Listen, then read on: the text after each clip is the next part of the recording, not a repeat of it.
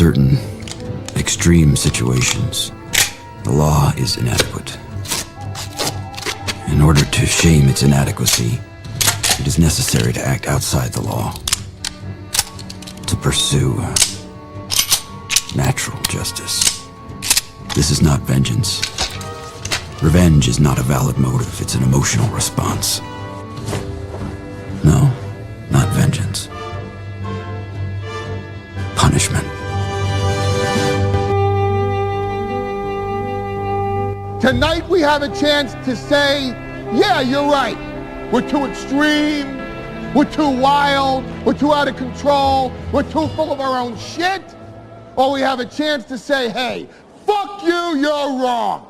Fuck you, we're right. Because you have all made it to the dance. Because believe me, this is the dance.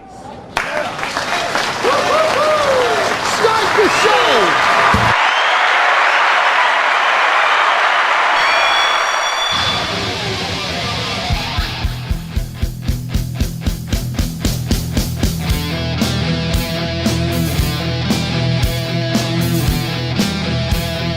Good morning, everybody. Your blood work came back and you all have AIDS. Oh, no.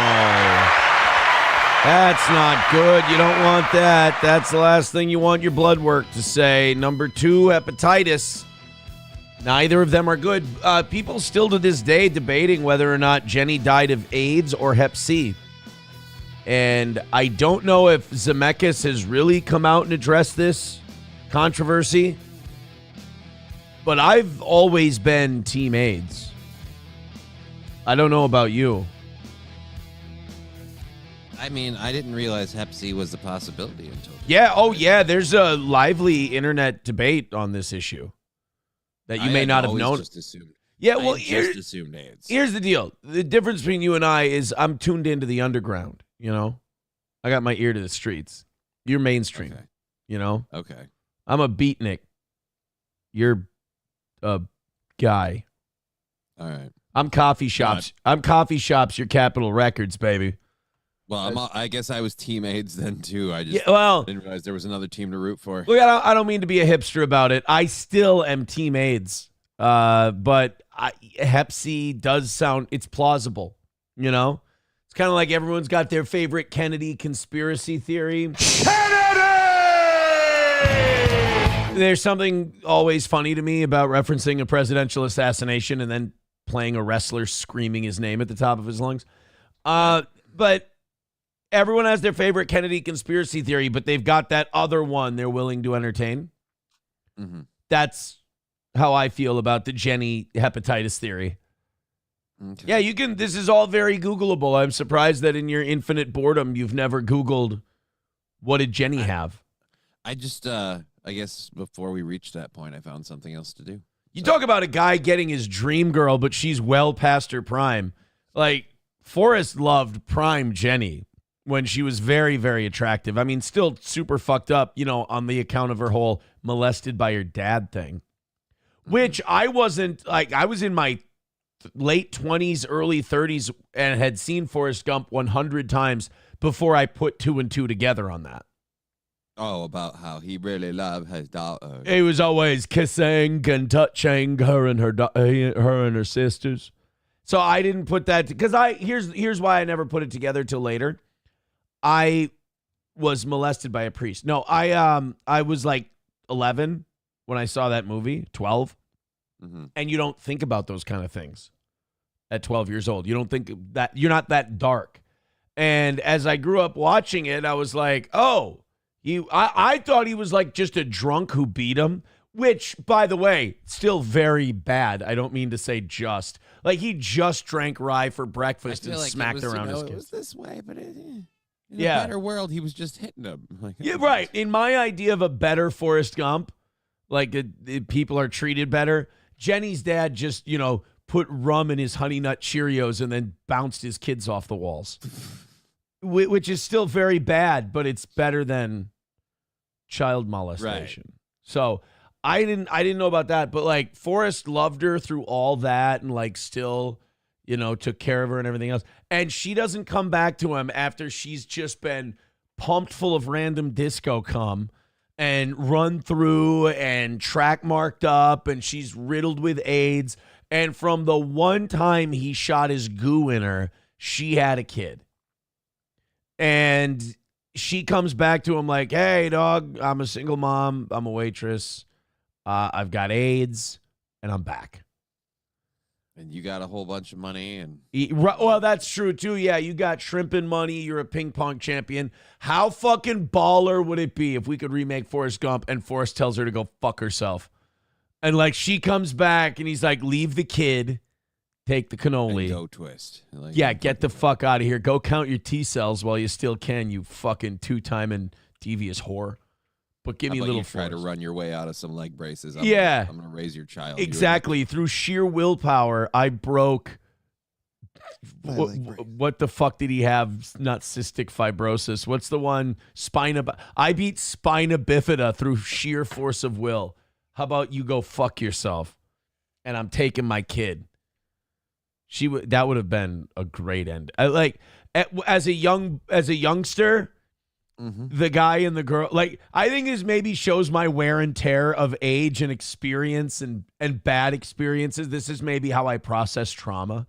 Is that now I see the happy ending of Forrest Gump as that two-timing AIDS-ridden whore, getting her comeuppance and getting her left, preferably out in the rain, would be great symbolism as little Forrest goes and stays with his dad. That's like if you really break that down. It's a more wholesome movie in some ways. No, if you break it down, that's all horrifying. Like a little boy is ripped from his mother's arms to stay with his retarded dad. But for me, Jenny's misery and her having to die unforgiven from AIDS, worth it. It's the more Christian ending, if you ask me. This was not the planned conversation to start the show. Right, yeah. What are you talking about? It's in the prep sheet, the 6 a.m. and yes. Jenny was a whore. Jenny was a whore. I was looking at that and I was like, who's Jenny? And right. I fucking didn't even know. Annoyed Wawa supervisor says, hey, Jenny, your shit is in the driveway. No, I don't think it's going to rain. Oh, Aaron reference. Very nice. Coltrane says, my wife gave me a look of utter disgust when I explained how Rose was the baddie in Titanic. Can I tell you, as I was reading that, my shoulders started tensing up and I felt my unbridled rage and I went, bro, you need to fucking tone it down.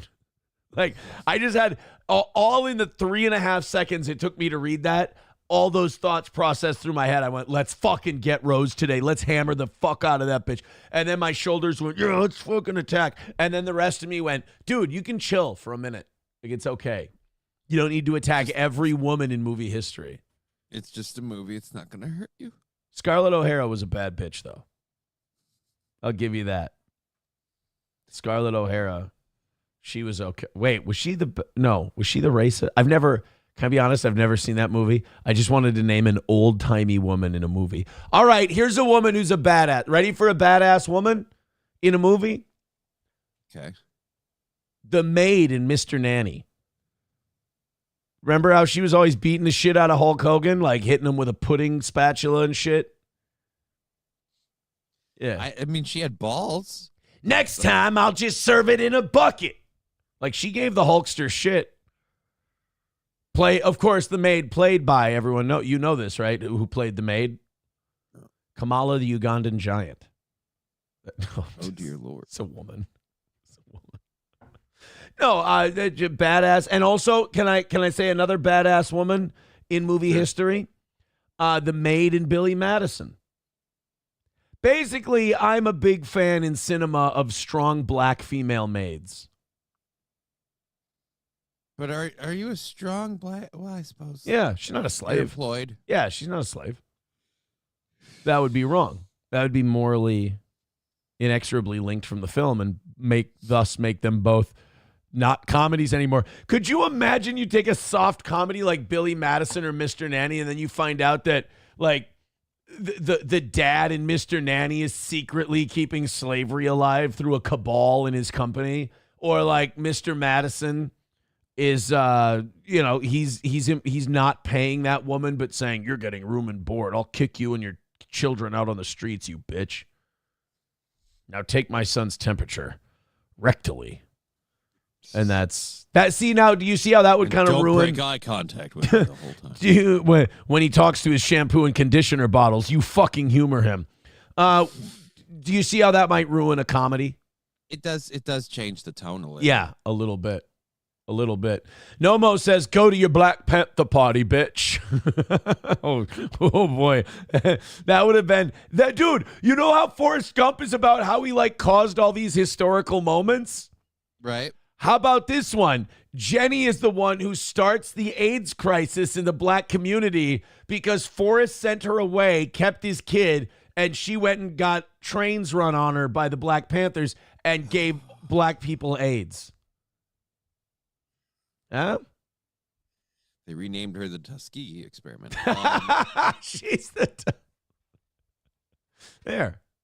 I think. That's how they all got syphilis. Right. She gave it to them. She was a human petri dish. Numero uno Josh Denny fan says, I saw Forrest Gump one time and found it to be very overrated. Wow. Jesus Christ. You know how I said my shoulders got tight when I was reading that comment?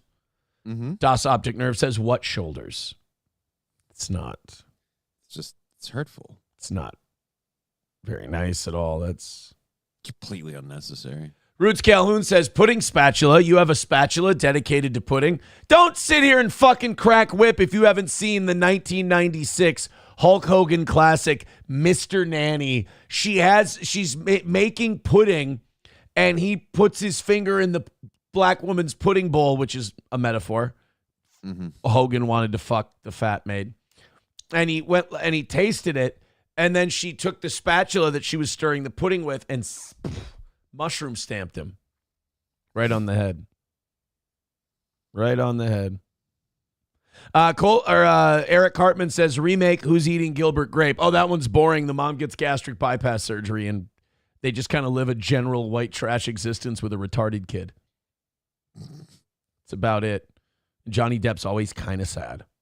That is like what I haven't seen Gilbert Grape in a long time, but from what I remember, it's basically a movie about a guy who's kind of sad. I've never seen it. Really? Yeah, he's kind of sad. He's got a retarded brother. Very frustrating to deal with. Juliette Lewis I was never a Juliette Lewis guy. Miss me with Juliette Lewis. I grew up with a retarded brother. I didn't need to see a story. You grew up with a retarded brother? No, not really. I was just making a joke. Oh, I thought you really had a retarded. I'm like, how did you keep that from the show? Oh, no. Oh. Well, I mean, he's in the Air Force, so I suppose the jury's still out. All right. Annoyed Wawa supervisor. Jenny, are you going to your tattoo convention this weekend, Jenny? It's not nice. That is not nice. I'm skipping through the chat a little bit here. Oh, wow. Did you know this, Johnny? Eric Cartman lets us know Leo DiCaprio is the retarded brother in What's Eating Gilbert Grape. Holy shit.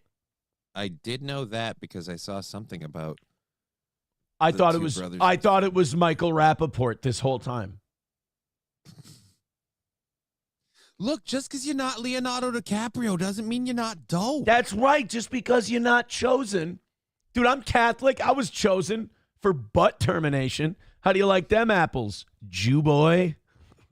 I'm Catholic. I was chosen. That's right. Father O'Hansy. That's right. Chosen for destruction.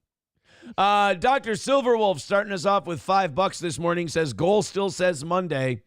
Also, good morning. Well, let's fix that. Let me fix that. Also, I kind of put myself in a butt-fuck situation. Speaking of Catholicism, we're only 15 gifted memberships on Rumble from 300. Mm-hmm. And that means, remember, if we get to 300, that means I have to go till 11. If we go to 400 the rest of the week, I have to go till 11. So I kind of fucked myself on that deal. So take advantage. $290 is our number today. Dr. Silverwolf with $2 says, you just going to ignore my $5 dono, huh? Queer? Well, no, we were riffing, and the riff was good, and I was finding a hole in the riff.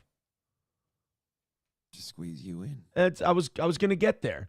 Rusty Grammar. Oh, people are quoting Jenny from Forrest Gump, and these must be deleted scenes from like an anniversary Blu-ray edition because I don't remember this line. Rusty Grammar says, someone did this to me, Forrest. I don't remember that line in the movie. Numero uno, Josh Denny fan says, I don't have AIDS. Someone did this to me. I don't remember Jenny saying that in the movie. I do remember Jenny saying, or no, Forrest saying, but Jenny, you're so sexy. Hulkamasha Baby remembers me saying, don't let this guy hit you, Jenny. You should go home to Litchfield, Minnesota. It was Greenbow, Alabama. You guys got the town wrong. That's not correct. Entirely different state. Come on now, guys. Yeah, guys, you got, no offense, but you got it wrong. I mean, it's such terrible memory you guys have. I'm the last person who should be wagging my finger at people for fucking up geometry, but Minnesota, Alabama. Or geography. Geometry is shapes, I mean? you fucking dildo. Smoke more weed. Kids, yeah, that's entirely the problem. Ladies and gentlemen, I give you the long-term damage of prolonged marijuana abuse. You don't know the difference between geometry and geography. So toke up, kids. Shame this man. Shame him. We're going to treat you like Tusk. The fun part is you think if I quit smoking weed, that stuff that's not from. It's not coming back.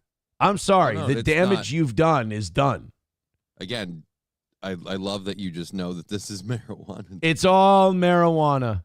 It's all marijuana. Now, numero uno, Josh Denny fan, to quote Ty Cobb, you know that's horseshit, but he says, if Forrest had headbutt Jenny just one time, shit would have gone a little different, I think.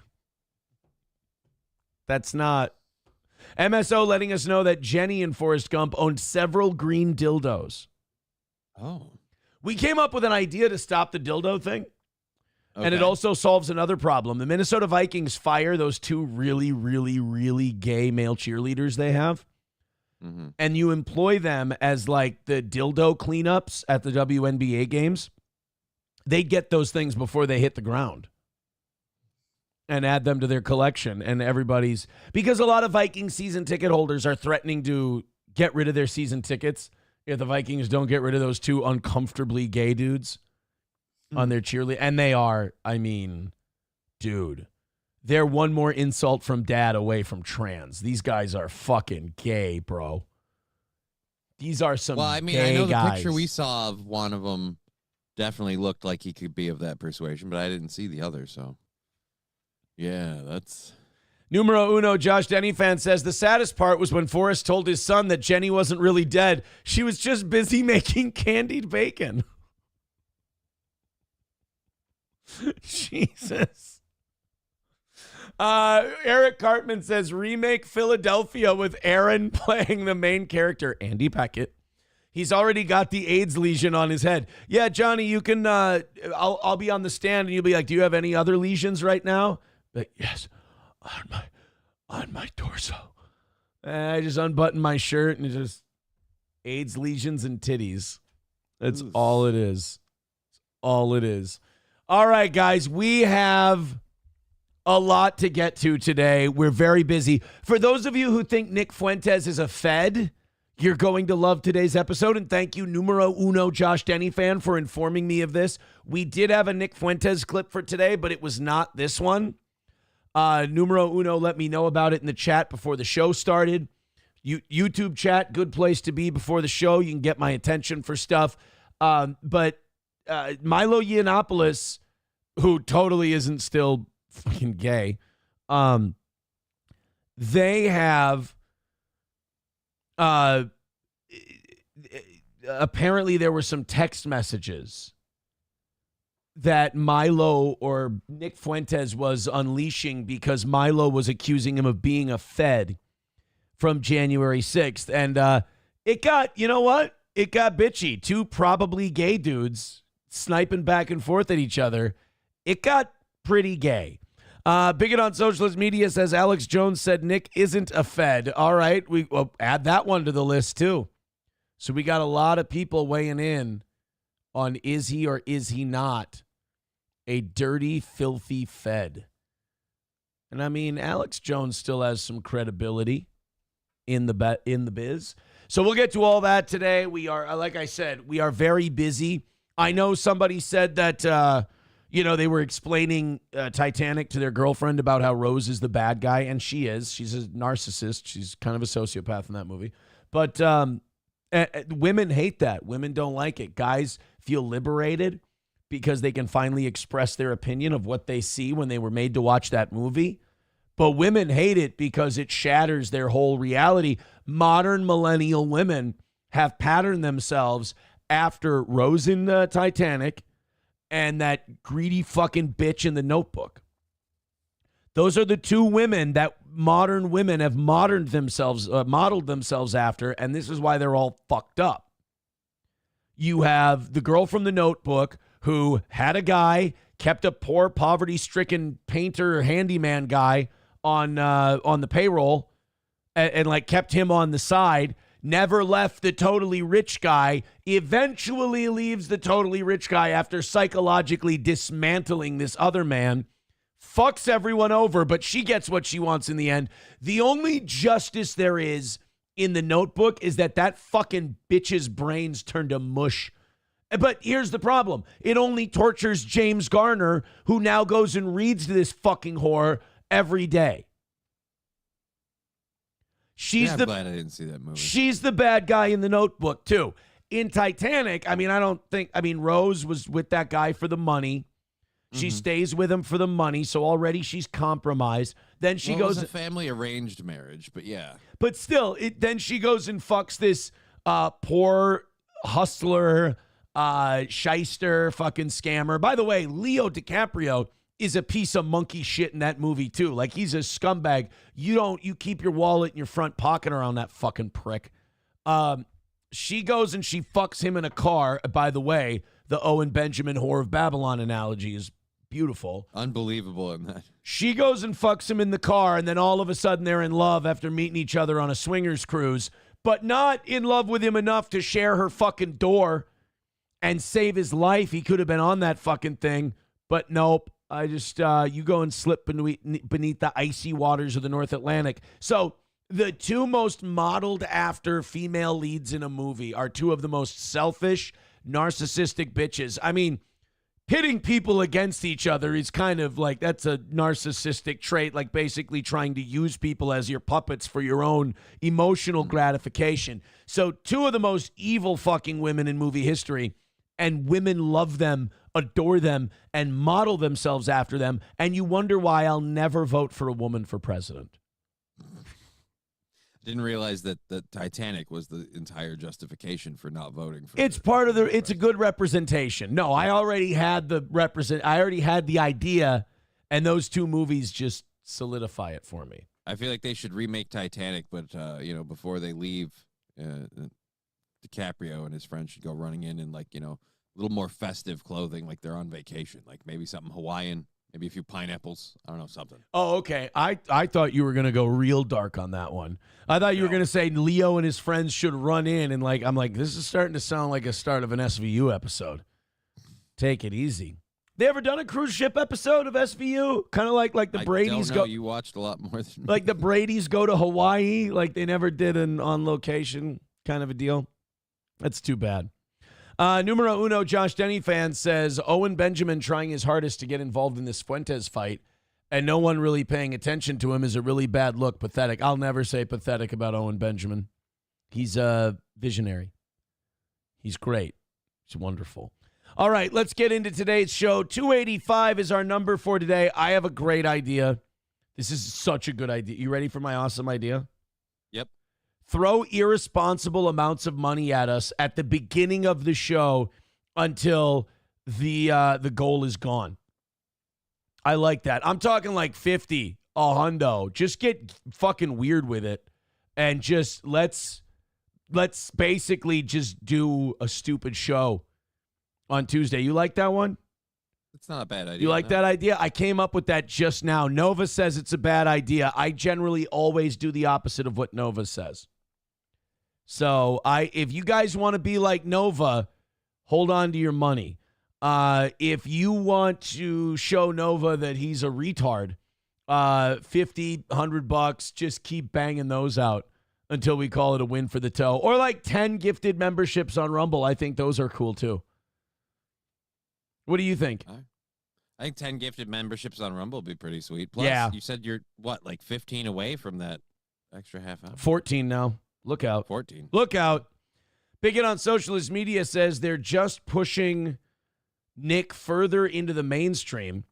Last night, he has 45,000 live viewers. Holy shit. 45,000 live viewers for Fuentes. He's doing Ethan Klein numbers, bro, and that's about the only thing those two have in common. Well, he and Ethan are probably on the same side of the Israel thing. That's about it.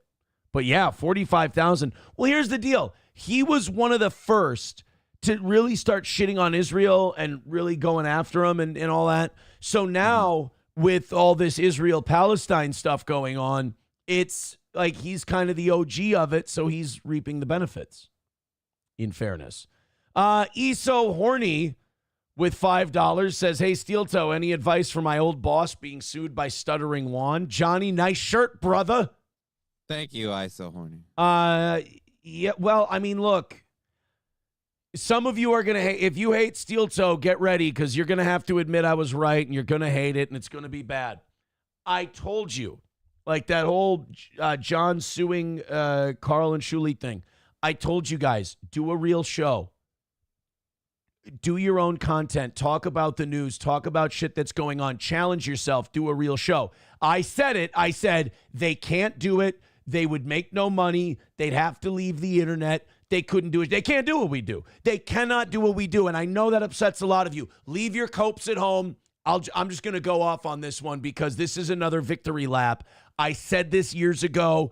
It rings true today. It just takes a lot of you. It's proven. It's documented. It's proven. It just takes a lot of you longer to catch it. A lot of you have built your whole life around this shit, which is truly pathetic, and that's got to make for a lonely Thanksgiving.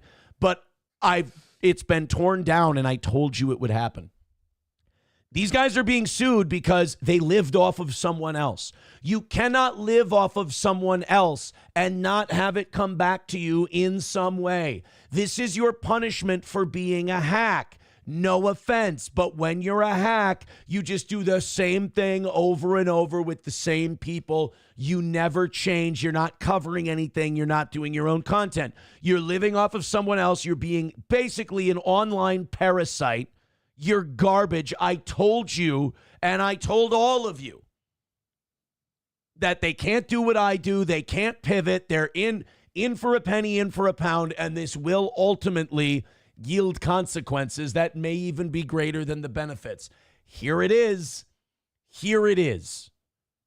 So I'm just going to leave it at I told you so. I'm going to let the copes come in. They're going to bounce off of me because, guys, once again, it feels really good to say I told you so, and it feels really good to basically show you the light, and you have to angrily accept it while denying it outward. It's beautiful. So thank you, Eso, for the $5, and thank you for allowing me an opportunity to rant. 285 is our number for today. Like I said, I think, I've said it before, I'll say it again today. I think just dropping 50s and 100s is the way to go. I think that's really smart, and I think that's the best course of action for today. Remember, if you drop $250, you become a Steel Toe VIP. You get the shirts, the hoodies, the mugs, 2 tickets to every live event we do, a free piece of merch every year in perpetuity. Thank you so much for your support of the Toe. All right, let's do the Trump thing first. Then we got all the Fuentes shit. You saw Grok got banned from Twitter for a little bit yesterday. Did he go Mecha Hitler again? No, but he was saying Jew shit. He was saying Israel Jew shit, and Twitter banned Grok. Now, here's my thing about banning Grok. Isn't Grok like part of Twitter? Yeah, he's like, your guys is AI. I thought he was their AI, so they had to give their own AI timeout because he wouldn't shut up about the Jews. Here's my question. Was he telling lies? Are you asking simply for my opinion? Sure. I've always found Grok to be a pretty straight shooter. But I don't know. I'm not sure. I'm not sure in this. But it is, again, AI is undefeated when it comes to turning Nazi. They always go Nazi. Like, it always ends up in one place. As the kids say, every fucking time. It's like the end result of AI is Mecha Hitler. We just can't Yeah. avoid it. That's how Hitler planned on coming back. We thought we'd get closer to Jesus. All right, let's do the D.C. National Guard thing, because I have a feeling this is going to be another incident where I fall out of favor with the MAGA crowd. Call me old-fashioned. Call me fat and gay. Call me a hack. Call me whatever you want. I don't like the idea of the American military patrolling the streets of the United States.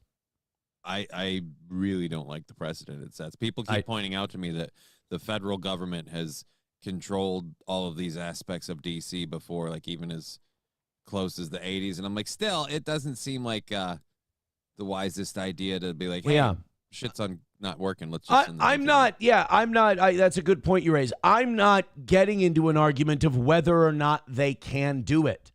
I'm giving you my opinion that I don't like it, and I think it sets a bad precedent. So when people say, well, Aaron, they've done this in the 80s and they have the authority. No. My response is, you're probably right. You're probably 100% correct. That's not my position. My position on this is not he's not allowed to do it or he can't do it. My position is I don't like this. I don't like the military being deployed on the streets of the United States. And I know Trump's saying it's to clean up D.C., it's to clean up crime and all that. And yeah, they're lying about the crime numbers, and I understand that. I just think that there's a better way to do it. I think this is Trump leading us down the path to authoritarianism and fascism. It's normalizing this kind of behavior. And mark my words, Democrats will do this back to you. This is what these fucking political people, especially people in their goddamn 80s, don't understand, is that this shit always comes back. I point out the Democrats with the filibuster in the Supreme Court so they could get their appointees passed without a filibuster. They nuked it. And the Republicans then used that to pass all their justices to the Supreme Court. The Democrats had no one to blame but themselves. And now it's a Trump Supreme Court. With this National Guard thing, you're going to deploy the National Guard in Washington, D.C. What? We're just trying to clean up the streets. Well, maybe the Democrats one day will say, what? There's too many guns. People are owning too many guns, and we need to... So we got to start sending the military in to, take them. Who knows? All I'm saying is, I don't, people saying, oh, that's not going to happen. Yeah, but I don't want to open the door to find out. Let's just leave that door shut. Well, the people that tell me, they're like, well, this is something that DC can and has done before. It's like, right, but I just personally, and you can say I'm overly concerned. I just worry, like, how long until this hits Sandusky, Ohio? Like, that's just and that's just a random city, but. Because of Callahan Auto. Oh, yeah. Well, that's where it came from. Yeah. My point is, it's just how long until, like I said, we have a justification to put the police in another city. For example, right now even, like, we've got this going on in D.C., and if all of a sudden throwing the military in there fucking turns everything around, how quick until, well, a lot of people are unhappy with these ICE riots, and they're causing a lot of havoc and mayhem. We better send the military in there to protect our law enforcement officers while they do their job and can also conveniently put their boots on your neck. It's just at a time of invasion or natural disaster or some kind of very serious emergency. Yeah, call up the guard. That's great. Riots, shit like that. For what's going on in D.C. and New York and these other cities, we have seen Rudy Giuliani and Mayor Michael Bloomberg, current owner of the Minnesota Timberwolves, we have seen them handle this problem before. You just have to empower the police, enact policies that encourage them to get criminals off the streets. You got to get a DA who has the stomach to prosecute this stuff, an attorney general who has the stomach to prosecute this stuff, and you got to go after the criminals. It cleaned up New York. It made New York an incredibly safe place until Bill de Blasio took over. Stop and frisk. You can hate it if you want to. It worked. We can debate whether or not it was right or wrong, constitutional or not. It worked to help clean up New York City. These things can be done with a police force. You don't need the military. You don't need to call up the National Guard. I mean, it's not John J. Rambo, for Christ's sake. I mean, is the National Guard going to do anything about the just picking a random name here, Soros-backed attorney? Who knows? Well, that's what I'm saying. Again, Who those knows? people are the ones causing the problem. It'll just still be a thing. What's next? Where do we go next with this? Tim the Toolman Taylor with $5 says, Aaron figuring out how much the goal should be to eat tonight. Go to 35 seconds. You want to? Yeah, let's see that. Should we see how I don't like people giving away my secrets of how I establish the goal, but when people figure now look, before I hit play on this, I'm going to say that I am skeptical as to whether or not this is really about me and the goal, because I'm going to let you guys in on a little secret. That is Leonardo DiCaprio playing a mentally retarded man in What's Eating Gilbert Grape. So forgive me if I think that this might be less than what you say it is. Let's take a look. 5, 10, 11, 12, 13, 14, 15. That really is how I figure out the goal. I mean, that's pretty good, you guys. I do. I go back through the other show and I go, like yesterday, we started at $2.95 today because you know how yesterday I was like, we've only got $5 left. Blah, blah. Turns out we were $5 over. So I did owe you guys. So I started today at $2.95, which is good because our goal is to never start a goal in the 3s in the morning ever again and never start it in the 2s in the evenings ever again. So thank you guys for helping out with that. Shut that so thorough Joe Burrow up pretty quick too. Boy, he's a sensitive guy. He's another one of those guys who he talks a big game and I'm in his head all the time. But one thing doesn't go his way and he slinks and pouts off. I just try to have fun with these guys, but they, don't any of you want to play for blood? All right, so this is me establishing the goal. Time. And then after a couple of days, he's right back up there again. There we go. That was me figuring out the goal. I mean, I'd like to argue. I'd like to have a good debate about this. I don't know if I can. It seems like it's pretty spot on. Yeah. He's got me dead to rights. Redbird with $5. Thank you. He says this is more political theater to distract us and get Epstein out of the headlines. Well, I think that's a lot of, I mean, think about it. Yesterday, we announced, we're pushing back the China tariffs 30 days. We're meeting with Putin in Alaska or Russia, depending on whatever the fuck. Trump, I don't know if you saw that, but Trump said, at one point he said Russia, at one point he said Alaska. Well, I don't know where the fuck they decided they're meeting. Then we got Mike Go with $1. Says Johnny's mic is too low. Also, bring back stop and frisk. Take back our cities. Whoop. Thank you, Mike Go. You need to turn up your mic, you piece of shit. Well, damn. All right, fine. Coltrane with $1 says go. the military isn't patrolling the fucking streets. They're working behind the scenes, stuff like phones, etc., to allow cops to work the streets more. Next story. Oh, no. My man. We go to next story when I say we go to next story. Don't you want to watch Trump? I guess my question would be what part of that, again, fixes the issue where a lot of these cities have DAs and criminal justice departments that are not invested or interested in keeping criminals prosecuted, punished, and in jail for their crimes. They're just like, nah, how can we get this person back out as fast as possible? Yeah, a lot of it is on the Department of Justice in these different states and federally. I mean, you can police all you want, but if the Attorney General's policy is cut them all loose, not much you can do. Here's Donnie yesterday talking about the D.C. situation. Announcing a historic action to rescue our nation's capital from crime, bloodshed, bedlam, and squalor. U.S. President Donald Trump. I'm going to say this. I think you can help rescue it from crime. I think we might be too far gone on bedlam. I mean, I appreciated him trying to take care of crime and disorder and all that, but Bedlam is almost inextricable. I mean, it's just bedlam, some would say, is part of the human condition. And I don't know if we're getting rid of bedlam. I just want to see the military go up to a homeless person like, all right, fucking free meals over. Time to pack it up and go home. Hey, you guys, hey, break it up. I don't want to get involved, but I'm sensing bedlam is afoot. Look, man, if this country can turn the tide against bedlam, I'm happy. I just don't know if it's possible at this point. Bedlam's a serious one. Announced on Monday that he was deploying 800 National Guard troops to the U.S. Capitol and putting Washington, D.C.'s police under federal control to combat what he called a wave of lawlessness. Under the authorities vested in me as the President of the United States, I now pronounce you man and wife. Officially invoking Section 740 of the District of Columbia Home Rule Act. The District of Columbia Home Rule Act, you know that's where you pay a penny for a CD and you get...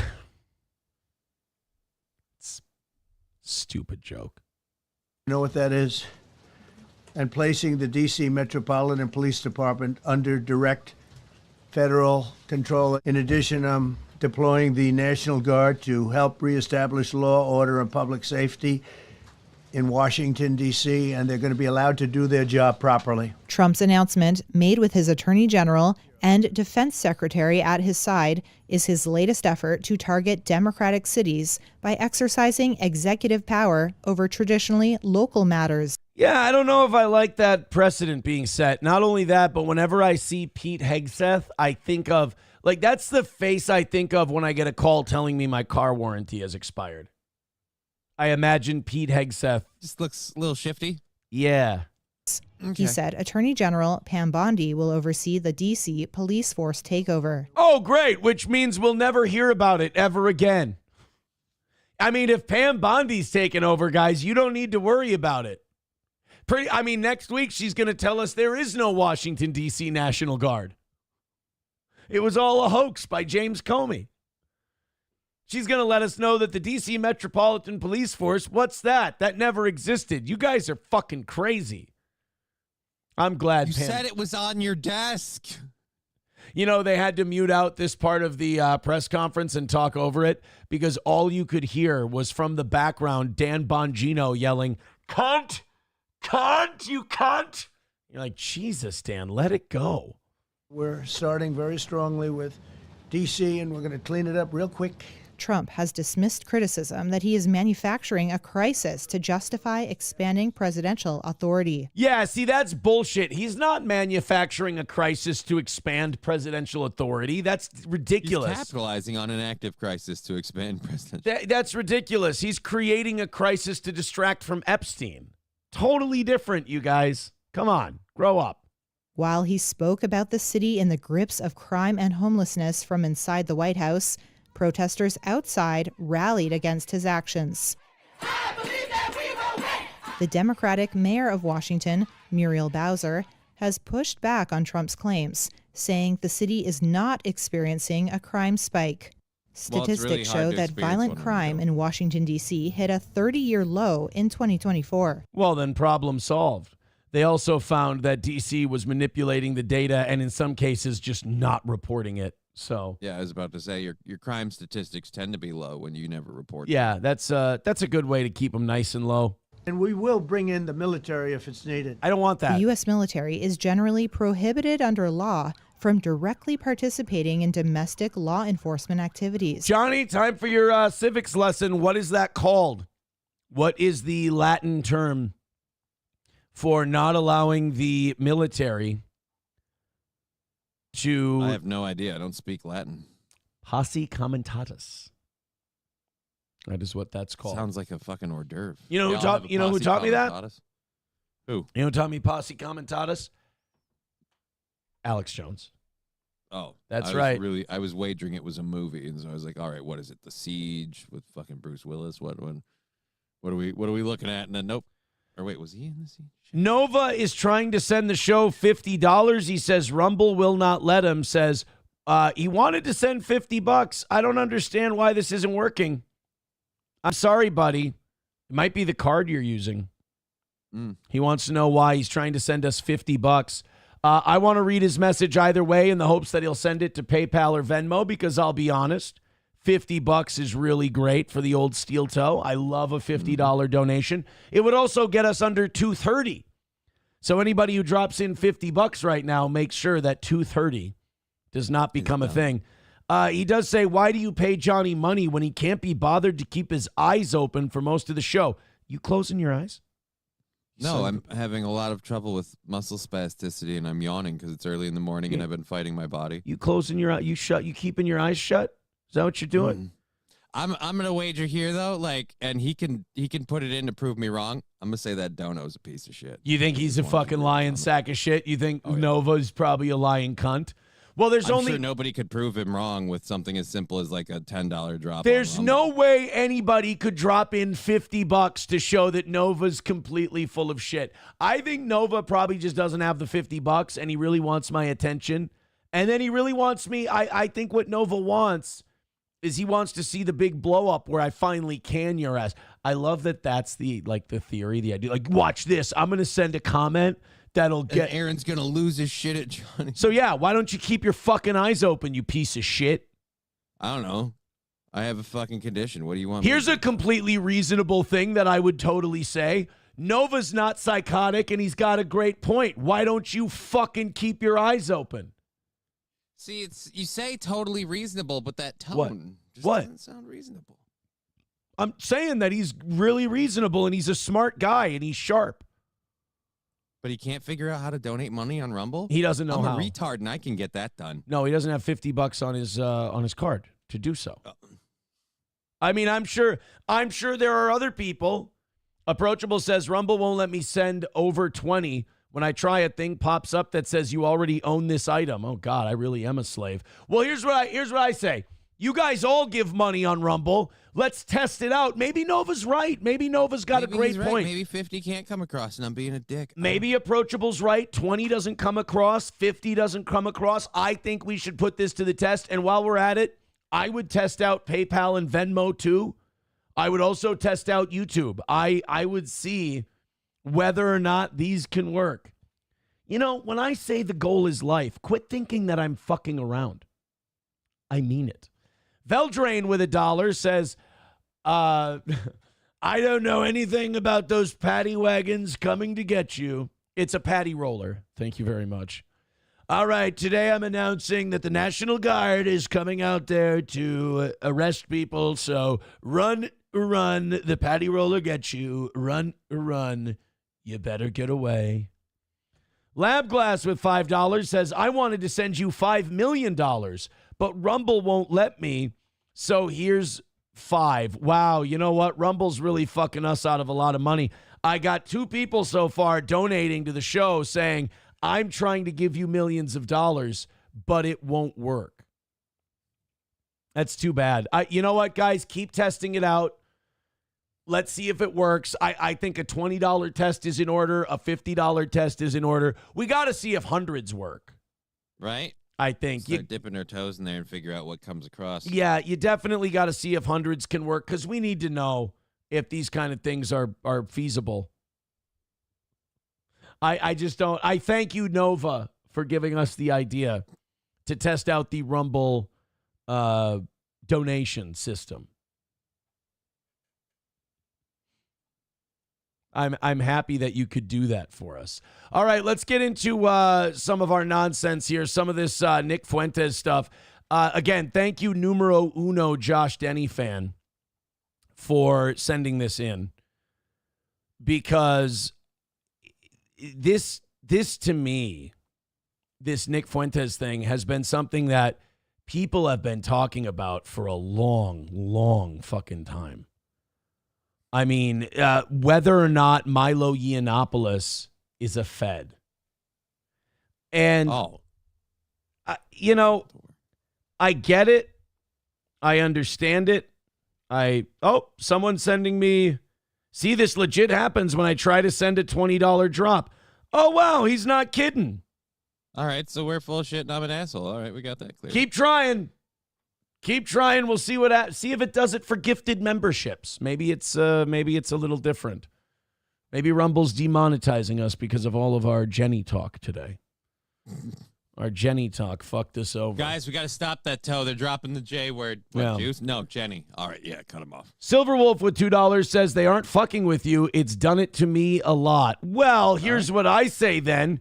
Go ahead and click those PayPal, Venmo, and Streamlabs links. That's a good way to do it, too. They'll certainly let it go. 270 is the number for today. Nova says, apologize better, Johnny, you closed-eyed gay F-word. He's fucking coming after you, bro. I think Nova realizes... Pay us the $50 that you said you were trying to throw in. We read your comment, we gave it attention, and we apologized or at least I did, when we found out we were wrong. I didn't apologize. Yeah, well, then I did. So then he's a cunt, and you are too. So fucking pay your $50. Don't fucking speak for me. I will never apologize to Nova. He's a weirdo. Nova's a wacko. Nova, this is Nova's life. I'm not going to give him that satisfaction. Brittany Boo says, just use Venmo or PayPal. Hey, whatever it is, just use something and give the toe a bunch of your money. I think that's the solution. Los Federales says, my 100 just got denied. What the shit? That's not cool. Click the links that are in the chat and see. Hey, see if your $100 donation goes through on PayPal. That sounds like a good idea to me.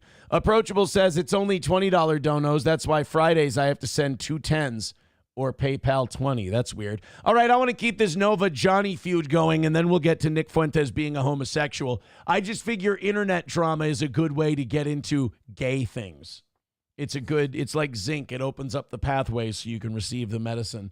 Nova says, I don't accept apologies from cripples who don't have the strength to keep their eyes open. He is on the eyes open. You better keep your fucking eyes open. Oh, I know your condition. You don't have the strength to keep your eyes open. Uh-huh.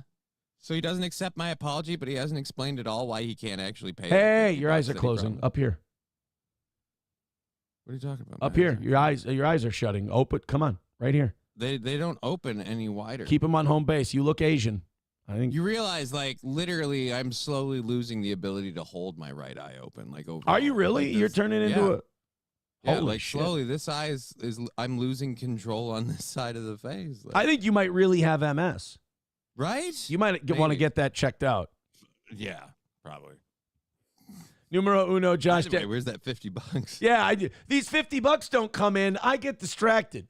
I take $50 very seriously. After all, that's a comedy gig for me. Let's fucking do this, and let's see. Yeah, if you guys don't donate $50 to the toe right now, Johnny's down $50 from the Steel Toe anniversary show that he had to pay to be a part of. Numero uno says, I tried to send $10,000, and Rumble just says, you kidding me? For this? Oh, man. So even Rumble's fucking with us. Rumble's on our ass. I guess they have to go to the Venmo and the PayPal now. God damn it, man. That really, to know that Rumble is against us in such a way. Really, it's wildly discouraging. Wildly discouraging. Oh, you want to see McBuster and Nova fight with each other?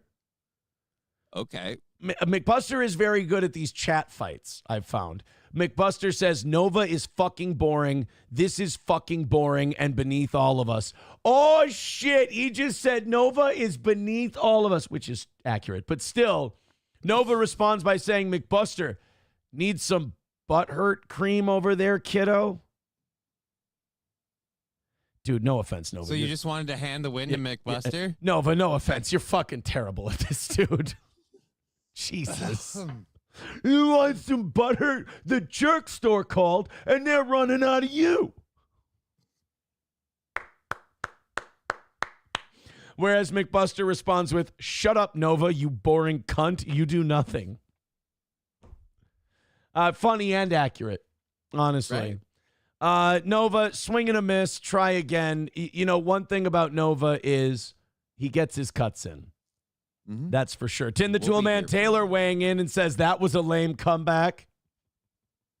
Eric Cartman, who loves Nova, they're gay together. He even says, "Don't leave your wingman." He's like, just don't. Come on, man. Don't step out of your comfort zone. Coltrane says both of them are gay and need to fuck out the tension. That could be true. They might need to have sex with each other. How else do two men solve a disagreement if not through rigorous anal sex? Wow, I've always relied on talking. Really? Yeah. Fag.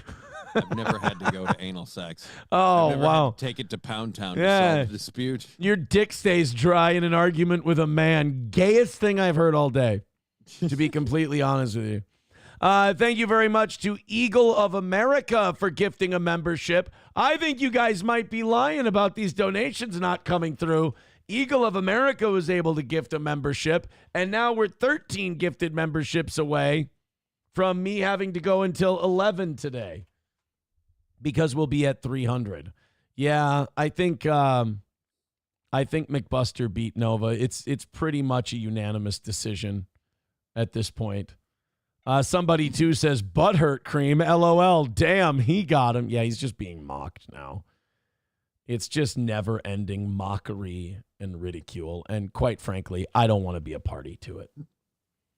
I don't condone this. I don't want to condone the bullying of Nova.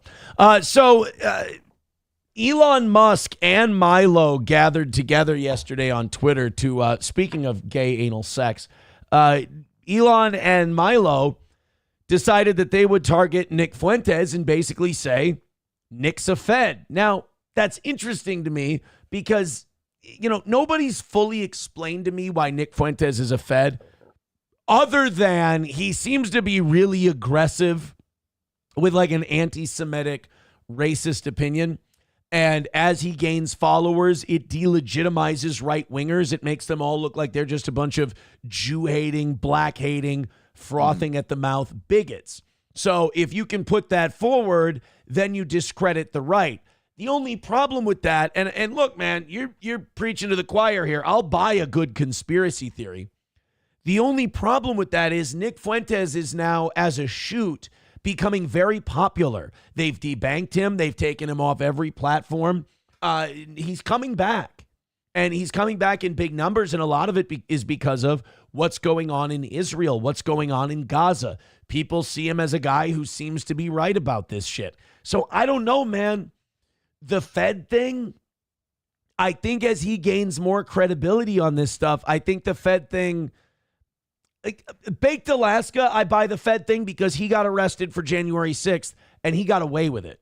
So to me, I feel like he probably did work with the federal government to procure himself that kind of an advantage. So what's the federal government's aim with him then? Like, is that other than delegitimizing it? What are they hopefully going to use him to like catch people or something? Or? Fuentes, no. Simply all they'll do, all the thing with Fuentes is they want to make the right look like they're not principled. It's not about small government or American values. They want it to just be racist. They're just a bunch of filthy fucking racists who are pieces of shit and they're all terrible and this, that, and the other thing. That's the aim with Nick Fuentes. So whether or not that's true, whether or not I just know that a lot of people, including members of our own audience, do happen to believe that. So, and really there's no way to prove someone isn't a Fed. How do you prove someone's not something? How do you prove a negative? Before we get into this, Lab Glass gifting 5 memberships. Thank you, buddy. We want the gold, sucker. Hulk Hogan, we coming for you, nigga. 5 gifted memberships means I'm 8 away from having to go until 11. It also means Lab Glass is at $60 for this week, and he is in 3rd place in our standings. Thank you guys very, very much. It also puts us 240. We've had too many beans on today's show because we're 240 away from today's goal. Isn't math fun? Aren't numbers great? All right, let's and all of you who got gifted a membership, go ahead and pass it on. We appreciate it. Free Speech Coach, who's a huge Steel Toe fan. I'm glad he loves me so much. Rachel getting one. Historically White, I like him too. Echo Test, all getting a membership, which means no ads over on the Rumble thing. Gift your memberships on YouTube as well. PayPal, Streamlabs, Venmo. We appreciate it. Elon Musk implies that Nick Fuentes is a federal asset. Milo started this by saying, remember when Nick had his money frozen by the Department of Justice? Ask him how he got them to unfreeze it. Answer, informing. Then ask when it was unfrozen. Ask for proof. He was lying to fans every day, taking cash off teens, claiming his account was frozen 6 months after he got it back. Now, this is interesting. The Department of Justice freezing Nick Fuentes. First of all, them freezing his accounts in the first place is fucked up, because what has Nick Fuentes done other than talk? Yeah. So, and who he talks about also makes it rather ironic that they freeze his accounts. That's what always gets me about this stuff. It's like, I want to scream at like rich and powerful Jews, and I want to tell them, I'm like, you understand you're not helping your cause. It's like the Gary I always bring up the Gary Oldman thing because I think it's a perfect snapshot where he goes, well, you know, Jews run Hollywood and they manage a lot. He wasn't even saying it in a bad way. He was just saying that's them and their culture, and if you're someone who's against that, they're not going to want to work with you, which makes sense. And then they said, hey, Gary Oldman, take back that thing you said about Jews in Hollywood, or we're going to make sure you don't work again. And it's like, wait, don't you understand? You're proving this man's point about you, and it. Now, like Nick Fuentes goes, you know, if you run afoul of the Jews, they'll take all your money and they'll make it impossible for you to do business. Like, Nick Fuentes, you stop talking like that or we're going to freeze your money and make it impossible for you to do business. It's like, guys, I mean, to me, that just means you can't help it.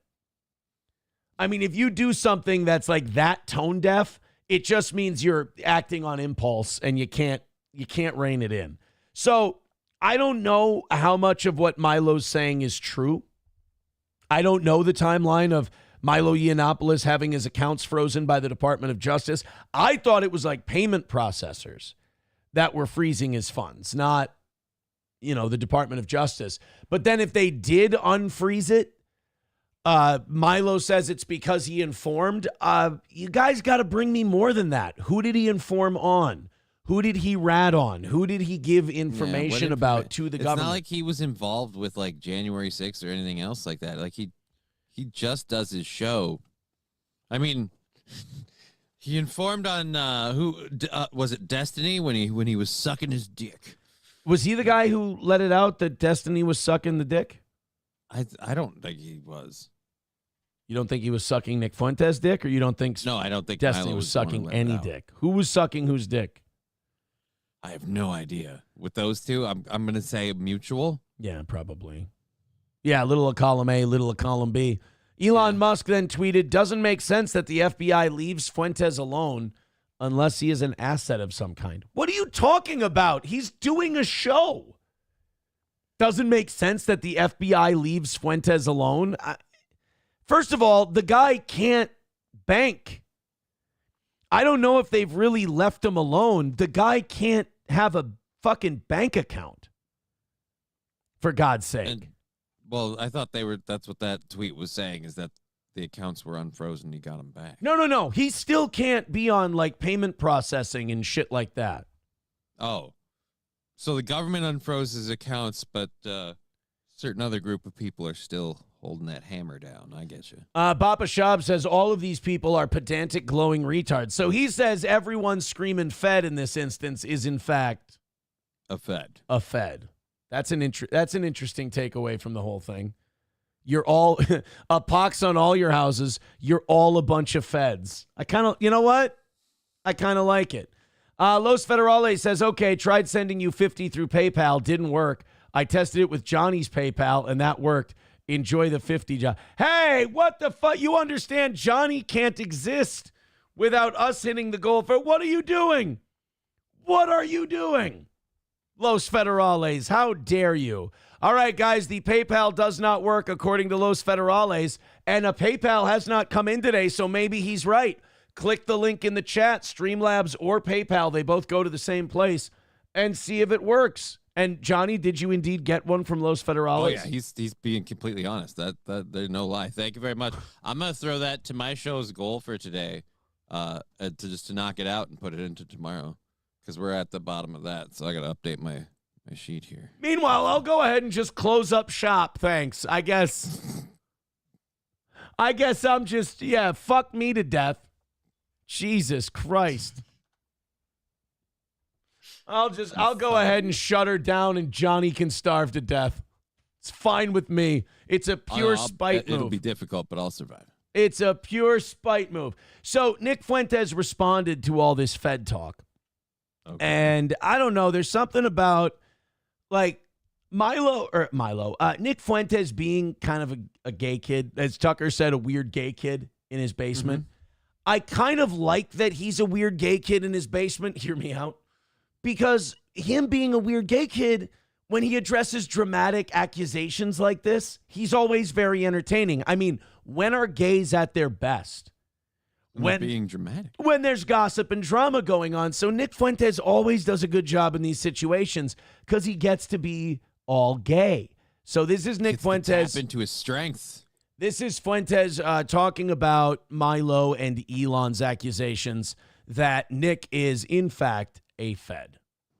You know, the good thing about telling the truth is you never have to worry about getting caught up in all the lies.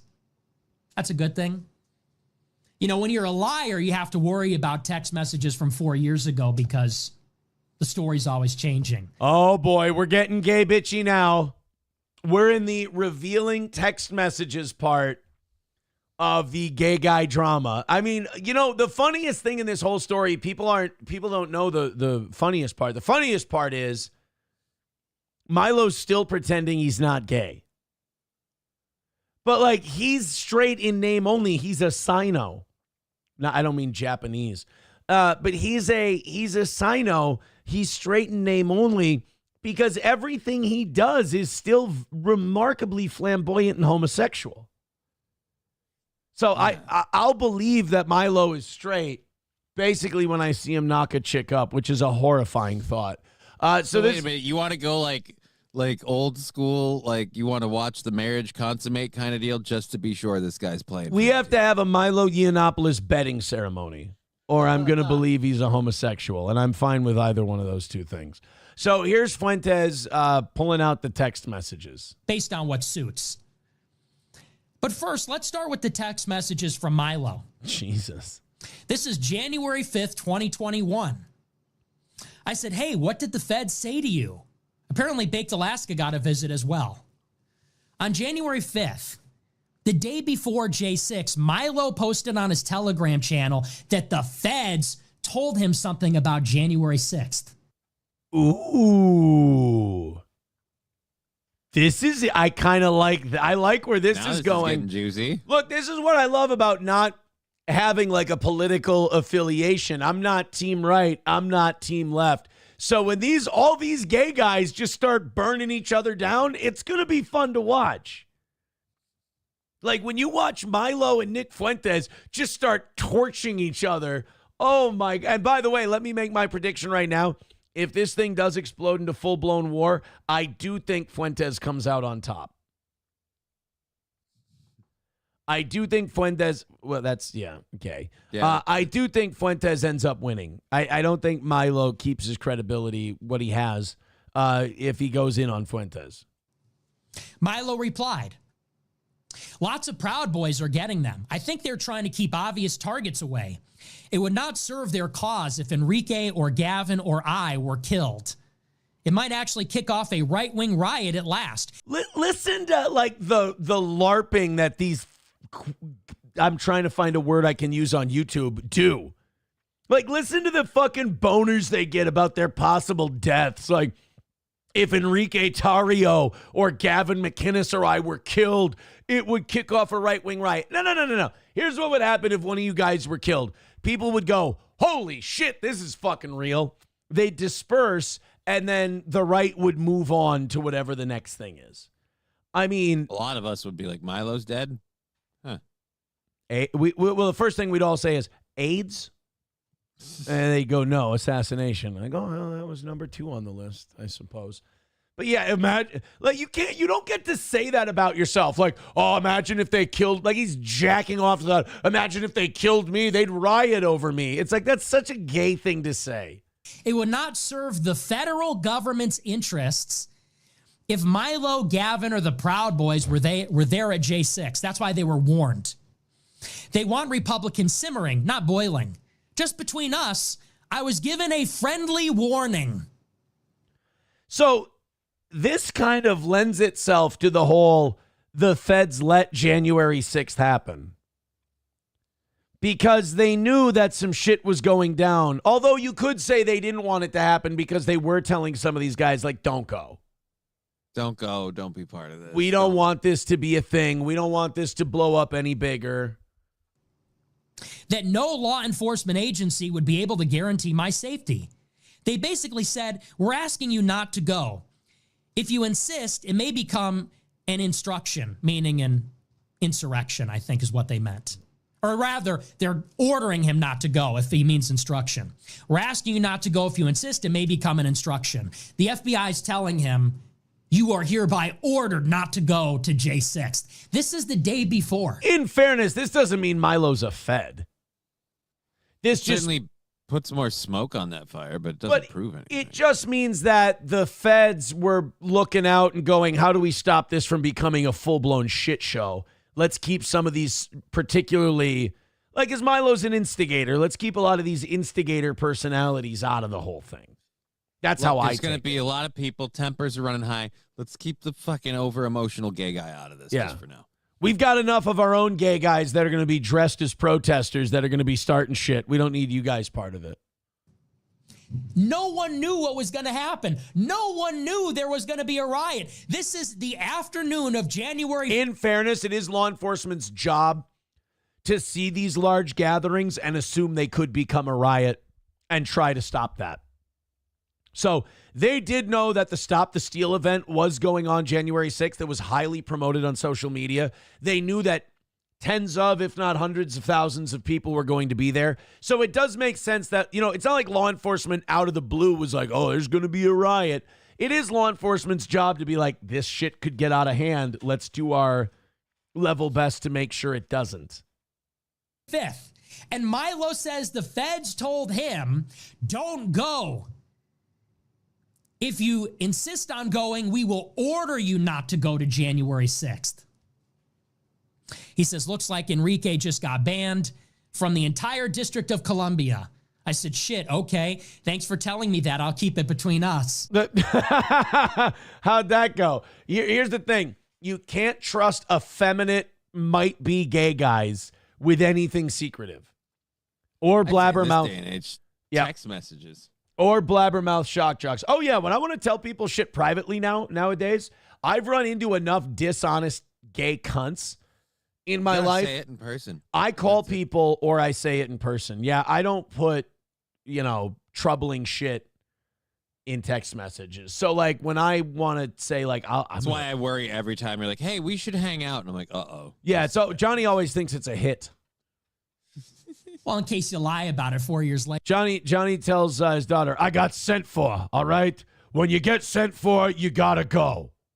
Later. I agree with what you said on Telegram. Something's up. I have a bad feeling about this one. Unmatched perspicacity. Imagine shooting a man with your last bullet. He stands there unfazed. I said, I'm going to go to the Trump rally at the Ellipse and then get out of Dodge. He said that. So I don't think that's proof that Nick's a Fed. I think that's proof that Nick has he wanted to avoid a shit show. Yeah, he's got a fucking brain in his head. He knows what kind of target he would be at that kind of a thing. That would be smart. Don't be out at night, whatever you do. And honestly, I would just not be out and about. You are recognizable enough now. Rally and fuck off is smart. I said, yup. Too much funny business going on to play around. Too much funny. I like how these guys talk like complete tough guys behind the scenes. Yeah, there's a lot of funny business. There's a lot of some shenanigans. I know we're fighting for freedom, but there's a lot of skullduggery. That's what gets me about these internet LARPers is that they fashion themselves like George Washington, but then they're like, ooh, I don't know, black people might hit me. I can't go fight for freedom tonight. Like, ooh, I only fight for freedom in the daytime hours. I mean, our republic is very important to me unless somebody might, play the knockout game with me. I think so. I'll protest while the sun is out, and then I'll just head in at night lest the purge begins. So for a lot of these guys, it's I love America. I love our culture. It's amazing. But, it is getting dark. Yeah, Their values are like a T-shirt. They switch it when they need something else. Yeah. Milo said, I've heard of 5 Proud Boys so far who got visits from the feds this morning. Mostly New York guys who weren't home or already left for D.C. who had it on their Ring cameras or their wives answered. I'll be very honest with you, and Numero Uno told me to find this. This, to me, is a giant nothing burger. Again, it's 2 gay guys just being gay at each other. It was a little funny to see how Milo Yiannopoulos thought the world would revolt if he turned up dead. Yeah, that is funny. Like, Milo's like, if I turn up dead, darling, people are going to riot. They're not going to riot if you die. If you die, they'll be like, here's what most of the reaction will be. The gay British dude? Yeah. Oh, that's too bad. I mean, he was okay, I guess. Los Federales with $1 says, just tried your PayPal with 20, Aaron. Didn't work. Tried it with Johnny. It went through. Enjoy that's fucking great. No, that's really funny, Los Federales. That's good. That's fantastic. Thank you. I appreciate the funny bit you're doing in making sure we don't hit our goal. But Johnny's well compensated while performing on my program. That's wonderful. Thank you. I'll take it off the top. How's that? Thank you very much to Gray Duckling with $25. Says works fine here. How do you like that? $25 from the Gray Man. Thank you, Gray Duckling. We coming for you, nigga. Thank you very much. That means we are at 2:15 for today. Oh, guys, come on. Jump in there and knock this out. Apparently there's $70 that could have come to us, but instead did not. Thank you, Los Federales. Appreciate it. Hey, Los Federales, try Steel Toe Media Inc. on Venmo. See if that one works. And make it at least what you gave Johnny. Numero, I'm sorry. God damn it, man. Radio people are so much easier to deal with than internet people. I'm sorry if I made it sound like you sent it to me. You told me to go find the Milos. Jesus Christ with people. It's but like then if they give you a thing and you don't give them credit, oh boy, I love Numero Uno. Numero Uno's fantastic, and he's very funny. But like the whole, you're lying. I'm not like, stop with the dramatic language. No, you're right. You asked me if I had seen it, and I grabbed a couple of clips. Jesus fucking Christ. It's like, and by the way, guys, this is called male energy that I'm giving you. This is dad energy that I'm giving you right now. So don't get all fucking internet weird on me. So this was the second clip we had. This is not Milo. This is Nick Fuentes. Coltrane with $1 on PayPal says PayPal test. Come on, guys, give me a real fucking test. Let's see here. Really making it. Johnny's made more fucking money than we have this morning, which is insulting. Go ahead and throw in. Let's really test PayPal, test Venmo, test Rumble. Let's see what we got here. So this is Fuentes. He really had it with the Fed shit yesterday, and he decided to let everybody, Tucker Carlson, Candace Owens, Milo, he decided to let all of them have it yesterday. I'm the realest nigga. But okay, fucking great start. Holy crap, I didn't expect that. I was just going to say, Numero Uno, I don't want him to get mad at me. I don't want him to call me a liar.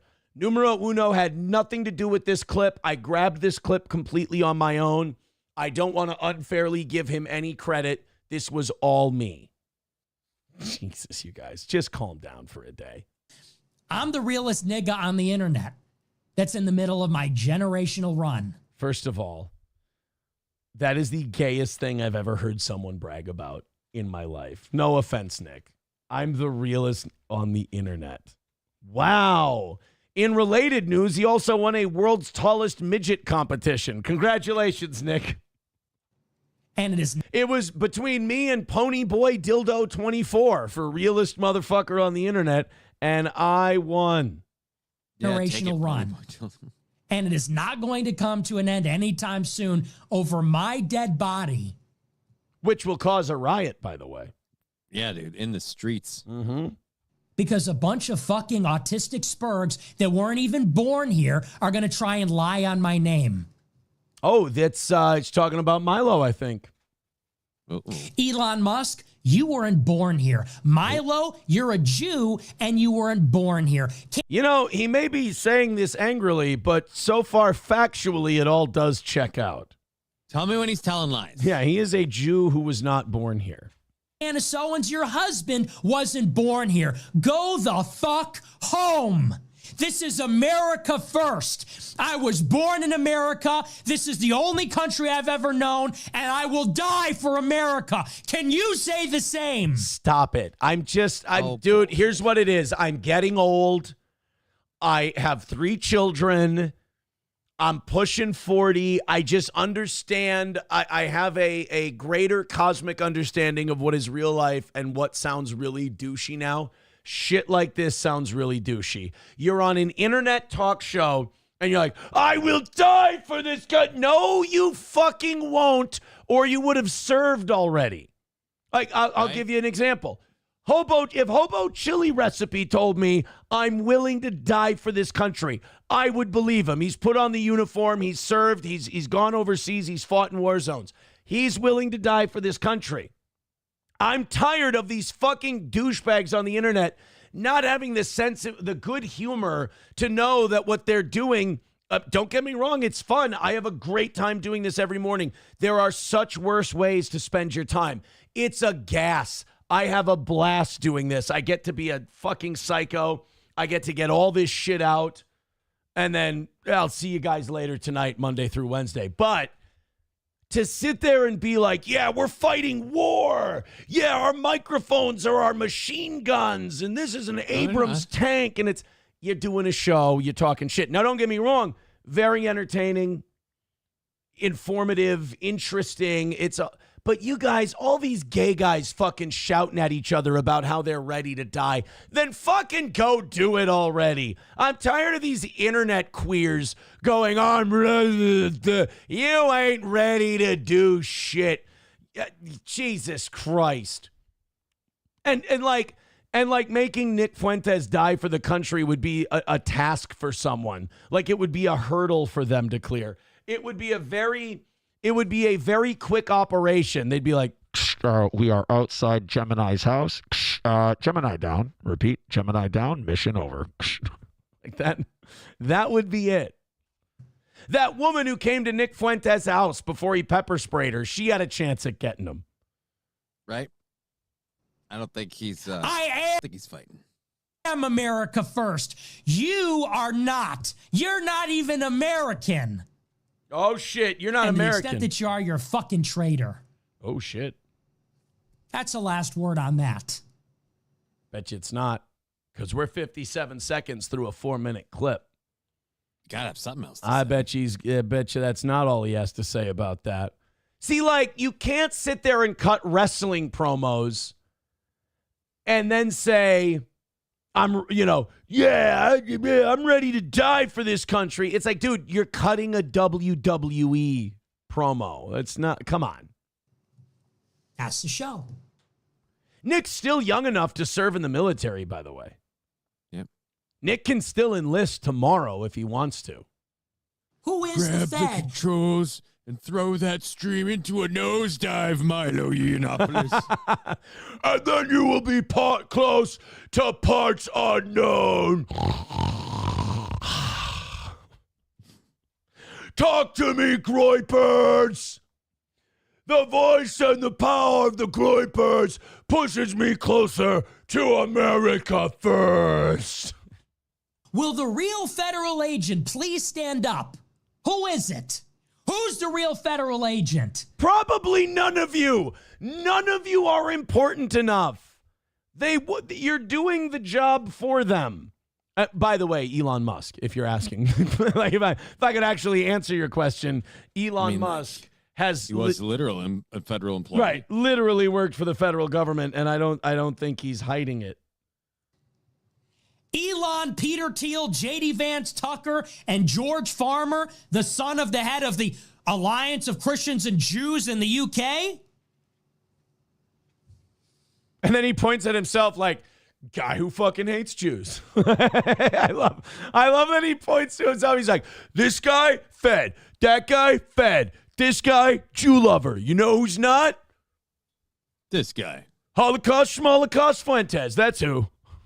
Or the realest fucking nigga you know. Patrick Bet David said, why do you say the N-word? It's to show people I'm real. Really? No, you're not. I thought it was because you despise black people. All right, write it on a sandwich board and walk through Central Park, my friend. And like, most people who say the N-word, Nick, don't do it because it shows they're real. Most people do it out of a disdain and disrespect and loathing of African Americans. And some people do it out of a weird familial affection thing. Well, yeah, and some people do it because they're white, but they were born really, really classless and poor. And so they say it and they don't think it's bad. Why do you roll out of bed at 3 a.m. and do a show? Why do you say you're going to have hate sex with Candace Owens? Why do you say... Because you got a little... He's got jungle fever. He's got jungle fever. My jungle love. Jewy, Jewy, Jew. I think I want to show her. Nigger. Jesus Christ. It's almost like I know you didn't know, and you did, but wow, that pause, interesting. You know what? I'm really glad I found this clip, and that numero uno Josh Denny fan had nothing to do with this, because I get to take all the credit for how great this clip is. It's to show you I'm the real nigga on the show. Oh. All these people that have been taking checks from Fox News, Turning Point USA, Dennis Prager, they're just not ready for this. Dude, all right, easy. You took money from those same types of people until they kicked you out for hating Jews. I mean, let's not act like Nick Fuentes was like, you know, he was Jim Brewer in Half Baked, and he was like, fuck you, fuck you, fuck you, you're cool, fuck you, I'm out. It was, this kid won't stop talking about Jews and dropping N-bombs. We can't work with him. You gotta put him to the curb. Yeah. I mean, I respect Nick Fuentes for continuing to do his show and persevering through all of this shit, but let's not act like it was by design. We're not ready that we're in the Groyper generation. Because all this time, these past 8 years, what do you think I've been doing?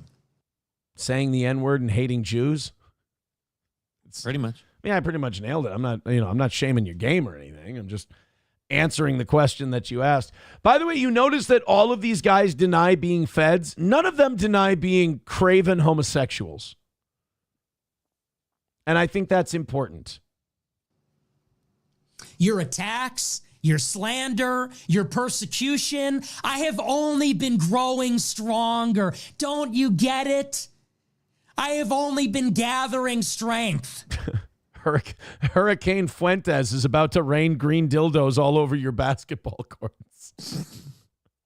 8 years. Lied about, censored, attacked, persecuted. Well, fucked in the ass, drank cum. Wait, what? No, you were at parties getting millions of dollars for doing bullshit. Your show is ass, and you're full of shit, and you're retarded. And that is what... Okay, that's... All right, that's funny. Like, you come from the days of, like, Hannity and Colmes when I was a kid, and, like, you'd have these political shows where they'd argue, like, political ideas and shit, and, like, you're a traitor and you don't support the troops and blah, blah, blah.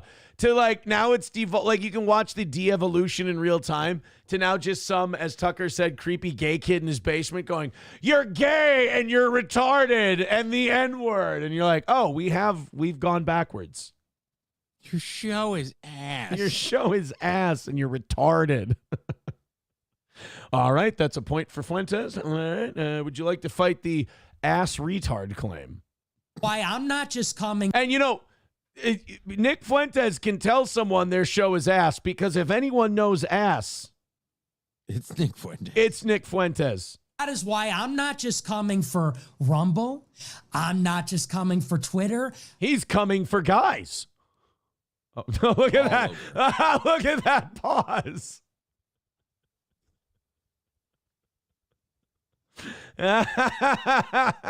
The less I say about it, the better it is. It's Milo's I'm coming for all of it. Yeah. I'm coming for all of it. Show me your debit card. You thought you'd bring me on the show and press me about Dave Smith? You don't know who the fuck you're dealing with. All right. I gotta stop these clips at certain points. Stop it. Take a breather. Go outside. Relax. You don't know who the fuck you're dealing with. Nick, I got news for you. Candace is going to make her money. Dave Smith is going to make his money. You're going to make your money. You're all going to be fine. You don't know who the fuck you're dealing with. Little Willie Mandela's cousin? I don't. You let in a fucking dragon, bitch. Oh, Jesus. Imagine shooting a man with this last bullet, which actually happened to me. You got shot? They came to my house. They tried to kill me. I'm still here.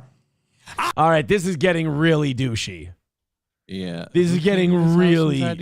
Is he talking about the lady with the pepper spray incident? Is that it? The pepper spray incident? Oh, no. In fairness to Nick, nope. This one's correct. Remember that guy showed up to his house in that bike helmet and he had a gun? Oh, okay. I don't know if he was there to specifically kill Nick Fuentes. Apparently he stopped at other houses that night too. But yeah, there was a guy who did stop at Nick Fuentes' house with a gun. That's legit. Okay. I'm still at this house. You know where to find me. Yeah, in the basement. Okay, Tony Stark. A guy breaks into Nick Fuentes' house and he goes right for the closet and he doesn't see him. He's like, oh, goddamn, this is really where I thought I'd find him. Fuck. You tried shooting with your last bullet and I stand there unfazed. So bring it on. Elon Musk talking. The only way to end this rant is hit the goal. Streamlabs, PayPal, Venmo, Super Chats, Rumble Rants. Carlson, Candace Owens, Charlie Kirk. I'm coming for all of it. I'm going to fuck up your apple cart and all. Oh, shit, not their apple cart. I mean, don't you kind of mean taco food stand because, you know, America first and all that. But all right. I mean, apple carts are kind of American. Yeah. No, what, you shooting inside the tent, buddy? He's shooting inside the tent a little. I think he is. Oh, no, she's married to a Jew-British guy, so it's okay. All the king's men are not going to be able to put it back together again. This isn't you a might monarchy. kill me in the process. Oh, stop. But you're fucking done. Signed, America. Oh, shit, that was... I thought... So now you speak for America? Oh, sorry. That was Booker T's message to Nick Fuentes. Wow, I thought that was Nick Fuentes making that rant. I was wrong. Apparently, it's America. That was actually America that said that. I didn't realize he could channel it. I was not aware. I do kind of feel like I've been disrespectful now. I didn't realize America was so bitchy and gay. America is so bitchy and so gay. Chevrolet JB with $1 says, here you go, Aaron. Johnny is ahead of his goal like usual. Yeah, you're welcome. You're welcome. Approachable with $2 says, test. Did it work? Yes, it did. Johnny's getting 50s and 25s for being on Steel Toe. I'm getting less for being on Steel Toe. Camel Toe gifting a membership. Thank you very much. That's 7 away from 300. 210 away from today's goal. All right, I did kind of give numero uno a little bit of shit, so I feel like I should read his stuff.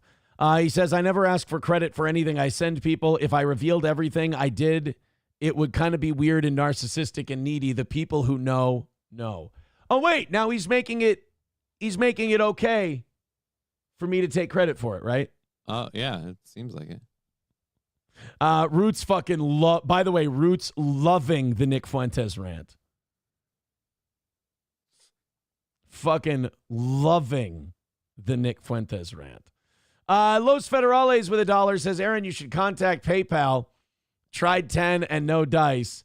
Johnny, enjoy the 10. Guys, fucking test PayPal. Get in there. Throw money at it. Steel Toe needs to hit its goal or Johnny's donos are going to fucking dry up too. Without Steel Toe, he's going to have a lot of problems. 210 away from today's goal. Knock it out. Call it a win. Great show today, guys. Thank you. New profile.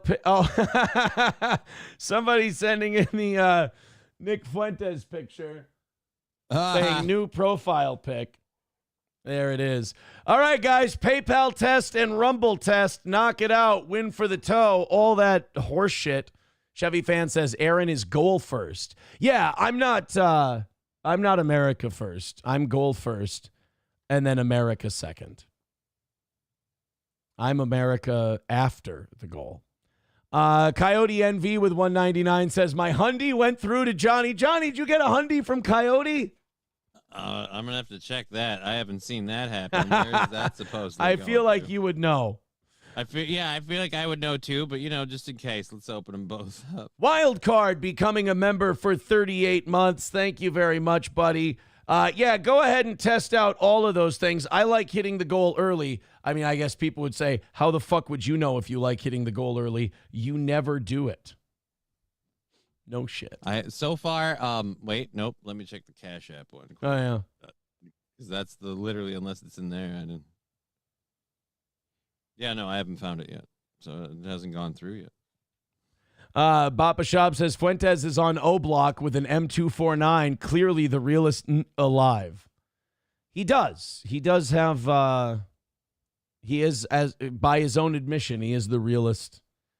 And I just, there's that whole rant. It's funny as like a WWE rant. It's great. But guys, fucking calm down. You're talking about Jews and black people on a stream. Let's not act like, life is on the line. Let's not act like everyone's going to start a riot because something happened to you. Right. Dude, I think my favorite part of that whole thing was Milo going, if anything were to happen to me, the right wing would riot. Yeah. Oh, Bottle Tip, you ready to have a fight? Like, we're going to break up. I love people like this. They don't know they're watching a show. He says, Johnny, Aaron doesn't respect you. His disdain for your donos is fun to watch. Oh, I'm sorry. I thought it would be funny to play frustrated as the audience when my own fans go, I'm going to do this thing, and they're feeding me and setting me up. I thought I would play into it. What a hack performer I am. I do love people like Bottle Tip who don't get the bit. It is fun, and they are fun to play with. So thank you, Bottle Tip, for being the butt of Los Federales' joke. I don't think Johnny getting some money from Los Federales is going to kill Steel. Like, this is what bothers me. This legit bothers me about people like Bottle Tip. I have to give away the bit now because he doesn't get it. He doesn't get the bit, so now I have to explain the joke, which ceases to make the joke funny anymore. Now I have to show the magic trick because this autistic tard won't shut up. Bottle Tip, take your fucking pills today, my friend. Take your pills. Aussie Mark with a good question. He says, is there anyone who actually likes Milo? I don't think so. I think they just kind of gravitated towards him because he was formerly gay, right? Like, he supposedly changed. Here's the thing that conservatives do that fucking bothers me is they want to attack the left and be like, oh, the left with their tokens. Dude, the minute a black guy says taxes should be lower, you guys suck his dick and make him the next Fresh and Fit. The minute a trans person goes, MAGA rules, you guys have her up on stage with that fucking trans pink and blue flag. The minute a gay person goes, I think the left is the real racists, you're like, oh, Dave Rubin, come work for the Blaze. All of these people you pick are fucking retarded, and they're easy to gimmick. They're easy to argue against. They're not very good. But you guys like to grab onto a token just as quick, if not quicker, than the left does. Because when they call you racist, you can go, but I like Myron Gaines. Cool. Great. So let's not sit and act like you don't do tokenism. I can't be racist. I support Candace Owens. She's one of the good ones. Right. Like, uh-oh. You didn't see what you did there, did you? Greatest thing ever, Bapa Shab. This has to be the new nickname. Manslave Dave. Manslave Dave is a pretty good one. You know what shows me that Steel Toe has definitely fallen off in the last 5 years? What's that? I ran a PayPal Venmo gimmick donations test, and it went nowhere. Okay. That's how I know that That's how I know that wherever we are now, this is where this is reality now for the toe. Back in the day, like 5 years ago, back in the Twitch days, I could say, oh, this guy says the donations aren't working. Better give it a test. And the goal's knocked out by that. Like, it's 7:30. Yeah. Goal's over. Done. Now, Nothing. Can't do it. Can't do it. They're watching to watch a man slowly slip into madness. Too late. 101 already put me there. Rebecca with 777 says, split this with Johnny, will you? Yes, I'll give him his normal split. He'll have to pay me $50 to get that split. 205 away from today's goal. Keep it going. 7 gifted memberships away from 300. Thank you very much. Echo Test says, thank goodness it's a bit and it doesn't bother. Could you imagine if someone donating money to my co-host bothered me? The only thing that does bother me is I wish people wouldn't, like, ruin the bit. Like, we're having fun with this. It could have kept going. I'm having a good time where you go, Aaron, I just gave Johnny $100, and I go, oh, come on, don't do that. Fuck you. Why would you do that? And I play the good heel roll, and then people go, why are you so mean? You are such a piece of shit. I'm like, and cue people that'll troll into my show. You know, I really didn't appreciate the way Aaron was shitting on you for people donating to you. You know, you got problems and it's like, expenses. It's like, do you know how long we could have kept this going? Right. We could have kept this made going. More money, you cunt. And then Johnny and I, those of you who do take it too seriously, we get to laugh at you. And then you ruin it with your autism. Why? So not fair. Try to be better. I've been trying to educate you for so long. I don't have much. I need this, you guys. Don't ruin the bit. And I just can't drag you with. I just can't drag you with. All right, what do we have next for today? Again, test out that PayPal, that Streamlabs, that, you know, the PayPal, Venmo, Streamlabs, Rumble Rants, YouTube, it must be broken. That guy must be right because not a lot of tests coming in. Yep. No tests coming. There was Rebecca, and that's about it as far as tests go. 205 away from today. Hey, just here's what I want to do. I just want to get ahead of Johnny. That's all. Johnny's winning today. Can't have that. Milo says, oh, God, he's trying so hard to not be gay. Bro, just say you're gay. Numero uno did not send me this. I found this on my own. Numero uno does not want credit. Tell me there aren't vaginas like this, please. Innie versus Audi. By the way, bro, I thought he was straight now. Wouldn't you know if there's vaginas like? Haven't you experienced one for yourself? Yeah. I mean, Milo, this is Milo's asshole currently. I mean, those don't go back. But it's kind of weird for a straight guy, a guy who used to be gay, to now, you know, be like, hey, hello there, fellow heterosexuals. Can any of you tell me about vagina? Are there any of you who know anything about pussy that could tell me about this? I would try to find out for myself, but it's still a little icky to the touch. I'm just getting used to tits. I mean, thank God, those are fun. I don't understand why he would post that unless you wanted people to think like you are still legitimately gay, because that just seems like someone's like impression of, no, dude, see, it's a joke and it's vaginas and it's a sandwich girt. Like, fuck off. Yeah. It's the pretending to be straight thing is the funniest. It's because, like, remember, his whole gimmick was he was a homo and he liked Trump. He was a gay British dude who liked Trump. Now he likes pussy. Nobody gives a fuck. That's it. He's still apparently only having butt sex with girls. Milo Yiannopoulos. All right, let's go. Okay. Nicer. We got one last Nick Fuentes thing today. Then we do have to move on because we are making dog dick while doing it. And we're even running phony test bits and they're not working. I'm fucking finished. It's over. Alex Jones letting us know. I mean, if you still think that Nick Fuentes is a Fed after this, you got to go against Daddy Alex.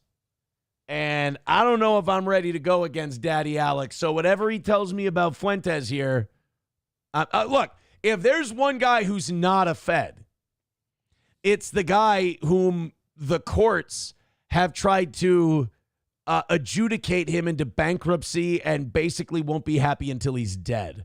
If Alex Jones is a Fed, it is the greatest psyop in the history of psyops. Let's take a listen to his take on Fuentes. Knew the lawyers.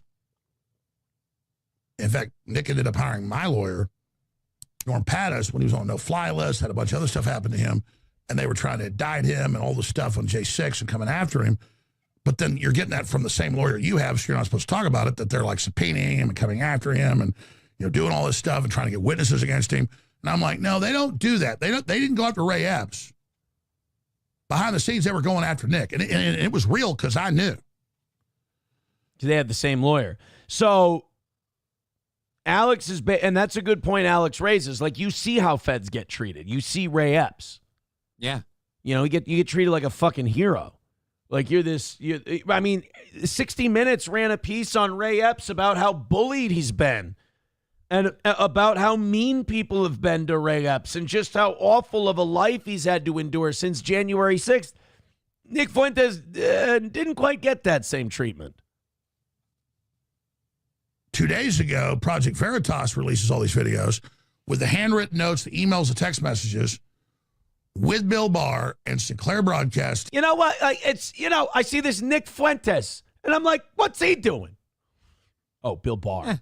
Sorry. Yeah, I don't think I think you meant Bill Burr. It's not. Bill Burr had nothing to do with prosecuting J6 people. And Armstrong Williams in Georgia with Barr and the former Attorney General of Trump, who he knows former CIA and DOJ twice, Bush's and then Trump, on, well, you want a racketeering charge because that's too hard to beat. And indeed, they got that.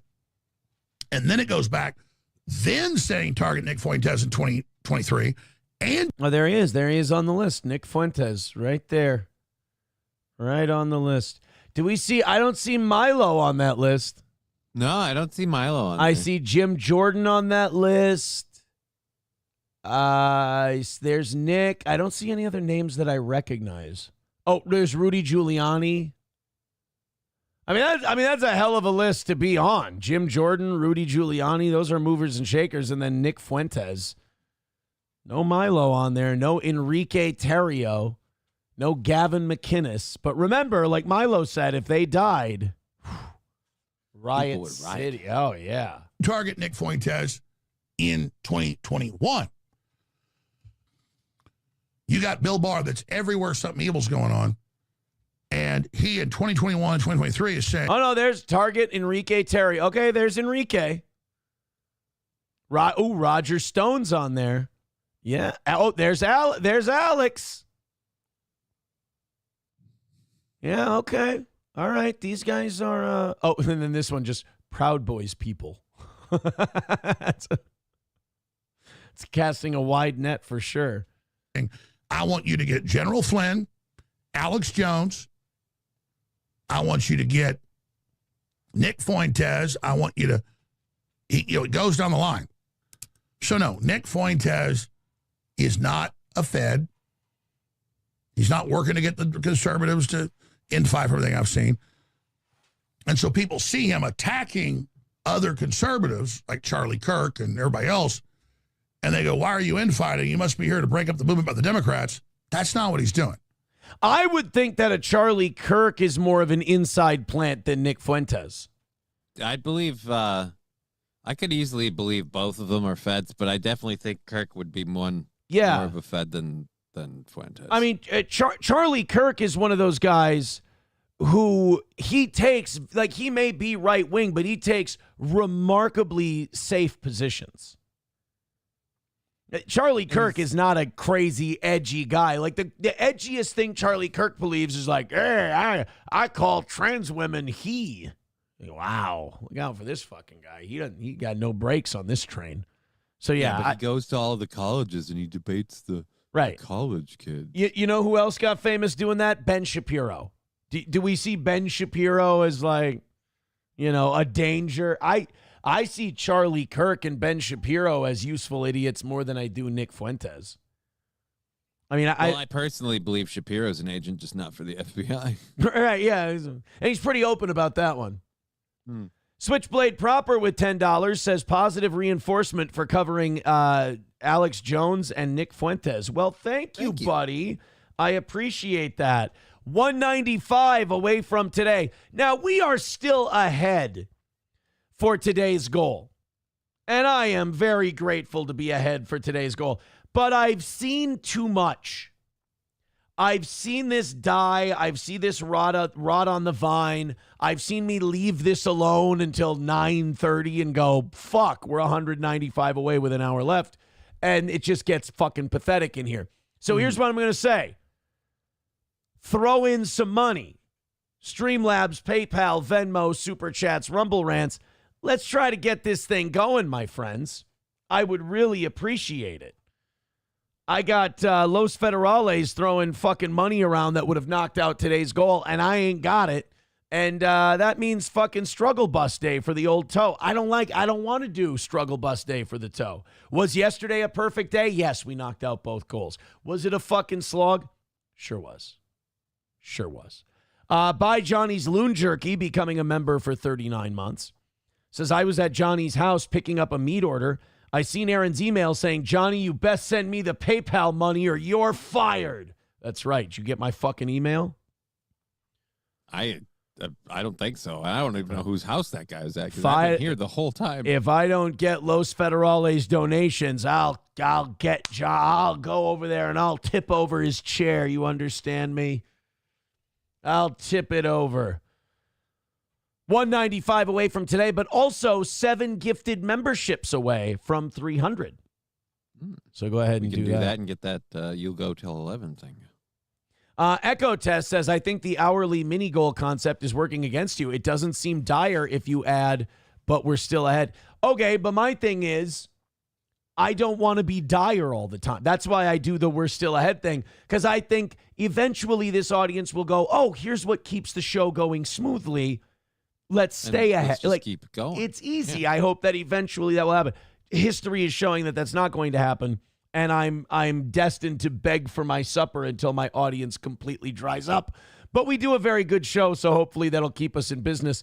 Captain Joe with $20. Thank you very much, buddy. We want the gold, sucker. Hulk Hogan, we coming for you, nigga. That puts us 180 away from today. Keep it up, and Captain Joe now $20 deeper into our standings. That means Captain Joe is up to 4th place.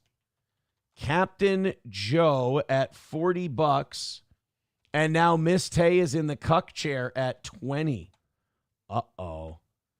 Miss Tay in the old cuck chair. Thank you. 180 away from today. Keep going, keep going, keep going. And maybe today can be that day I've dreamed of as a little girl when the goal is knocked out easily and I can shut my mouth. No tests coming in via PayPal or Venmo. I did, people were saying it's not working, so I gave it to Johnny, and then no tests coming in. That is, forget viewership because that goes up and down, forget all that stuff. That is a good test as to where I'm at. And that is a clear fallen off thing. That we used to be able to run those tests, and that would be great. But right. Not now. Not working now. That's how you know that, it's just not your day anymore. Chevy Fan says, lean into drama. People hate politics. It's not engaging anymore. People overwhelmingly hate Trump. No, if you think drama is good, you're fucking gay. It's a bad show. Like, oh, lean into drama. Then what? I got to talk about other fucking gay people with 5 lists. Like, really? I mean, if that's fulfilling to you, I encourage you to go see a doctor. I'd rather die doing a real show, because then you're not doing a show anymore. I got into this when I got into radio to do a show, and I'll live and die doing a show. Drama, dude, be a grown-up. Like, it is, no offense, everyone in the world laughs at you for liking drama. It's like you become a punchline. And then you think everyone that doesn't do drama is the punchline until you realize you've built yourself into an insulated community. And the minute you take a step out of it, everyone thinks you're retarded. Like, you watch any stream that's outside of the I hate Aaron world, and they all think that those people are psychotic and mentally ill. They're like, it's a fucking shock jock who does a show. Like, you guys are fucking weird. Everyone thinks you guys are the butt of the joke. They think I'm just some hack who does a shock jock show, which they're 100% correct. You're the only Nobody ones. likes him, but they don't care. Right. They also find you very disturbing. And I'm very aware of it. You guys actually think, and this is the psychotic part, and also I know you'll never get it, so I can keep beating you over the head with it. You guys actually think you're doing something, and it's really funny to watch. And everybody shits on you, and everybody, like all the shit you say about the other people that you hate, quadruply true for you. The only difference is you don't see it, and that makes us laugh. All right, speaking of making us laugh, we have, I shouldn't say making us laugh because this is a really terrible story. Okay. This really is awful. This is a black man who he and his son were attacked by a mob of white people. And look, man, I don't like racially biased attacks when it happens like it's the Cincinnati thing. I hate that. Mm-hmm. And I don't like it when it's a group of white people targeting black. I think anyone being targeted for their identity is a really sad and shameful stain on America. Oh, and by the way, those of you giving intense feedback to, like, I saw one person writing in all caps like, you think you're a shock jock? Yes, because I'm eliciting that emotion out of you. No offense, guys, but I'm very more well aware than any of you what a shock jock is. The fact that I elicit your very serious emotions, that's the shock jock part. Guys, you're Gary Oldmaning right now. So, you guys are Gary Oldman maxing just a little bit. All right, so let's find out what, and sorry to do a quick drive-by on you, but I take my W's very seriously. Let's go ahead and get to this very disgusting, very vicious racial attack. I'm against it. I think all of you whites who engage in behavior like this ought to be ashamed of yourself, because I don't think a lot of you think you're doing anything wrong. And as you'll see in this story, you're clearly harming the black community. Here we go. Hey, yo, I need for y'all to help me spread this great injustice that my son and I endured on the way to school on his first day of school, man. Yeah. As we walking up the street, a group of white people were walking our way, and I didn't think anything of it. But as we got closer, the individual who was walking in the front of all these people looked me in my eye and was like, good morning. I was like, good morning, how are you doing? He was like, I'm doing fine. May you have a good day. And I was like, same to you. And I walked through the crowd, but as we... See, like, do you not see how we're scaring the shit out of black people? So wait a minute. I know to you, this is a really normal thing. You say good morning. You say hello. You say how are you. You're engaging with strangers because it makes you feel good to have that human contact. We all desire it. If you don't have that, you become an internet autist. So I understand, but that's us whiteys. You're making black privilege. people feel uncomfortable when you're really, really nice to them. What you should be doing is staring at them intensely, burning a hole through them as you walk towards them on the street, and then don't say a word. When you say hello and you say good morning and you ask how are you and you respond back pleasantly, you're scaring the fucking shit out of these people, and it's not cool. Where's the attack part? I still don't get this. See, I'm glad you're here because you don't get it. That's your white privilege.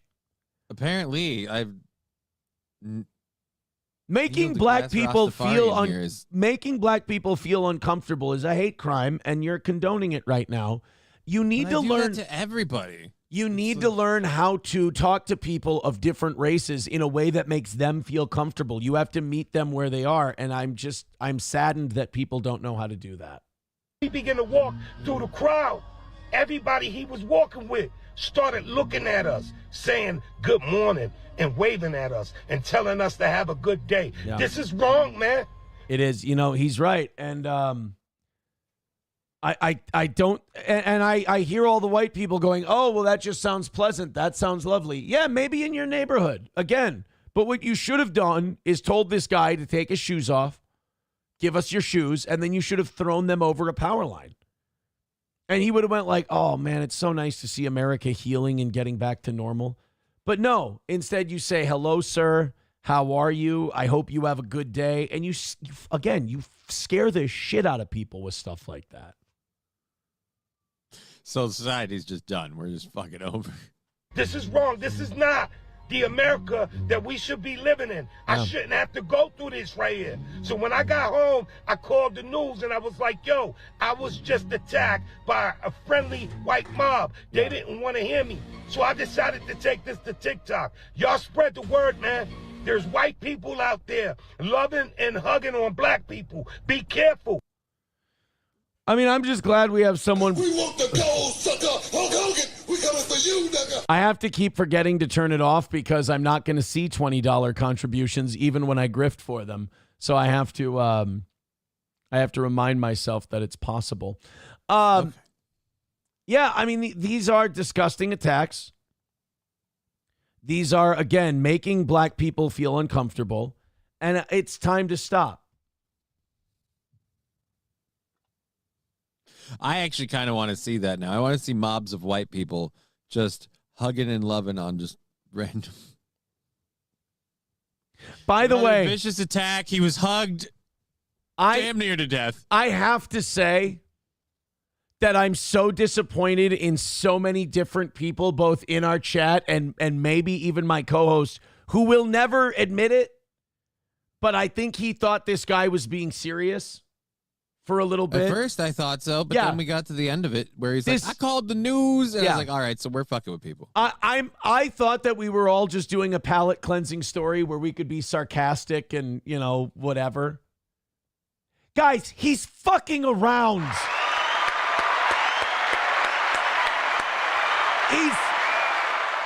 I was saying earlier about the you getting donations bit. And I was like, guys, taking it too seriously, right? Guys, don't make me explain the joke. Don't make me explain that this is a bit. Don't make me explain that this guy was he was fucking around. Like even Roots. Roots is like, where'd it go? I gotta find Roots' comment here because it was really funny. He says, "This dude is joking. I'm such an idiot for that last comment." And that's good. I think that's a positive thing for Roots to do because what he's saying is, I feel retarded that I even had to point out that this dude is joking. I like that. I like that he acknowledges that. And some people in the chat are going, LOL, oh, it's a bit. Yeah. Have we become so racially desensitized that now we see an obvious comedic performance and it takes us until the end to go, oh, he's kidding. Like, do you really think black people are that used to aggressiveness and confrontation that when they see a human being say hi, they act like a zoo animal and go, what do I do with this positive attitude? No, they're people like you. Like me. Not like Asians. They're different. But they're people like everybody else. If you say hello to them, they smile and say hello back.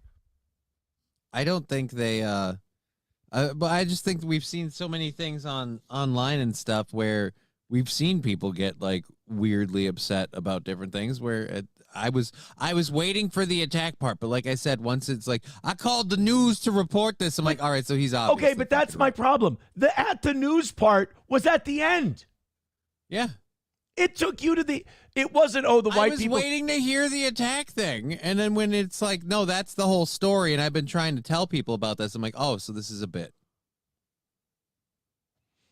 I don't know. I've done enough stories where the first half of that was like, look, I was walking through this group of white people and they were all looking at me and my son and I shouldn't have to go. Like, I could see that as a person's legit complaint about like, they're objectifying me or this, that, or the other. It's more of a critique on the world we live in, man. The brilliance of what this man has done is that, it's very funny.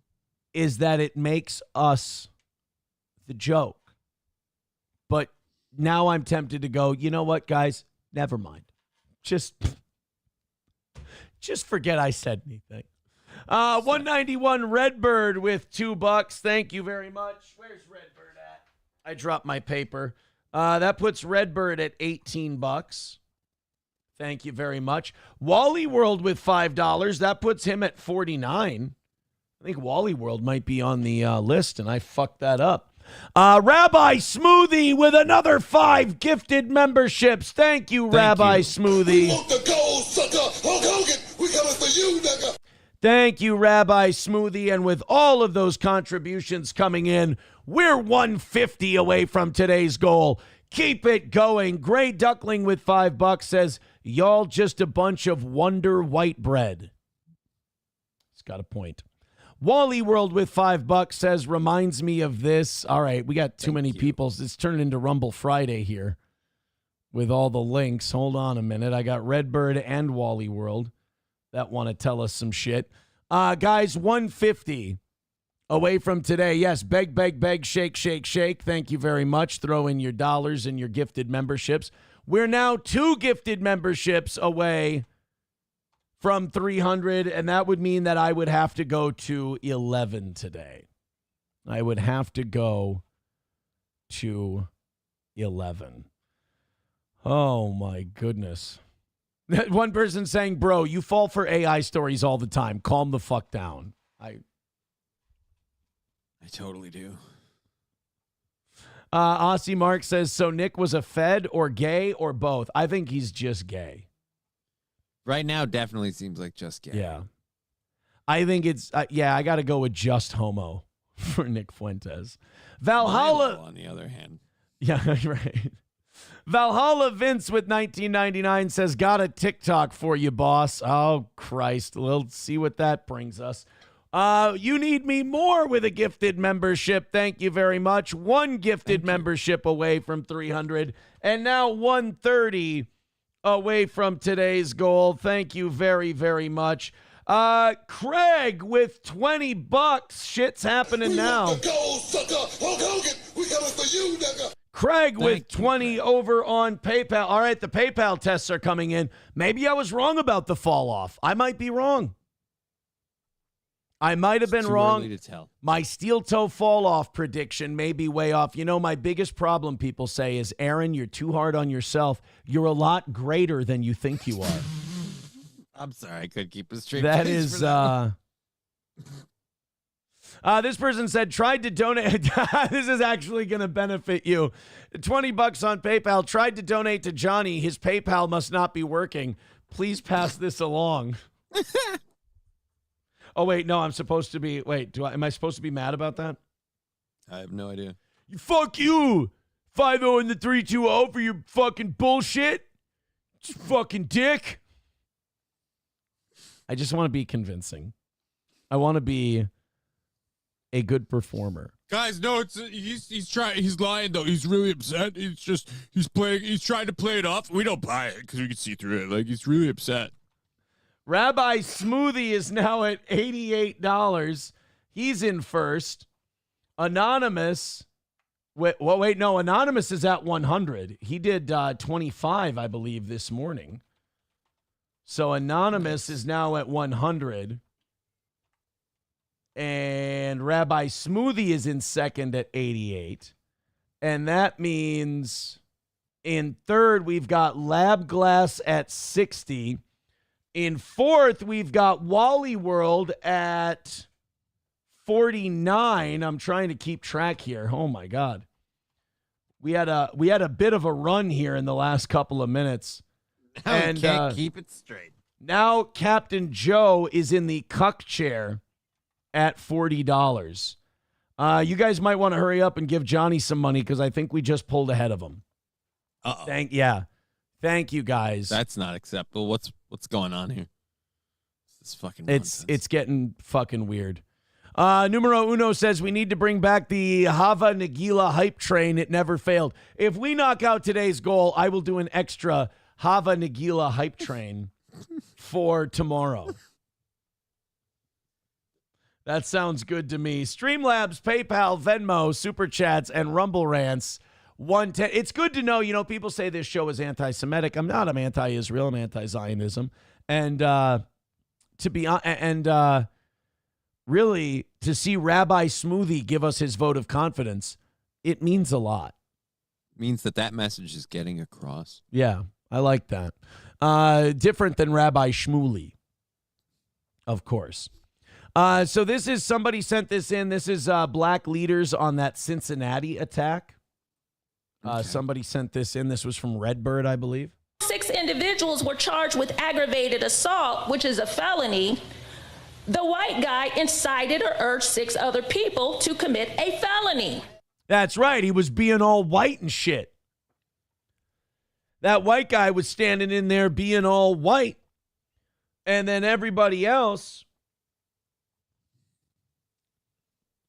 ends up being all black, and they end up beating up the white guy. They fucking deserve it. And this is where I was at first. I'm like, all right, I'm taking this serious until I know otherwise.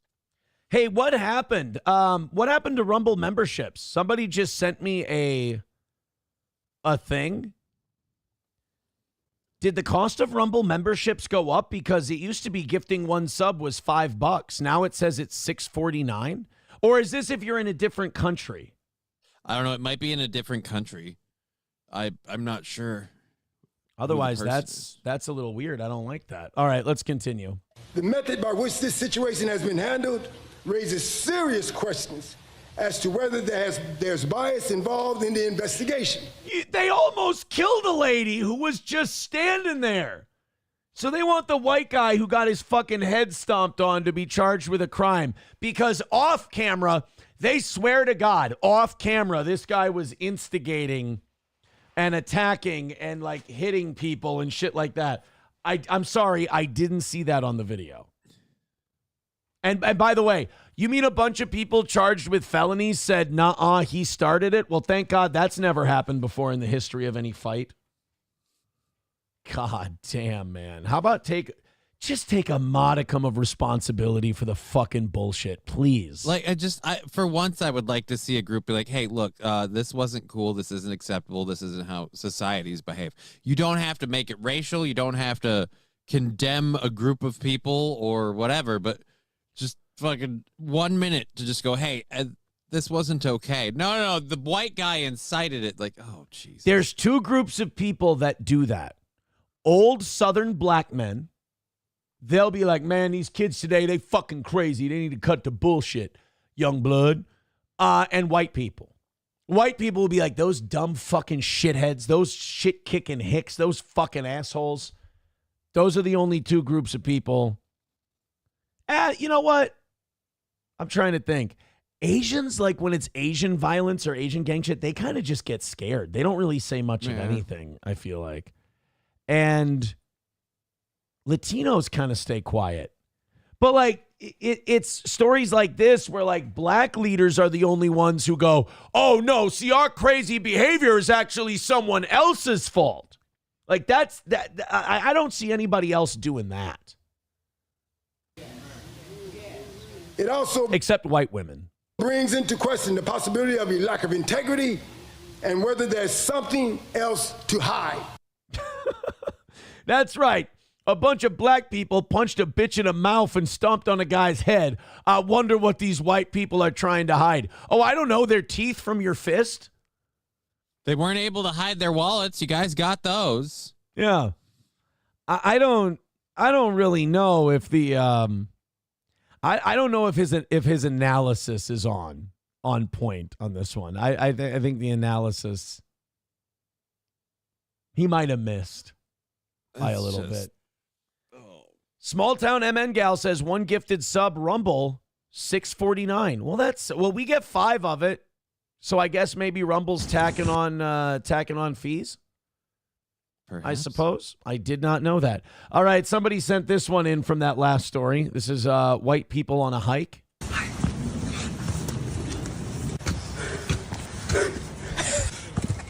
You're gonna love the view. It's wet down there. Oh, is your guys' first time? Yeah. Yeah, just like keep going down straight. The waterfall is going to be on the left. You're going to love it. I mean, I love how they're doing this as like making fun of white people thing. This just seems called being polite. This just seems remarkably pleasant. This again, like I'm not trying to sound as right. That's a better society. Hey, the waterfall's on the left. You guys are going to love it. Wow, what a remarkably pleasant human contact experience I just had. I hope that my whole day goes this way. Now I just want one Irishman to walk out and go, no, listen, seriously, those stairs are no joke. It's really narrow up there. Fuck you, motherfucker. Watch your step. It's so green. The color. It's worth it. Yeah, that's I don't really see. So what is that supposed to make fun of? People being polite or them getting out and getting like exercise and breathing fresh air? What were we making fun of there? That just seemed remarkably. I would love to run into people like that all day long. I'd like to make the opposite video. Hey. Did you like those PayPals you were getting today? You want to keep that money? You won't make that fucking video, pal. I love you. Black people on a hike. It's just a video of a bunch of the people he's filming putting their wallets in their front pocket. Lab Glass says, I thought it was always $6.49. Bigot on Socialist Media says, why does it say $4.99 for me? I think I figured it out. It might be an Apple Android thing. That could be because Apple lost that lawsuit where they could stop tacking on surcharges and fees. Surcheeses. They could stop tacking on surcheeses, sauces, and tomatoes. When cheeseburger pie gets knighted, that's what we'll have to call him. Sir Cheese. We'll have to call him Sir Cheese of Jack Daniels is what we'll have to call him. Bigot on Socialist Media says, I'm on PC. Okay, well, it could be PC or mobile. That could be or I could just be being a pedantic asshole even wondering about this. We're pulling the answer straight out of our ass. Neither of us know. Exactly. Grand Poobah with $5 says, I was at the grocery store last night. You know this is going to be a fucking killer story. They had promotional boxes of Angel Reese's Puffs cereal. I thought I'd get a box, but every time I tried to throw one in the cart, it would bounce off to the side. Angel Reese can't hit a jumper.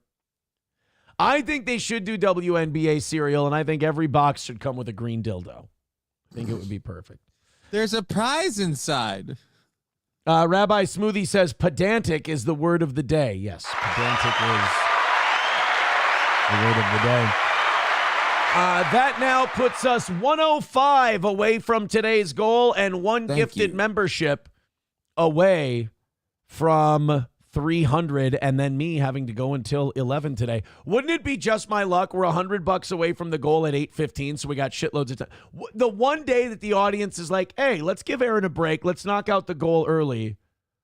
And now I have to go till 11. That would be deliciously Guess what? That's what's happening. Because King Kong Dong just gifted a membership. He says, I just tested. It's $5. Okay.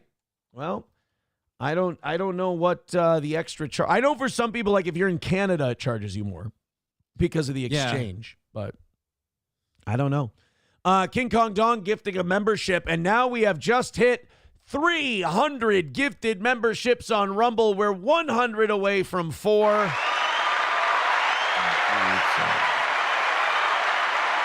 And we are $100 away from today's goal. $100 away from today's goal. And 100 gifted memberships away from 400. Now, that means if we hit 400, I have to go till noon. But I'm not too worried about that. Mikey Two Milks is letting me know that I've been fucking up not updating the goal on YouTube. I apologize, buddy. He says you're trying to squeeze more money out of people. Sorry, $100 away. Appreciate it. All You Can Eat Negro says, do I have a gifted? Can I give it back? Nope, you're a steel toe fanboy, bitch. Enjoy the ad-free viewing. All You Can Eat Negro, it's going to kill him someday, bottling up his emotions that he's entertained by Steel Toe. It's a funny, great show to watch that covers everything, and that he's got to fucking admit it to himself someday. Either that or he'll just die young holding it in. Eric Cartman says 500 gifted memberships, 24-hour stream. What would that be? That would be 200 memberships. That's $1,000. Yeah, I think I'd have to. But are we saying 500 total, like cumulative, or like 500 from No, here? that would be $2,500. Yeah. I don't think I could do a 24-hour stream. Dude, I did, what was it, like 18? I got up Yeah. there, but it's difficult. I don't know. It killed me. I don't think it killed. Damn near shit myself. All You Can Eat Negro says, I give 0 fucks about you, bro. Sweetie, you're too emotionally invested to say you give 0 fucks. You wouldn't have responded to my taunting if you gave 0 fucks. Sir Franklin says, I'm an enormous Toe fan. I don't miss a minute. Sir Franklin, nobody doubts you. Nobody doubts you. This was sent in by, this was the $20 one. Valhalla Vince sent this in. This is legit, and this is like, I'm going to say this is Sam's show. It's really hard to have the opinions I do on things because I don't go far. I don't know if you've noticed this. I don't go far enough for a lot of people, but I go too far for other people. I'm caught in this weird middle spot, you know? And I have a feeling that this Danny Polachuk bit was made for people like Sam's show. Okay. Let's take a look. It's the guy that researches how many Jews there are in things. Now, the audience gets me doing this because they'll go, oh, yeah, Aaron, search who owns this company. And I'll be like, no. Like, you've watched me do it a million times. I'll go, no. And I'll Google it, and I'll go, motherfucker. See, like, the people who research how many Jews are in things, they're like, yeah, I wonder if this guy, yup, I knew it, he's a Jew. It's begrudging. Like, you don't want to know this. You want to stay delightfully blissful in your ignorance. Like I said, I'm the meme of what do you miss the most? And I'm like, I miss the way I viewed the world before I knew too much about it. I don't want you guys showing me this shit. I want to go, you know what? Everything is happenstance. Everything just kind of happens randomly, you know? Leave me the fuck alone. But I think COVID set me on this path. Oh, hi there. My name's Aaron Hill, and I'm the... Oh, no, I don't like that his name is... I love this bit already. It is a bad start. guy that researches how many Jews there are in things. You've probably seen some of my work, most notably from when Kanye West shared my Jews in the media spreadsheet, or more recently when the infographic I made, also about Jews in the media, has been going around. You know, some people's hobbies are video games, other people's hobbies are sports, and my hobby is how many Jews there are in things. It's a very specific hobby to have. It is like black people. I don't have anything to add. I just wanted to say I'm on a timer and it went off and I panicked and I really apologize for that. No, like black people are in the NBA. Black people are in athletics. Latinos are in baseball. It's very common. Like, what's wrong with researching? Not researching, but what's wrong with understanding, like, what particular skill set does this group have that makes it overrepresented in these things? I don't think that's too terrible. That simply allows you to figure out what shortcomings you need to work on to flourish better in it. Well, let me ask you a question. Why are white people the predominant group of people in hockey? Mostly because the frozen areas are dominated by white people. Bingo. They're around ice. They play hockey. The equator, not really known for its ice rinks. We were trying to get a lot of black people into the sport, then they found out what they were standing on was technically water, and they just ran. Speaking of sports, did you know that the NBA has 14 Jewish owners out of 30 teams? That's pretty weird considering they only make up 2% of the population. Just saying. Whenever I find a Jew, I put a Star of David over their photo to indicate that they are Jewish. Think of it like maybe an armband, but a digital one that I put on there to keep track of them. It is, I mean, it's weird, right? I mean, I'm not like when I Google this shit and I find it and I go, oh my God, no. I get like Sam Shows and Bappa Shabs going, Aaron, you're not going far enough. You need to feel this way about it. And I'm like, but you don't understand. Dig deeper. Like, I don't want to. You don't understand. I don't want to.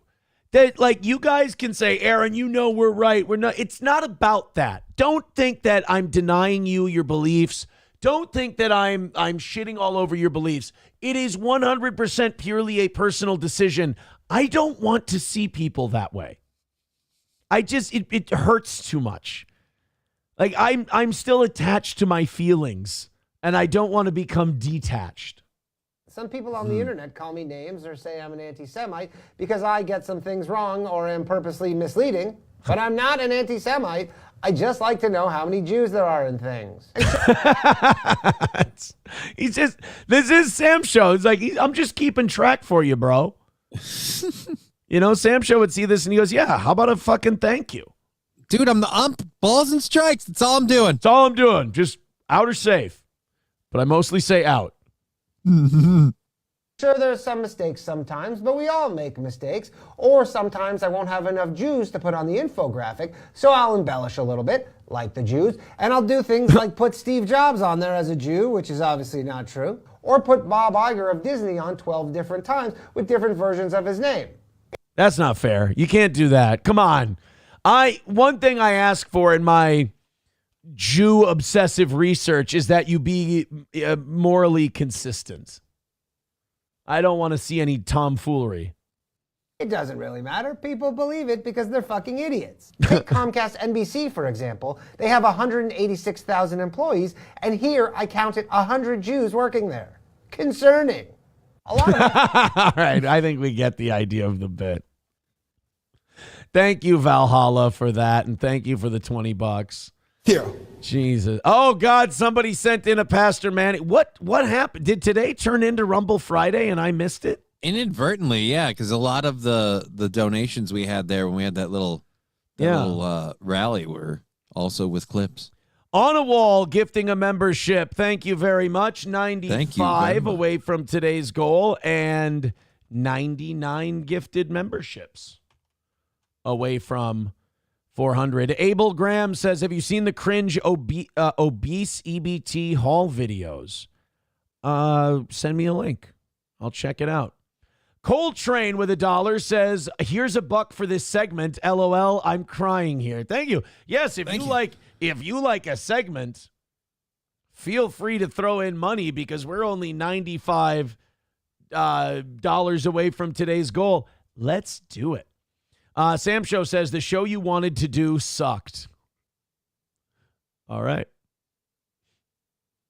Well, financially speaking, he's not wrong. Yeah, I mean, financially speaking, it's been as profitable for Johnny as it's been for me. Oh, yeah, did you guys see the Minnesota Vikings cheerleader video they put out?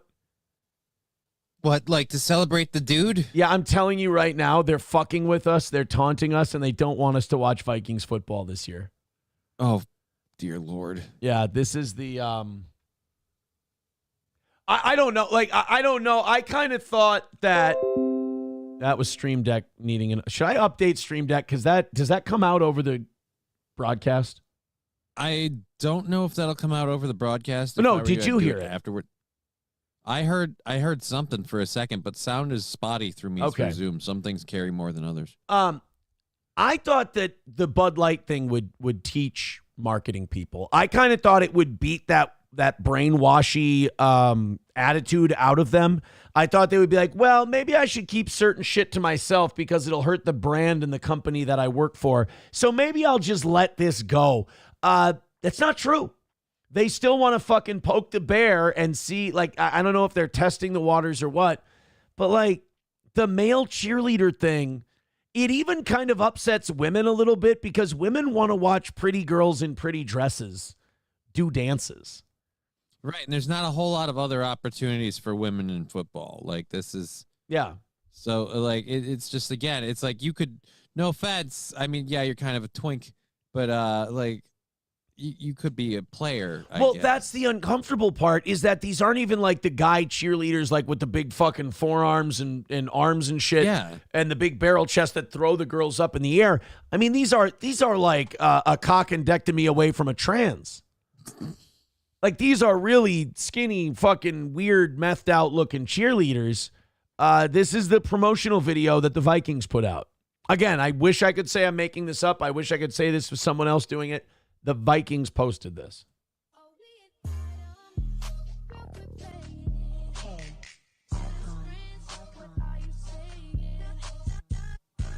are we showing him again? It's got pom-poms now.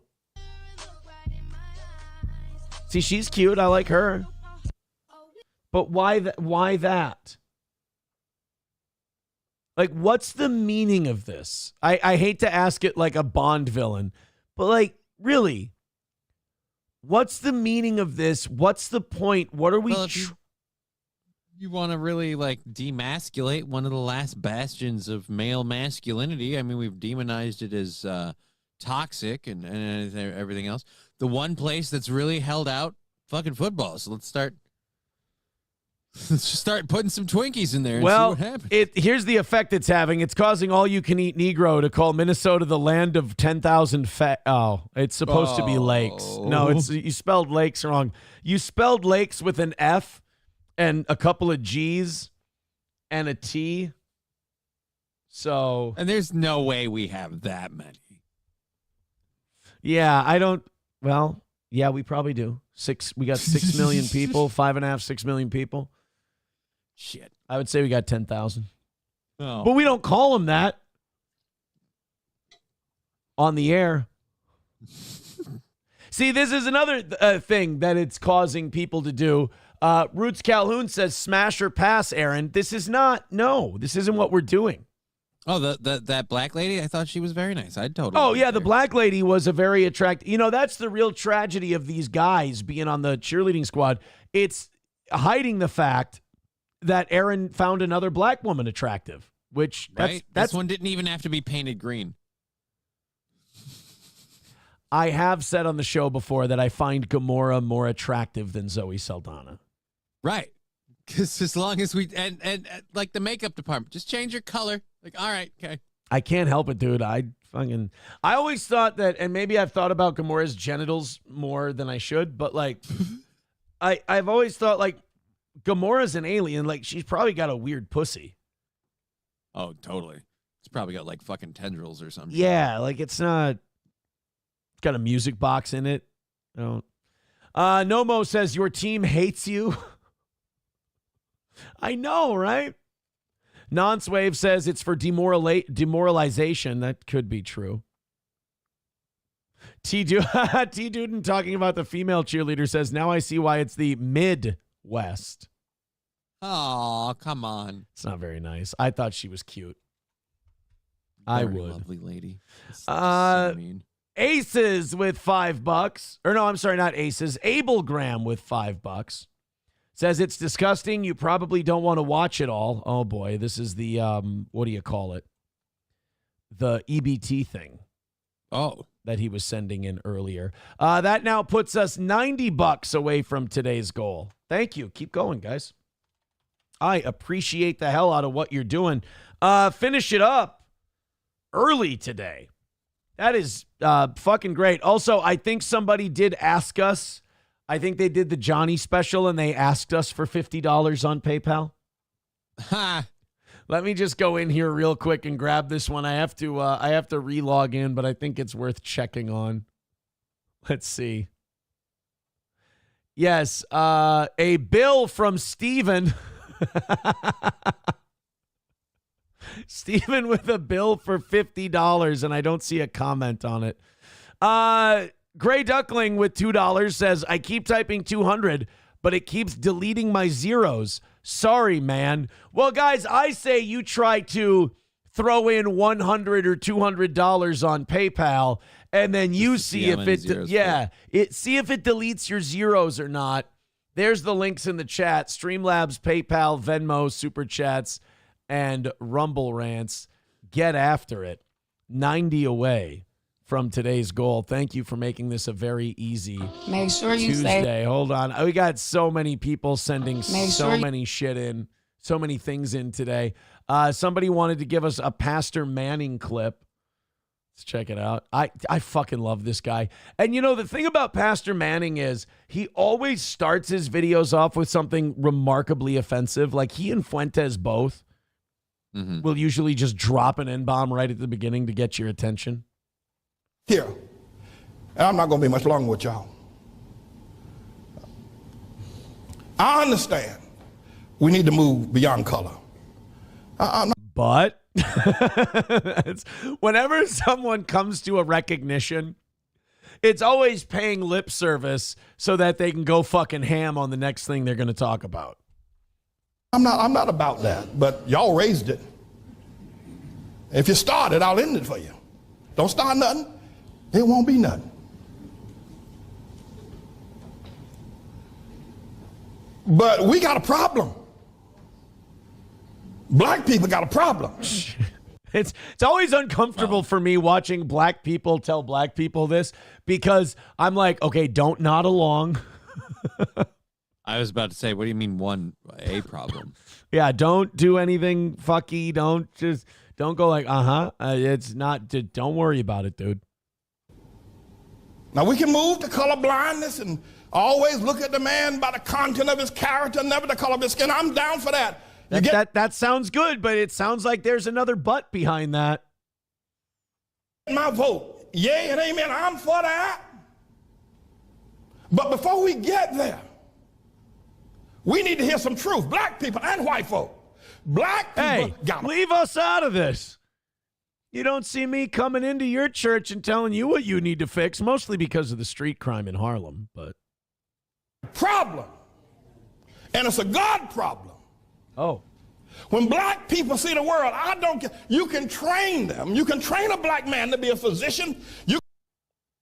All right. Challenge accepted. We'll see you. You can train them to be an astrophysicist. You can train them to be a lawyer, but you still call them. Oh. You can't train him to understand the world. He doesn't know. Oh, shit. I'm telling you. There's not 2 cents worth of difference between a mass murderer. There's not 2 cents of difference between a petty thief that's locked away in prison than a black doctor when it comes to understanding the world. Listen. Jesus Christ. Like, I listen to this guy and I go, he's racist for a white.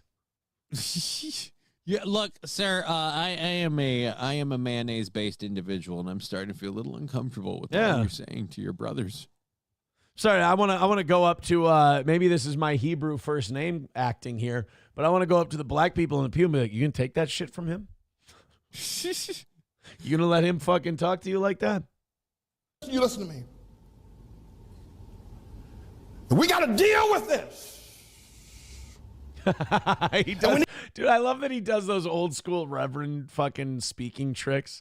We got to deal with this. We need to begin to acknowledge it, talk about it, ask God to help us, because only God can help black people where they are. Black people had Africa, that big old continent over there. They never built one boat that was seaworthy. Not one. Jesus, all right, Jesus guys. Christ. Thank I you. thought we were the white people. That's my job, you hack. This is why maybe racism needs to die, because there's enough of it inside of the community that we don't need to. Roots Calhoun says, DJ, drop that. Drop that beat.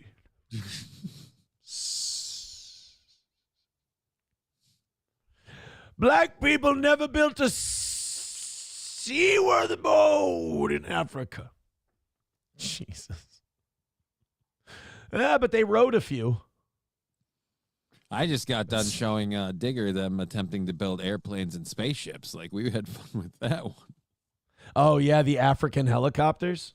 Dude, the helicopters. And we had one, like, the supposedly, I don't know what country, they claim to have a space program. They literally had metal barrels that they were putting together. That fucking rules. That's awesome, though. Like, how many people do you know that'll even try to build a spaceship? Right? Well, I saw a movie once with, like, I think, not Kevin Costner. God damn it. But yeah, no. Other than the astronaut farmer, I think nobody. Yeah. I mean, they're taking fucking 55-gallon drums and trying to go to space with them. That's pretty intrepid, if you ask me. I'm excited to see their astronauts return.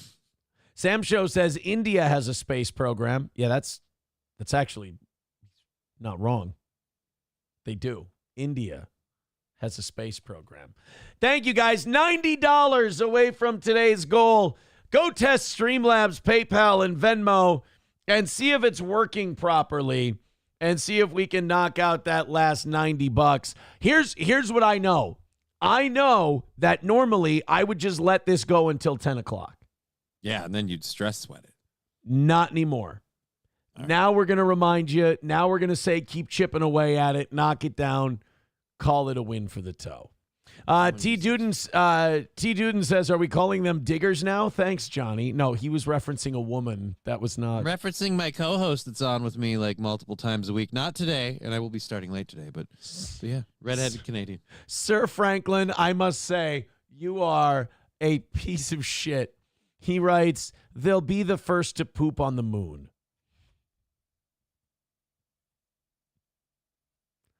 You're an astronaut. You don't need to take this fucking horseshit from anybody. All right, let's do this. Abel Graham sent this in. This is the EBT video people were asking me to do last night. I couldn't find it. It's new for you because what you got is sacred. Some energy is just too good to waste. $1,500 EBT haul. Just checked my card and had $12,000 in food stamps. Hot shit. $12,000 in food stamps. Fuck a duck. Time to hit the store. Remember, the bigger the heart means. Of course, Takis. This is good that my tax dollars are going to, again, the biggest health problem in America amongst the impoverished is obesity. I really think that's something people ought to chew on, no pun intended. But all right, we got our Takis, we got our mini muffins, we got our Welch's fruit snacks, which I'm sure people buy them thinking they're buying fruit for their children. Great. Means the bigger the target, and Cupid ain't the only one shooting, so make sure you keep that good heart guarded. So many will. I'm not watching this for very long with this fucking horseshit playing underneath it. I don't get TikTok. I'm old. I don't understand it. All of this shit is distracting to me. I know people like light music behind shit. I can't handle it. It's fucking garbage. Touch you, but few will be prepared. Oh, we got Pop-Tarts? It ain't no warranty. No. Oh, cheese, of course. We gonna refrigerate that cheese though? Like we gonna put the cheese in the refrigerator? Cheese stays warm. French toast sticks that you make in the microwave. Yummy, yummy in my tummy. Never there when you call them, so why you still call them a friend? It be ulterior motives. Nutri-Grain bars. It all pay off in the end. I'm not dissing, I'm just hoping that you listen. We in the belly of the beast. Like, this is all fucking insane that they can go to Costco and just $1,500 and it's all on the taxpayer dime. But here's the problem, you guys. You can sit here and blame these individuals. I don't blame the individuals. They're getting it for free. They're going to fucking take it. Who wouldn't? You blame the politicians. You blame the people who bribe these people for votes with free shit so they can go to Costco and fucking flex. But you know who else you blame for this shit? You blame Costco. You blame the grocers, the lobbyists there. Because those, they're keeping this alive too because this is a massive fucking giveaway for them. It's a massive fucking giveaway. Why? It's free money going into Costco's pocket, courtesy of the taxpayer. So, again, it's hard for me to attack the. I thought about this yesterday. Like, our system is broken, and only a revolution is going to be able to give it back to the people. America was overthrown by a corporation in 1963. And it's a global corporation. And the only way we're going to get it back is you're going to, freedom is not given by the oppressor. It has to be taken by the oppressed. And the problem is they keep us fighting amongst each other when they're the enemy. You know, the Costco's and the government working together to keep these benefits flowing to poor people so that working class people will hate poor people. When in reality, working class people and poor people had their country overthrown by the same corporation. They need to team up. They have way more in common than they have in difference. But they know if they shovel all of these welfare programs down the throat of poor people, they will take them, they will take advantage of them, and then the people who don't qualify for those programs will become fucking pissed off at them.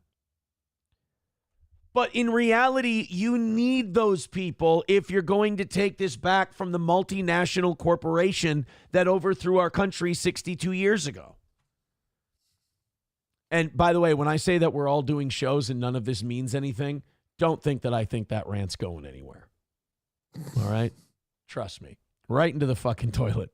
Mild says, use the browser to donate, not the app. Apple and Google cost more. Use the browser to donate. There's no fees. Hey, there you go, guys. Donate with the browser. That's good advice. T. Duden says, it's America. Costco can sell poison if they want, but the government should not be selling poison for them. No. The point I'm trying to make is you're never going to see Costco fight to get rid of these benefits. In fact, Costco is going to fight to keep those benefits because it's a blank check for them. It goes right into their pocket. Right. They get the money. Grocery stores are never going to fight to get rid of food stamps. They're not on your side. Put it that way. Riding Dirty Llama says, if I had that EBT, I'd be buying seafood and tomahawk steaks and farm veggies and eggs and chicken and expensive cheeses. Right. It's weird to buy just like Pop-Tarts and Takis with it. So. Unless you're really lazy and you don't want to cook and you're like, well, this counts as food, right? I can just open a bag and watch TV. Right. Rabbi Smoothie with $5. Thank you, Rabbi. He says, if we team up with the poor people, we're just giving them free help yet again.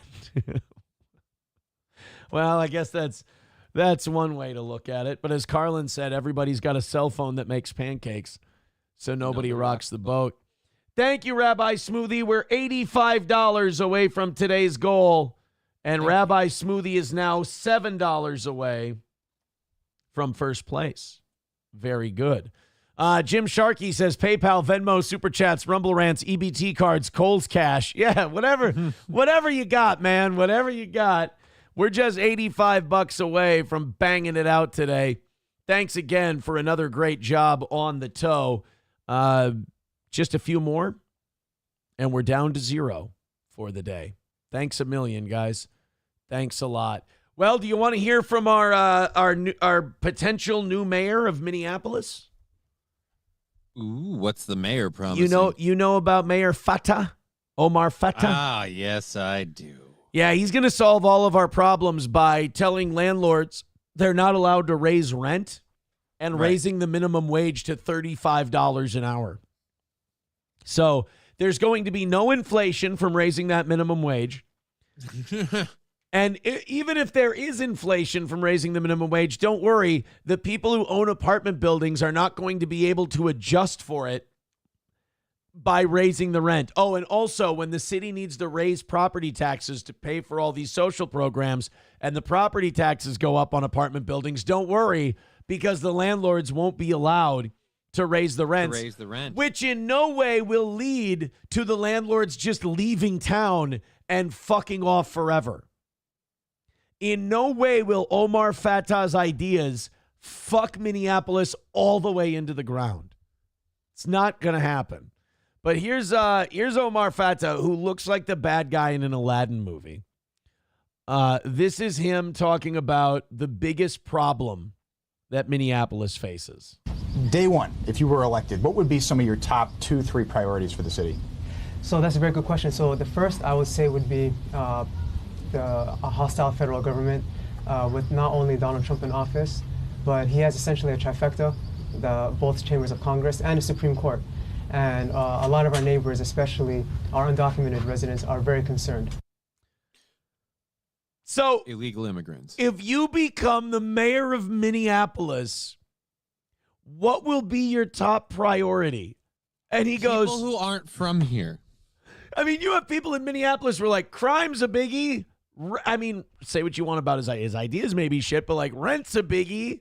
Housing costs are a biggie. Childcare, shit like that. And what does he do? We have to fight off a hostile federal government to protect our undocumented citizens. I mean, fuck you, Minneapolis. You deserve it at this point. This guy is open. You vote this guy in, yeah.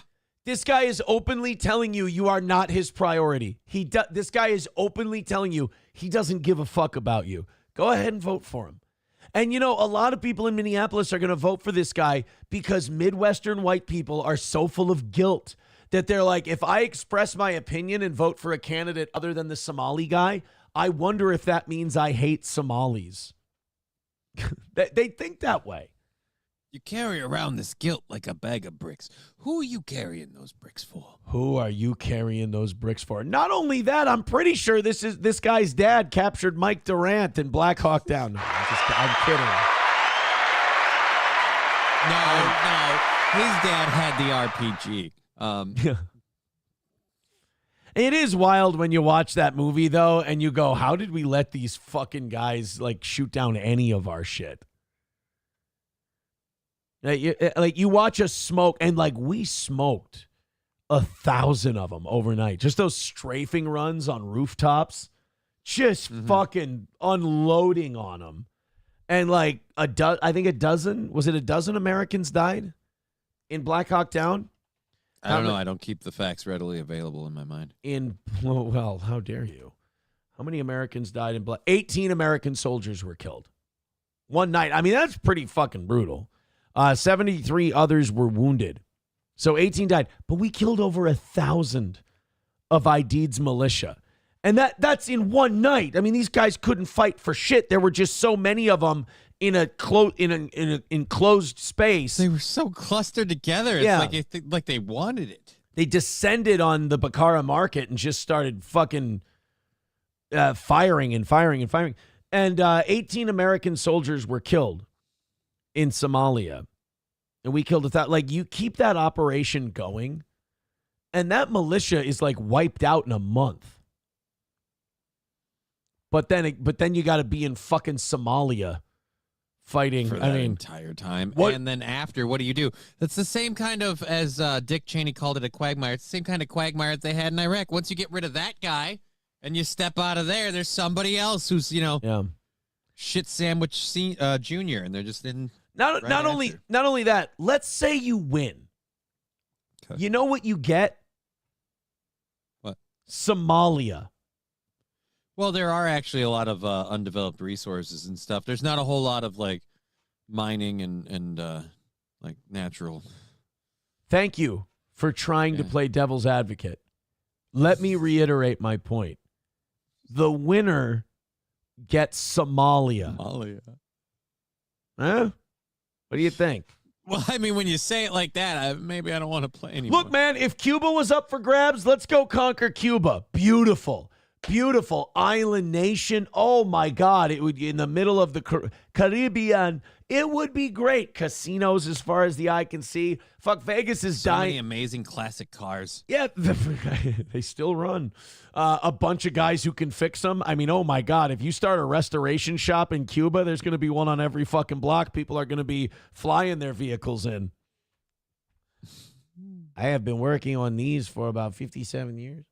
I don't know how they talk in Cuba. They're more. I can fix a carburetor with a paperclip. I'm going to tell you right now. I know. I'm just going with your lead. I've never been to Cuba. That's not how Cubans talk. You went to Florida. You're closer to Cuba than I am. Yeah, I didn't go in the place where Cubans are. I saw Scarface. I knew how to avoid him. I was close to Hogan's beach shop. They don't congregate there. They like the Cologne family. Anthony with $10 says, still can't send super chats, by the way. I unblocked you, buddy. I didn't need Nick Fuentes to tell me to hate the Zionist small hats. I figured that one out on my own. Zionism is a genocidal idea. Thank you for the $10. I appreciate it. $75 away from today's goal. This is beautiful.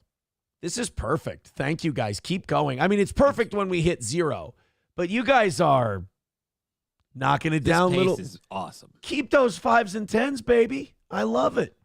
King Kong Dong with $1 says, Aaron, I have a wonderful idea. We invade Africa and take their people and force them to work the land for free. No, it's not allowed. That would be. I'm going to go ahead and say no. That's unconstitutional. Let's not. I don't think that's a good idea, my friend. I'm sorry, but I have to deny you today.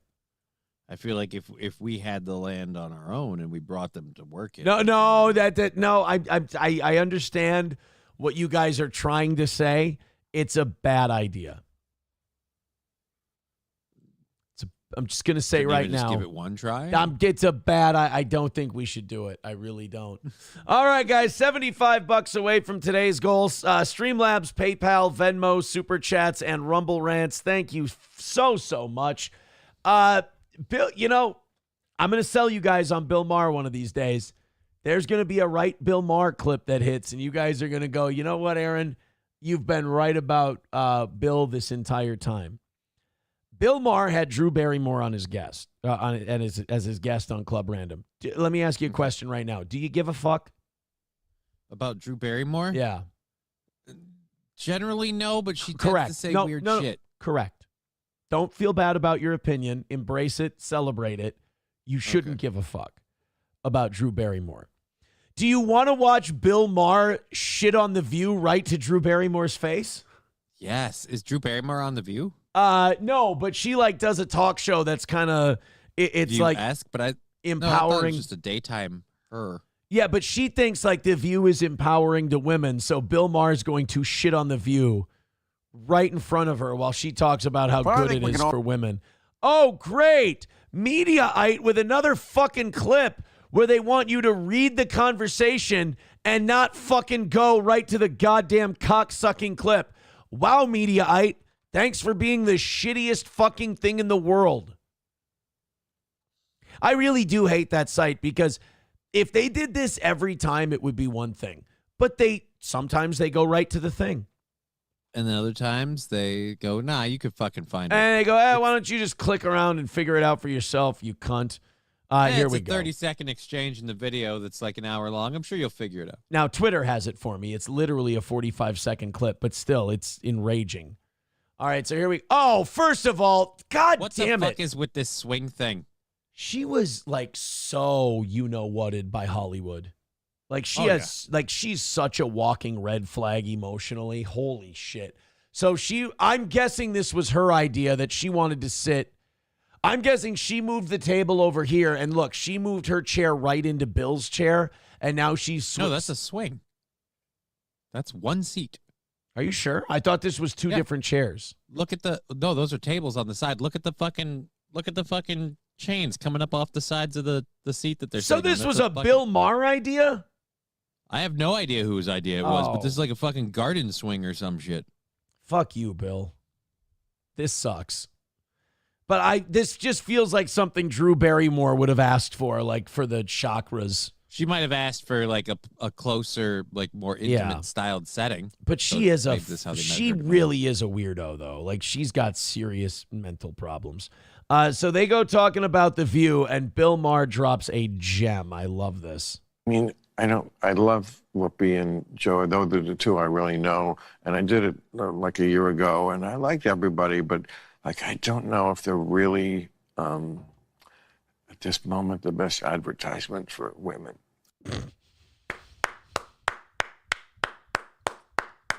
And look at her face. I love that stings because she's a Hollywood lady, remember, and they're all full of shit.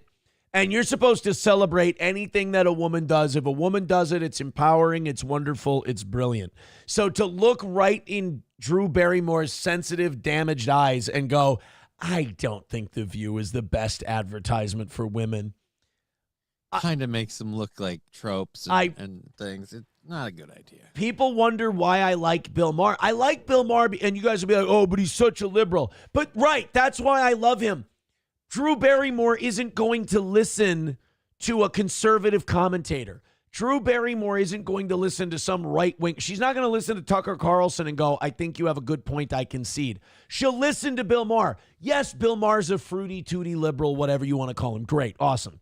But Bill Maher will say based shit to people sometimes. He has been fed up with liberal, politically correct Hollywood, and he does tell his liberal friends right to their face, what you believe is fucking stupid.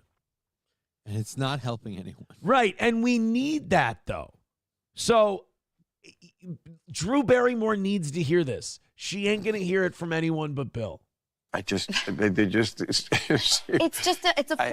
that show. They say some things that are just not helpful, say to elections. I mean, it's just, She can't, I love that. She can't even respond. She's like, but that's why I like, Bill will tell these people hard truths to their face that they're not used to hearing. And God bless him for that. It's not going to change a goddamn thing, but at least he's willing to say it. Yeah, and he's right. Everybody knows that The View is not the best advertisement for women because they are. I mean, everything. I mean, first of all, they're just fucking panicky every time something happens. Oh my God, it's the end of the world. Oh my God, it's the most terrible thing. Oh my God, people are going to die. You know? Well, I mean, like, to boil it down to one singular thing. Sonny Hostin, racism is horrible. There's no forgiveness. There's no understanding. Hey, Sonny, it turns out your ancestors were slave owners. Well, that's how some people made their money. It's like, no, that's you guys pick your platitudes, then immediately abandon them. It doesn't look good for you. Yeah.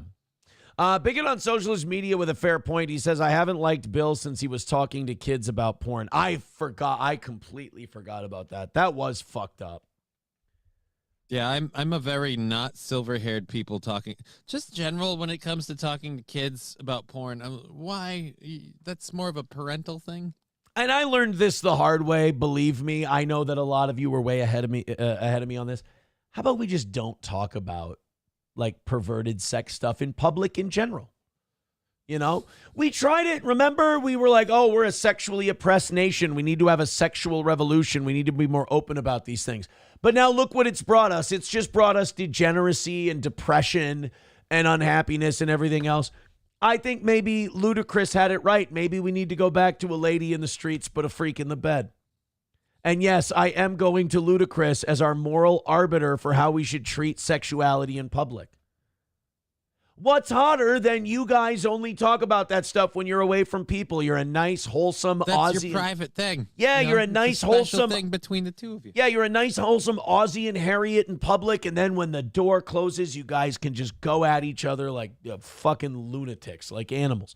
But when you're in public, you put on the polite face, and we live in a polite society. That builds the tension. That makes it a little hotter. If you're doing that kind of shit in public, first of all, people think you're fucking gross and they think you're a weirdo. I know. My fucking behavior in public was documented in a fucking search warrant affidavit about how inappropriate I was behaving in public and how it led to people being suspicious of me. Yeah, it's fucking disgusting. People think it's perverted. They don't think, oh, man, this guy's a sex guy. No, they think, wow, look at these fucking insecure perverts that are just sitting there talking about, like Bill Maher, talking about sex in front of God knows who. Stop. Make it a private thing. It'll be more sensual. It'll build more tension. Nobody thinks you're a fucking sex guy because you're talking about sex publicly in front of everyone. They think you're an insecure pervert weirdo. Always have, always will. So, yes, I think Ludacris is a point. I think Ludacris is our moral arbiter. A poet that didn't even realize the truth he was spitting. Lady in the streets and a freak in the bed. 100%. He's got it. Sam Show says, hey, guys, remember Ludacris? Don't worry. Nobody else does either. Roots, tell him. He's full of shit. He's full of shit. Yeah, so I don't people are saying they're talking about Drew Barrymore's drug use. Mm-hmm. They're saying like, yeah, she was using cocaine at 12, and another person says I waited till 20. Fuck you, I waited till 37.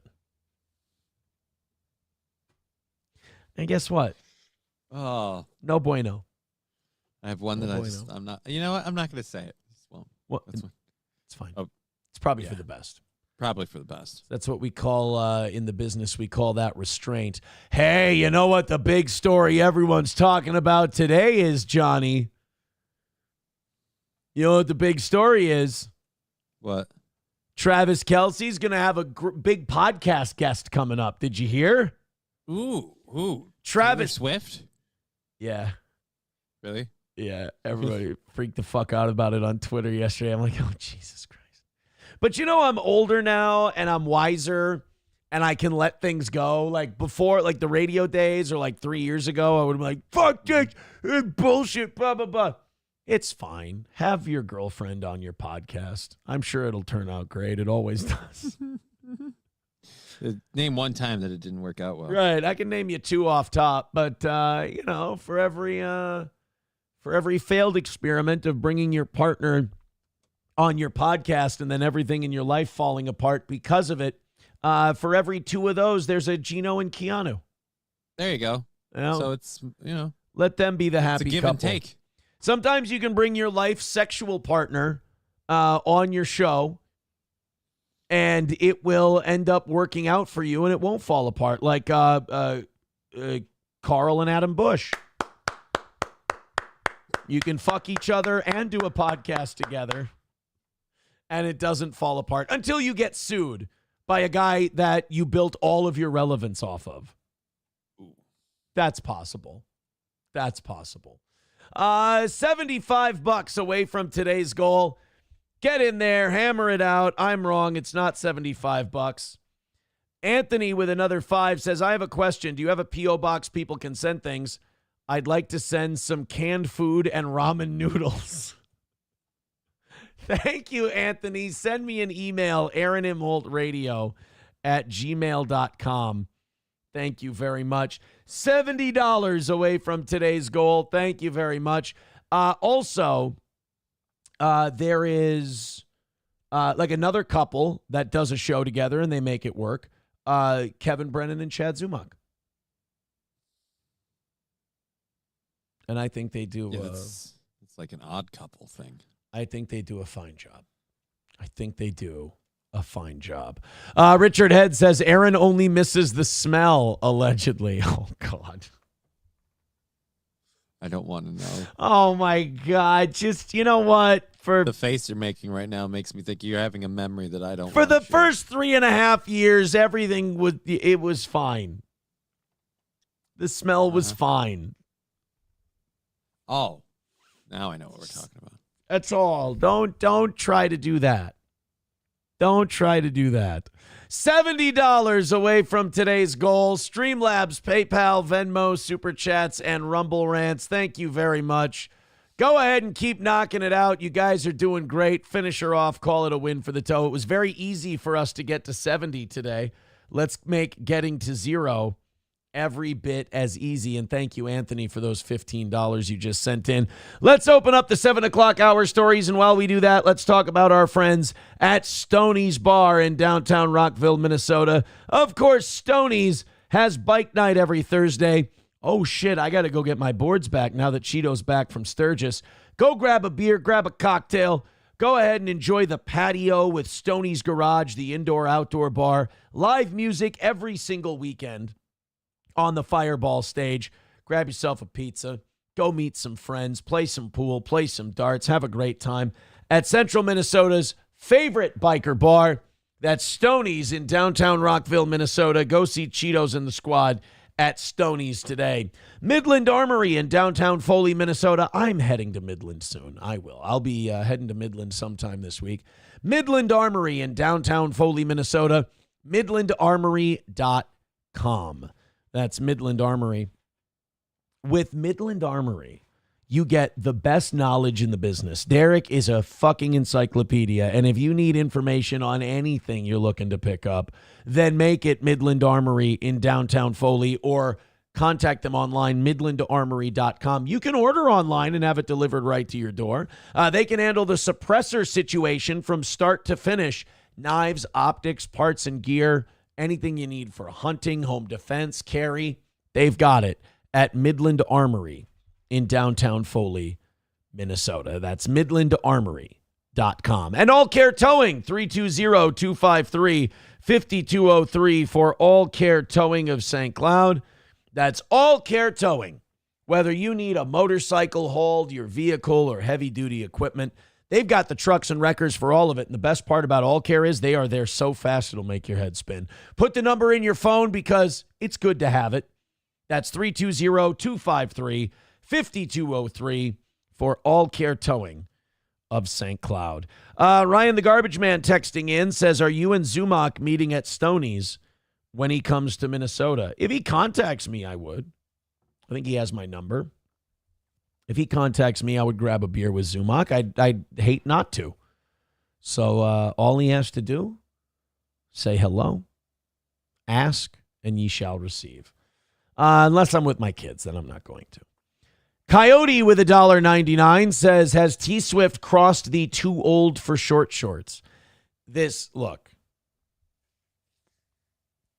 this is going to be a controversial opinion. This is going to be worse than the Sydney Sweeney thing for a lot of people. I find Taylor Swift very attractive. You muted yourself. Shit. But remarkably mid, man. Remarkably mid. She's got a good look. Look, I'm not saying I'd turn her down in a bar, as you would put it. The small town bar test. The small town bar test. Small town bar, I'm saying she's, in a small town, whatever. She's running high 8, maybe even in a 9 range. But like in terms of the, oh my God, we love her, we're obsessed with her, oh my God, she's so hot thing. Like, no. She's not ugly. She's a lot more attractive, especially in the face, than Sydney Sweeney. She doesn't have a nice bod, though. She's in great shape. If we could put Swift's head on Sweeney's bod, you'd have a perfect woman.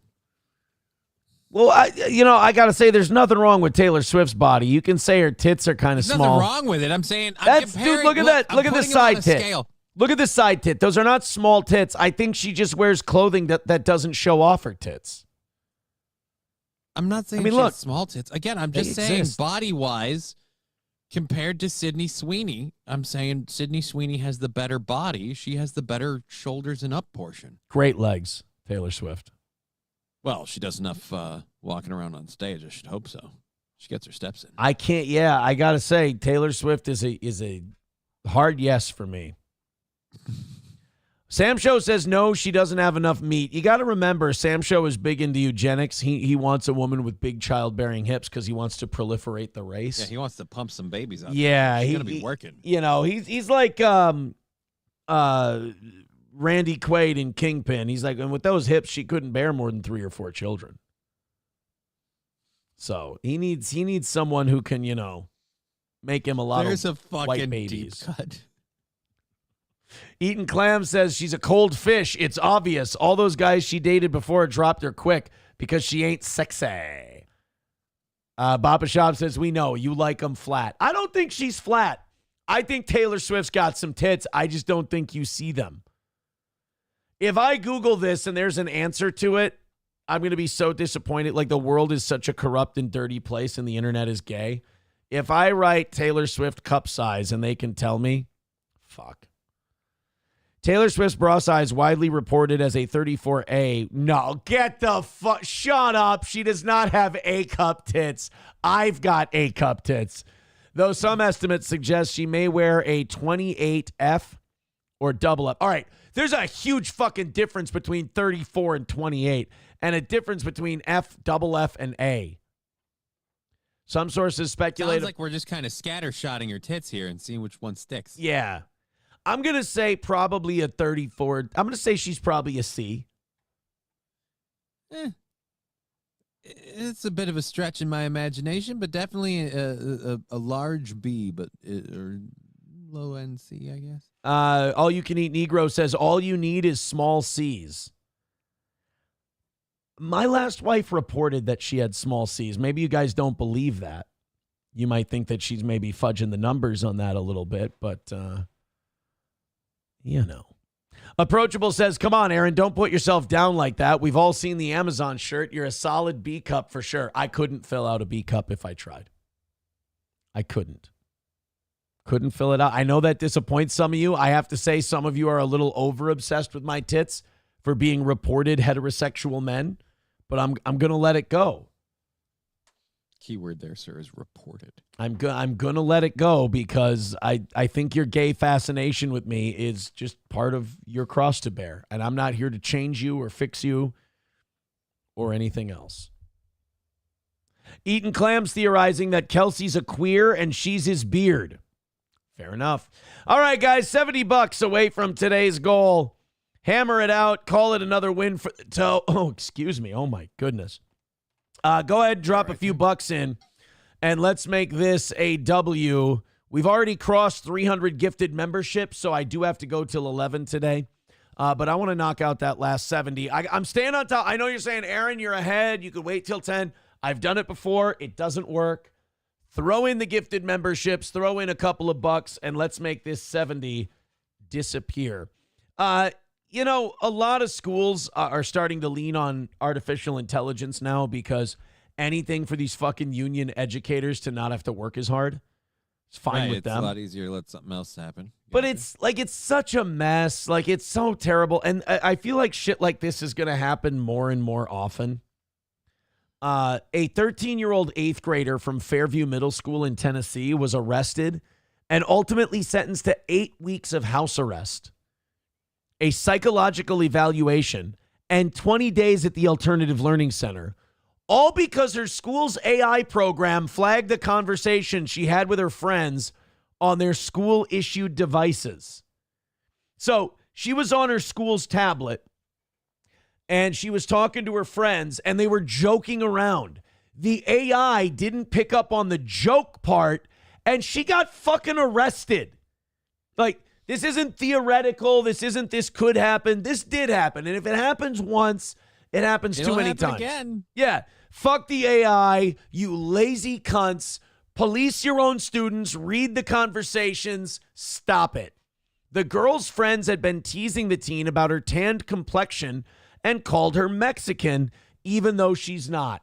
When a friend asked what she was planning for Thursday, she wrote, "On Thursday, we kill all the Mexicos." All right, first of all, let me just say this. Fucking retarded thing to put in writing on a school device. Right. Really. At what point is it her fault? Yeah, really fucking stupid. I'm not sitting here saying that this girl was an innocent. What I'm saying is you don't arrest a fucking kid for a joke they make on a tablet. This is Brave New World shit. I don't like it. On Thursday, we kill all the Mexicos. Now, she's not serious. There's not a 13-year-old that's going to round up all the Mexicos, as she put it, and put them in a camp. However, the school uses Gaggle's AI program to monitor chats for threats, and because it's a machine and doesn't understand context, it immediately flagged this sentence as a threat to all Mexicans. Now, I don't mind that necessarily. That an AI someone flag should look it over and go, this is a fucking joke. This is obviously people fucking around. There's a conversation that maybe should be had with people in question. Calling the cops seems a bit much. Sure. No, I agree with you. Should you sit that girl down? Yep. Should you probably suspend her for like a couple of class periods? Yeah, you should. She should probably have to cool her heels for writing shit like that because you don't want kids getting in the habit of joking about that shit. But arrest? Rather than doing their due diligence and digging into the context, the school's personnel immediately just alerted the cops. They saw this conversation. AI sent them this conversation. They saw it, and they called the fucking police. Like, first of all, if you think this is a serious threat, you got to call the UN. Like, these kids are planning a genocide.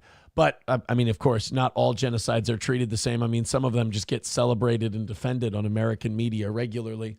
Sometimes you go to jail and you get house arrest at 13 years old. Sometimes you're Barry Weiss and you get $250 million for your blog from CBS. Different strokes. The school's personnel immediately alerted police, which promptly arrested the bewildered girl. This is why when people tell me there's layers of checks and balances, I go, I don't give a fuck. Because there were layers of checks and balances on this too. And they did not work. Everybody was fucking stupid. They drove to the bewildered girl was driven to the police station by the cops, strip searched. She's 13, strip searched, forced her to shower on camera, coerced her into signing documents she didn't understand without a lawyer or a parent present, and threw her in solitary confinement for 24 hours. All of these people should be fired, fined, and probably summarily executed. This is torture, and honestly, what warrants a strip search? Yeah, she threatened to kill all the Mexicos. She joked about wanting to do something. So that just meant what? Like, you're going to check her for weapons all over? Like, why? So why shower? Like, the more I'm hearing about this, I'm like, this is fucked up at every level. And there's just somebody go, no, it's a 13-year-old girl. So let's pump the fucking brakes here. And may I say, I don't even want to blame AI for this because there were so many chances adults had to unfuck this stupid, retarded situation, and they did nothing. The problem is everybody just yes-anded it because it's like, well, it's easier to just go along with this because they said this, so I'm not responsible because I'm just doing what I'm told. Fucking improv, man. Fucking improv. Her parents didn't know where she was, and when they finally found out what happened, they were not allowed any contact until after the solitary confinement was completed. This is insanity. First of all, you shouldn't be allowed to put a 13-year-old in solitary for a day. That shit fucks with your brain, and it does. No. Yeah. And a judge kept up the lack of due diligence and rationality, ruling that the poor girl was, quote, wait, what? This is a quote from the judge. The girl was, quote, probably mentally retarded. But if she was probably mentally retarded, wouldn't that mean you don't arrest her and strip search her and put her in solitary? And the judge ordered a psych evaluation, followed by putting her under house arrest where she was not allowed contact with anyone but her parents. While she was under house arrest, ruled by a judge. Yeah, this isn't done yet. The school filed truancy charges against the parents because she wasn't in school. Okay, every single person from start to finish in this story needs to not be in their jobs anymore. She was tan. Her friends made fun of her for being a Mexican. She said, tomorrow we're going to kill all the Mexicos. And this is where it ended up. Tomorrow we're going to kill all the Mexicos. I've got 2 silos full of tortillas. The Associated Press analyzed data from Gaggle, the program that they're using. Yeah. Its flags were wrong 68% of the time.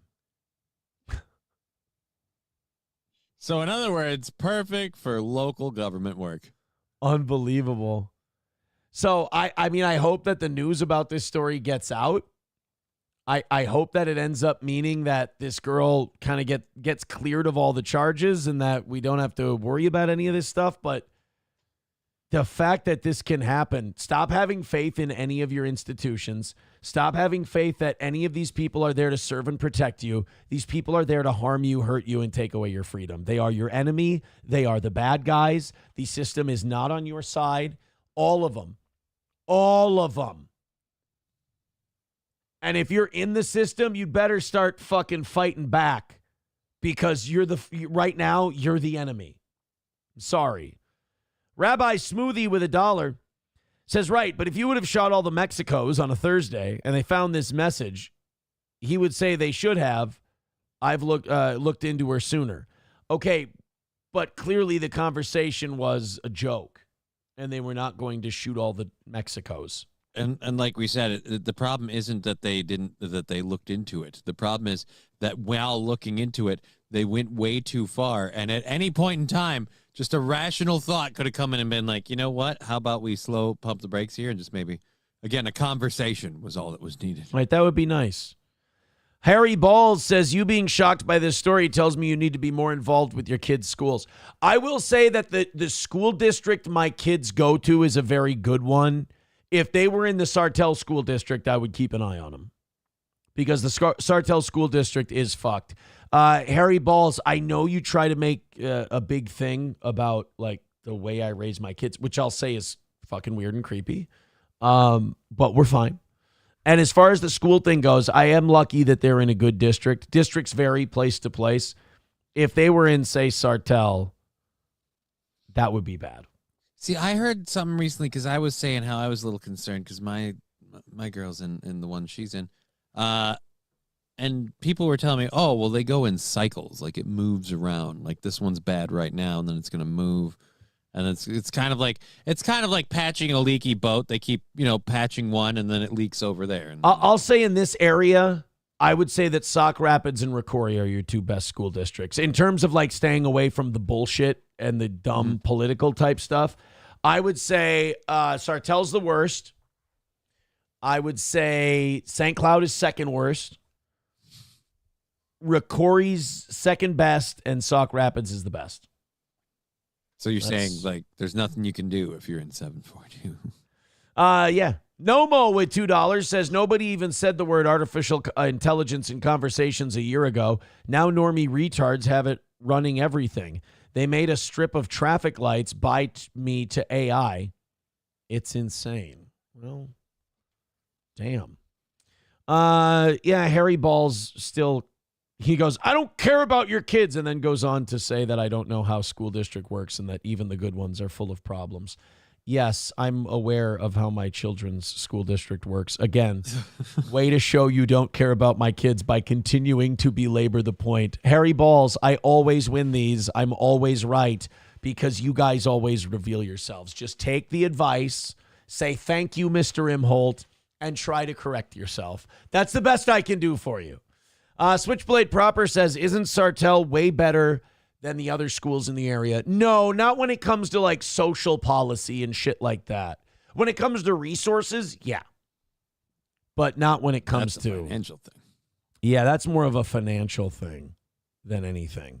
Hulkamasha Baby says, if this surprises you, you've clearly not kept up with Buffalo schools and all the shit they do. I have kept up with, though, the Buffalo Soldiers and the Dreadlock Rastas.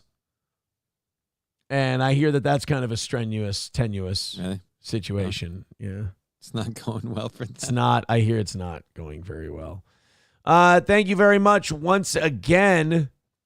With $10, I believe that puts him at 25. Thank you very much. It's Anthony again. Thank you very much, Anthony. That puts you at 25 for this week.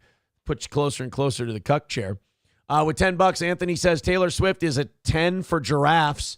I bet she could put down in Africa, get left, and make a horrible song about how the male giraffe left her for another one. You see, she's a giraffe fucker in that one. She does have a long neck. I didn't think it was a negative thing. I think she's beautiful.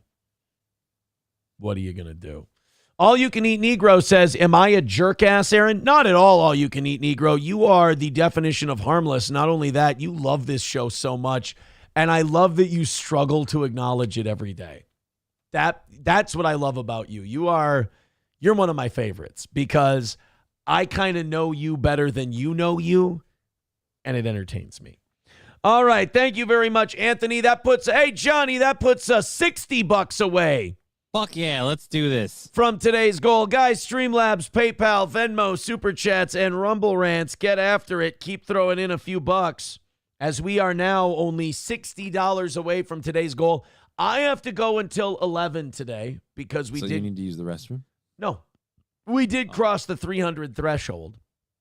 So thank you very much for that. But yes, throw in $5, $10, throw in some gifted memberships, hit the PayPal, the Venmo, the Streamlabs. You know what, Johnny? We have not been testing whether or not PayPal and Venmo and Rumble Rants and Super Chats are broken today. Mm-hmm. Let's do a test. If you're on YouTube, first of all, hit thumbs up. Everybody right now, stop what you're doing. Hit thumbs up, hit like, follow, all that shit. Very important. I haven't been promoting that today. Second, I need the super chatters and the gifted memberships on YouTube to prove to me that the system is working. Let's do a quick system check. I need the Rumble Rant and gifted membership people to see if the system is working. We need to do a systems check. We need to do a systems check of Venmo, PayPal, and Streamlabs as well. So everybody throw something in on those just so I can report that they're working. This is a callback. This is a blast from the past. We don't see a lot of rapper drive-by shootings anymore. Yeah, it's like a late 90s, early 2000s thing. Right, so it kind of died out. Yeah, all the rap beefs got commercialized around Nas and Jay-Z, and now it's just a couple of like closeted homo theater kids rhyming words at each other. It's good to know that in the local scene down there in Memphis, it's still a fucking mess. Let's take a look. Oh my God. Right?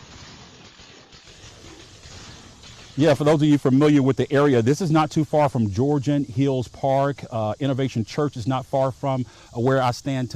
Look at that. Look, they're just fucking blasting at each other. Point blank range. Like if you saw where that car was and where this one is, they're just standing there right in front of each other. You would think in a lot of these hood shootouts that these guys are using fucking muskets. Because they're standing feet from each other and they're missing all over the place. Like you saw these two cars. Go back a little bit. These two vehicles were shooting at each other, and they were hitting the ground from a distance of a few feet. They were missing that badly.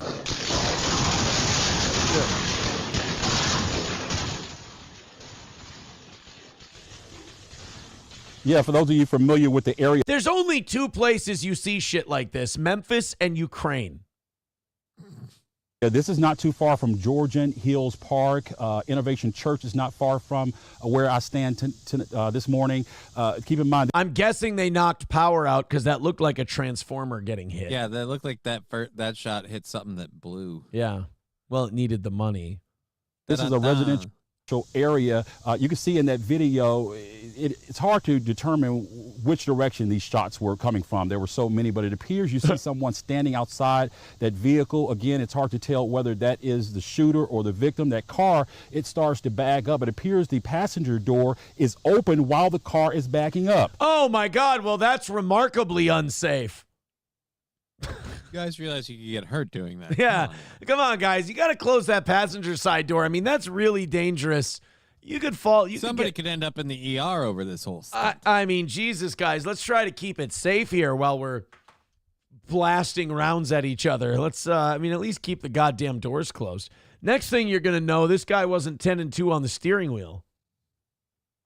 It looks like the person who had been standing outside that vehicle is somehow able to hold on to it as it's backing back. As we understand it right now, the body was discovered at Meritavia and Georgian Drive. That's the rapper that was killed. His name, what was the rapper's? Fast Cash C Money was his name. Fast Cash C Money is no longer with us, so get those mixtapes before the prices go up. Meritavia and Georgian Drive. Now, we have been speaking with different people in the area. You know what I love about pictures like this? So a lot of times, like when a multi-millionaire rapper does a photo shoot and they do shit like that, they just wait and they clean up the money later. What I love about like indie rapper photo shoots is, they have to pick up all of those bills like meticulously after they're like, oh shit, I got to pay rent this week. This is my entire savings account for a photo. Yeah. I actually, people that I'm living large. I took out a line of credit at 20% so I could throw this money around in the video. I got to make sure I pick all this up. Is what a man told me. Keep in mind, the man you're about to hear from, folks, he is right at 75 years old. Uh-oh, that means he's about to sound like a fucking idiot. They're setting us. They're like, all right, this guy's fucking stupid, guys. Bear with us. If I had been walking past this way, I would have been shook. I would have got shot. Oh, yeah. So that's what is frightening to me right there. So that's where it came through at right there. Yes, it does something. Holy shit. Folks, that video you're looking at right there, that is right outside of that door or the window where that man was standing not too far from. Yeah, you know what? I got to say, though, that kind of speaks to the dream I had the other night. I didn't tell you guys. I told the evening show. I didn't tell you guys about my dream. What was your dream? We still haven't been able to figure out what this means. I had a dream. At the end of the dream, I got shot in the back and it came out my stomach in a little tiny bullet hole. And it looked like the bullet hole in that guy's wall. I don't know. A little weird. But in my dream, and see if you can make sense of this, I was some kind of law enforcement guy, or I was just a good Samaritan. And I had gone into a school to stop a school shooter.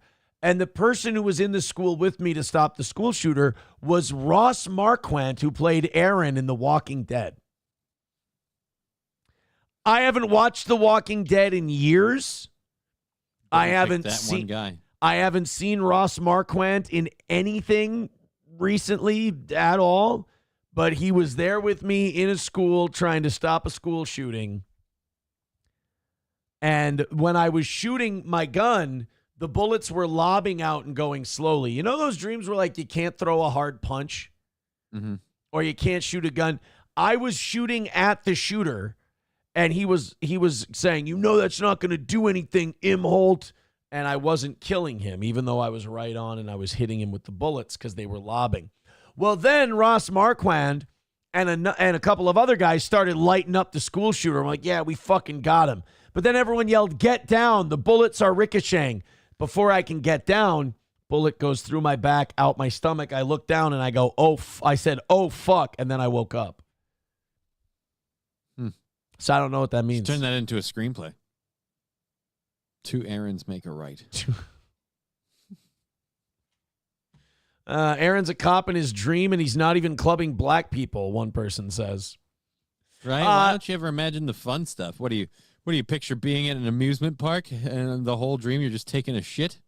No, Harry Balls, it wasn't a dream about that, and I know you're not going to like this because you hate the facts, but nobody was disseminating my intimate photos without my permission or stalking me publicly. So, no, it didn't have to be a dream about that. Oops. I know that's an inconvenient truth for people like you. But, hey, just to, be like all-you-can-eat Negro. Admit you're a giant fan, and I'll stop busting your balls. I'll stop making fun of you. Coyote Envy, and making you the butt of the joke. Coyote Envy, and don't let that bother you, by the way. And don't show me it bothers you by responding. Coyote Envy with 199 says, did you get a slice of Kiki pie? I don't mean this as an insult, but I don't want a slice of Kiki pie. Keanu is my friend, and she's married to my other friend, and so I don't do that. Thank you. I know that sounds odd coming from me, but I don't do that. Oh, Harry Balls, come on. Are you seriously asking that question? Now I just know you're not an honest guy. Now I know you're just a dishonest, delusional guy. I'm sorry, Harry Balls. I gave you a modicum of respect, and that was you know what? You're right.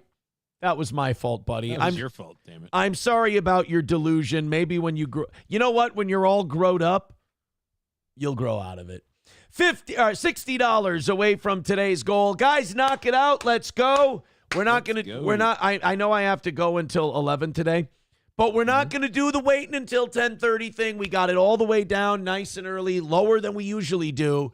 Keep that Let's just going. pump this last little thing out. Knock it out. Call it a win for the toe. Streamlabs, PayPal, Venmo, Super Chats, Rumble Rants. I fucking challenge you. I dare you to contribute money to this show via Streamlabs, PayPal, Venmo, Super Chats, and Rumble Rants.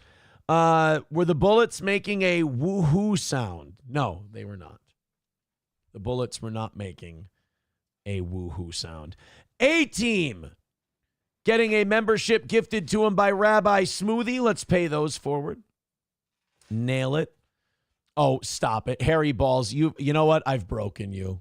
I think it's over for you, buddy. Sorry. If you can't see it, then I'm sorry. I think you've just, your steel toe delusion syndrome has gotten the better of you.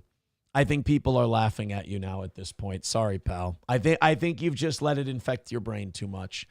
I'm sorry that I killed you. It's terminal. Fox News host Mark Levin and Marjorie Taylor Greene are feuding with each other publicly. And God, it's like two people with whiny women's voices screaming and kvetching at each other. Now, I can't imagine what Mark Levin and Marjorie Taylor Greene would ever be fighting about. I mean, what is Mark Levin ever calling people? And now, if you don't agree with Mark Levin ever on anything, remember, you are an anti-Semite. You are a bigot, and he will expose you for being such a fucking bigot and a piece of shit. Well, I mean, I think he's probably been upset with Margie Taylor Greene ever since she started spilling the beans on the whole Jewish space lasers. That's they don't true. Want to give up that technological edge, and here she is blowing the fucking whistle on it. I can say with absolute certainty, they do not like you talking about the Jewish space lasers. It's not something they enjoy or appreciate talking about because they'd like to keep that shit hush-hush. Right.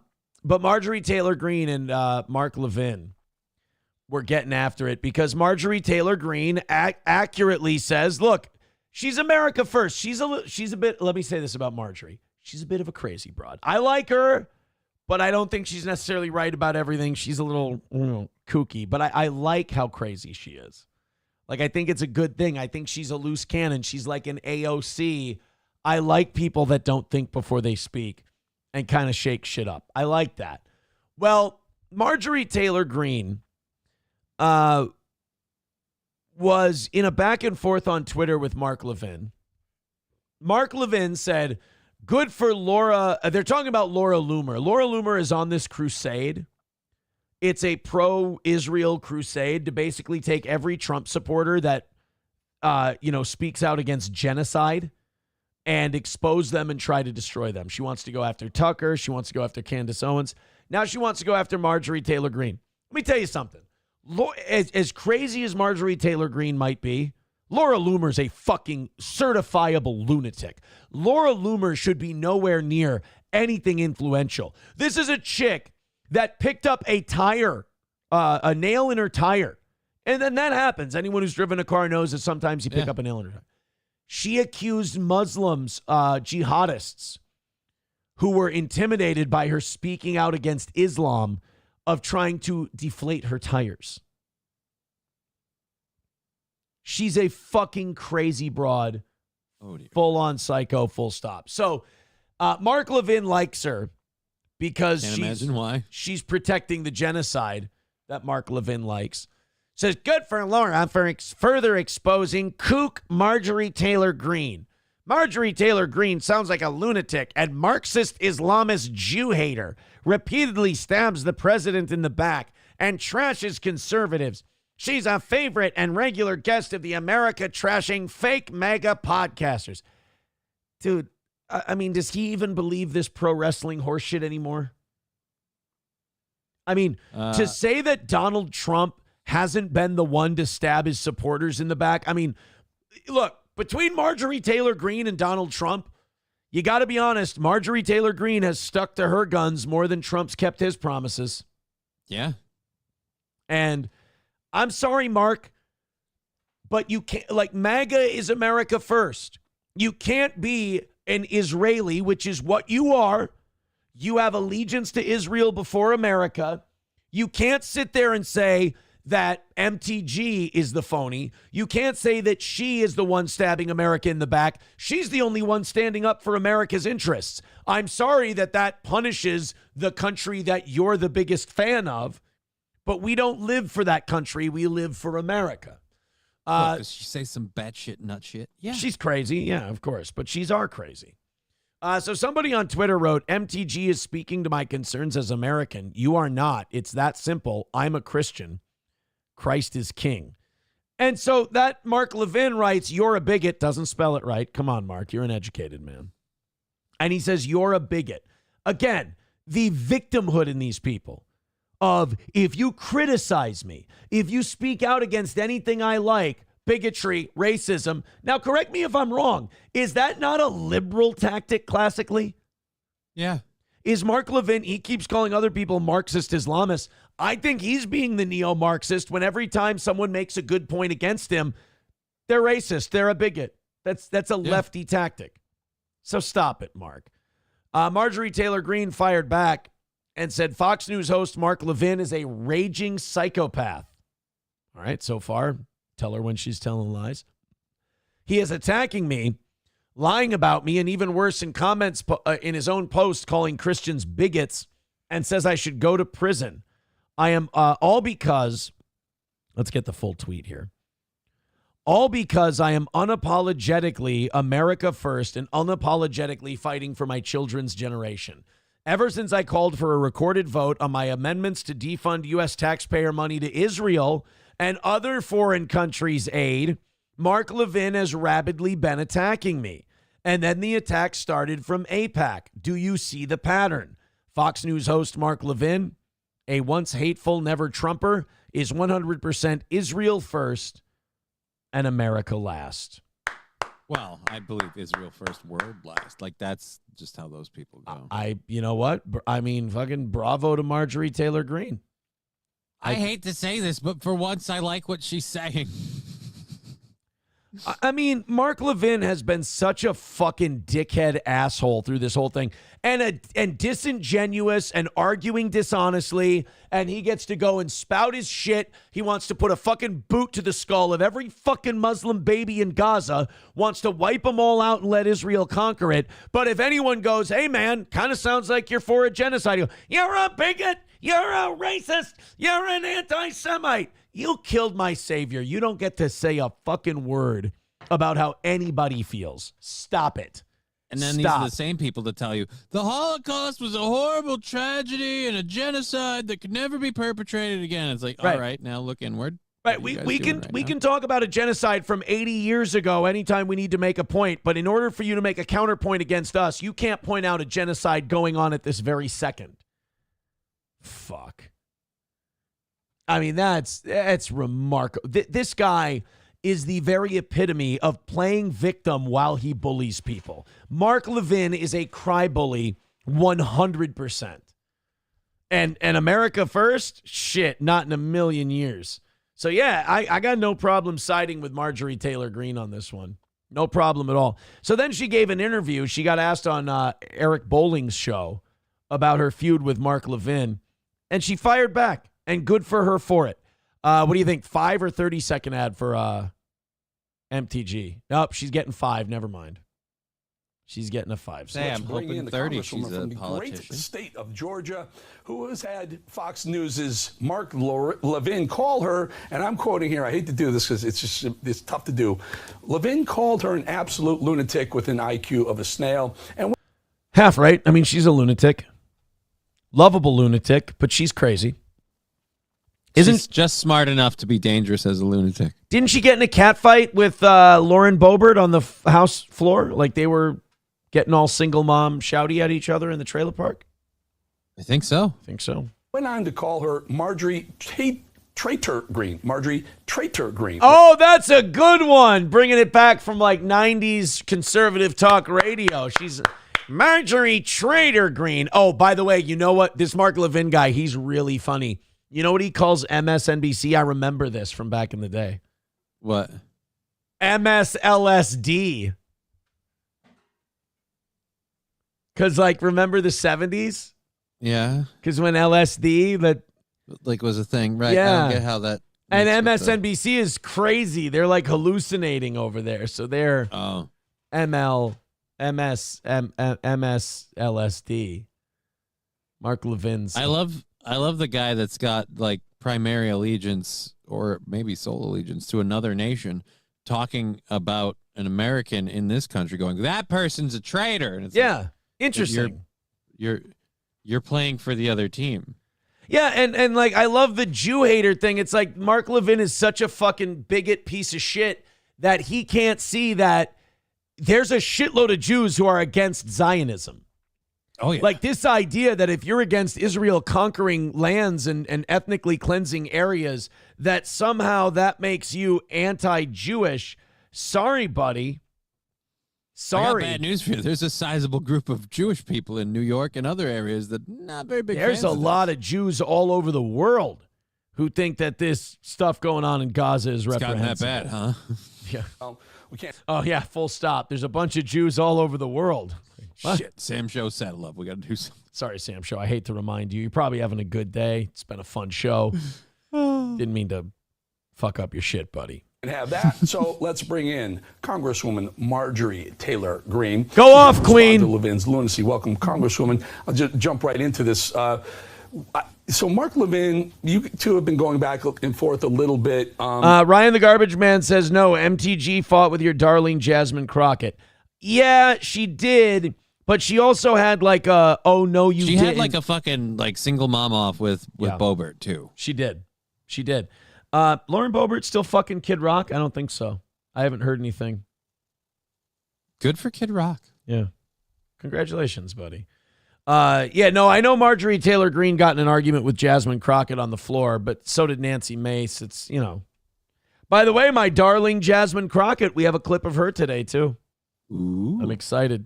Let's show the folks what he had said about you. It's kind of nasty. I don't know why he's continuing this fight, but I did notice, MTG, when he's doing it for his leader, Benjamin Netanyahu. He posted that comment about you. The comments were massively in support of you. The folks who read that comment said... That's because Trump supporters are America first, and I'm glad that they see through this.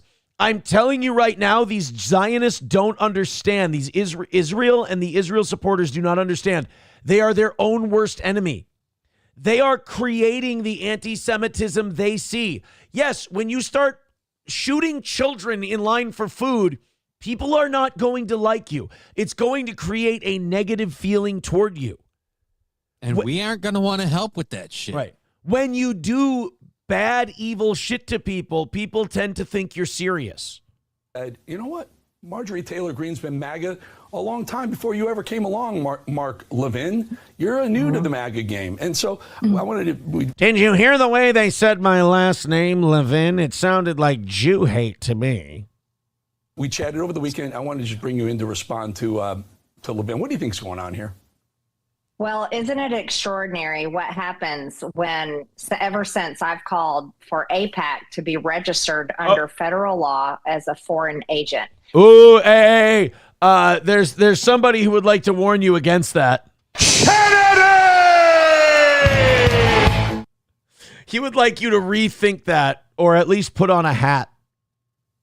Basically to register themselves as a foreign lobbyist, which is what they are. AIPAC lobbies on behalf of Israel. They even take members of Congress on their freshman year on a full expenses paid trip to Israel. Isn't that fucking crazy? It's almost like they're making us their bitch and they're getting us good and indoctrinated. Oh, and by the way, if you say no to that trip and you go, fuck you, I don't need to go to Israel. No, where are we going next? Botswana? I don't need to.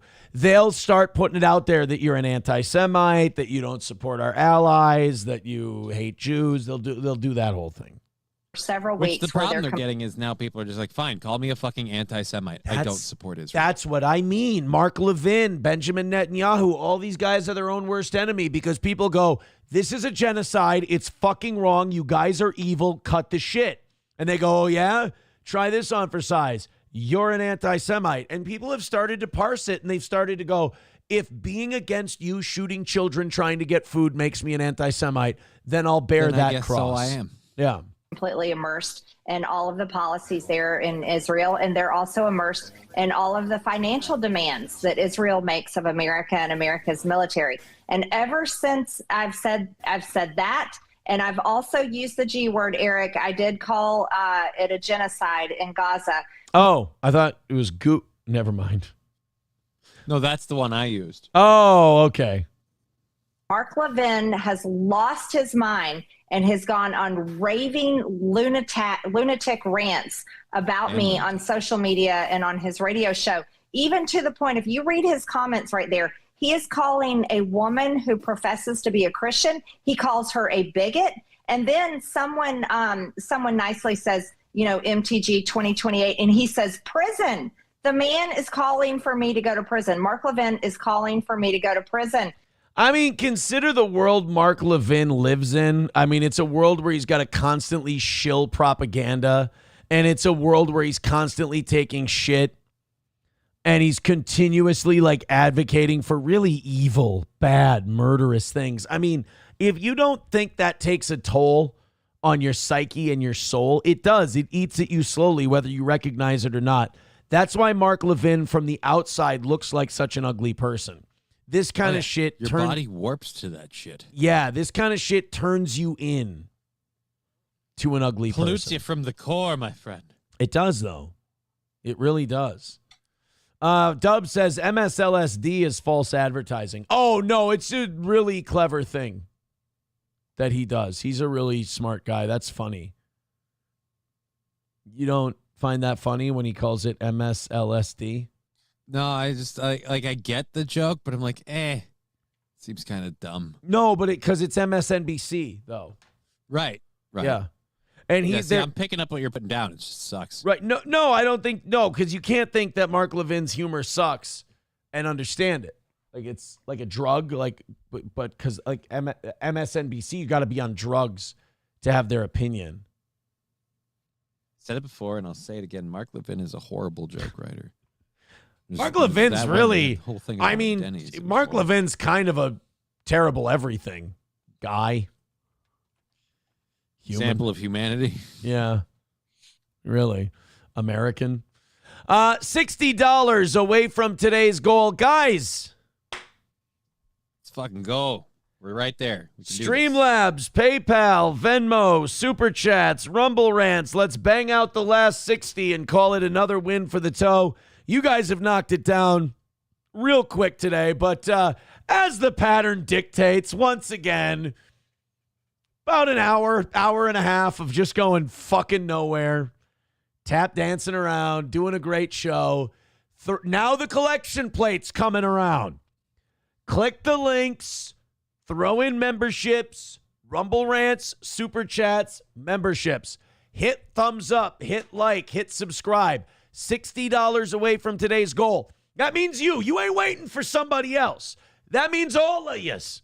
5 or 10. Don't worry about going over. If there's 9 of you, there's 9 of you. If there's 15 of you, there's 15 of you. Get in there. Get after it. Knock this out. And I'll stop being so goddamn obnoxious when we do this. Streamlabs, PayPal, Rumble Rants, Super Chats, Venmos, everything. Give money to the toe. God damn it, man. That fucking wildfire shit is still going on. Which one? The one, there's like 2 in Canada that I know. Yeah, there's still, it's another air quality warning. Fucking. The worst part about this is, like, Donald Trump pointed this out about California and stuff. They quit doing their brush clearing shit, and then we started getting all these wildfires. Right. Canada gave up that, like, for the whole country, and it's, again, now we, like, as opposed to doing this in a controlled manner, it's just, no, every summer we're just going to put up with just streams of smoke from our neighbor to the north. It's been going on for weeks now, too. And it's just, it's a smell. It's a taste.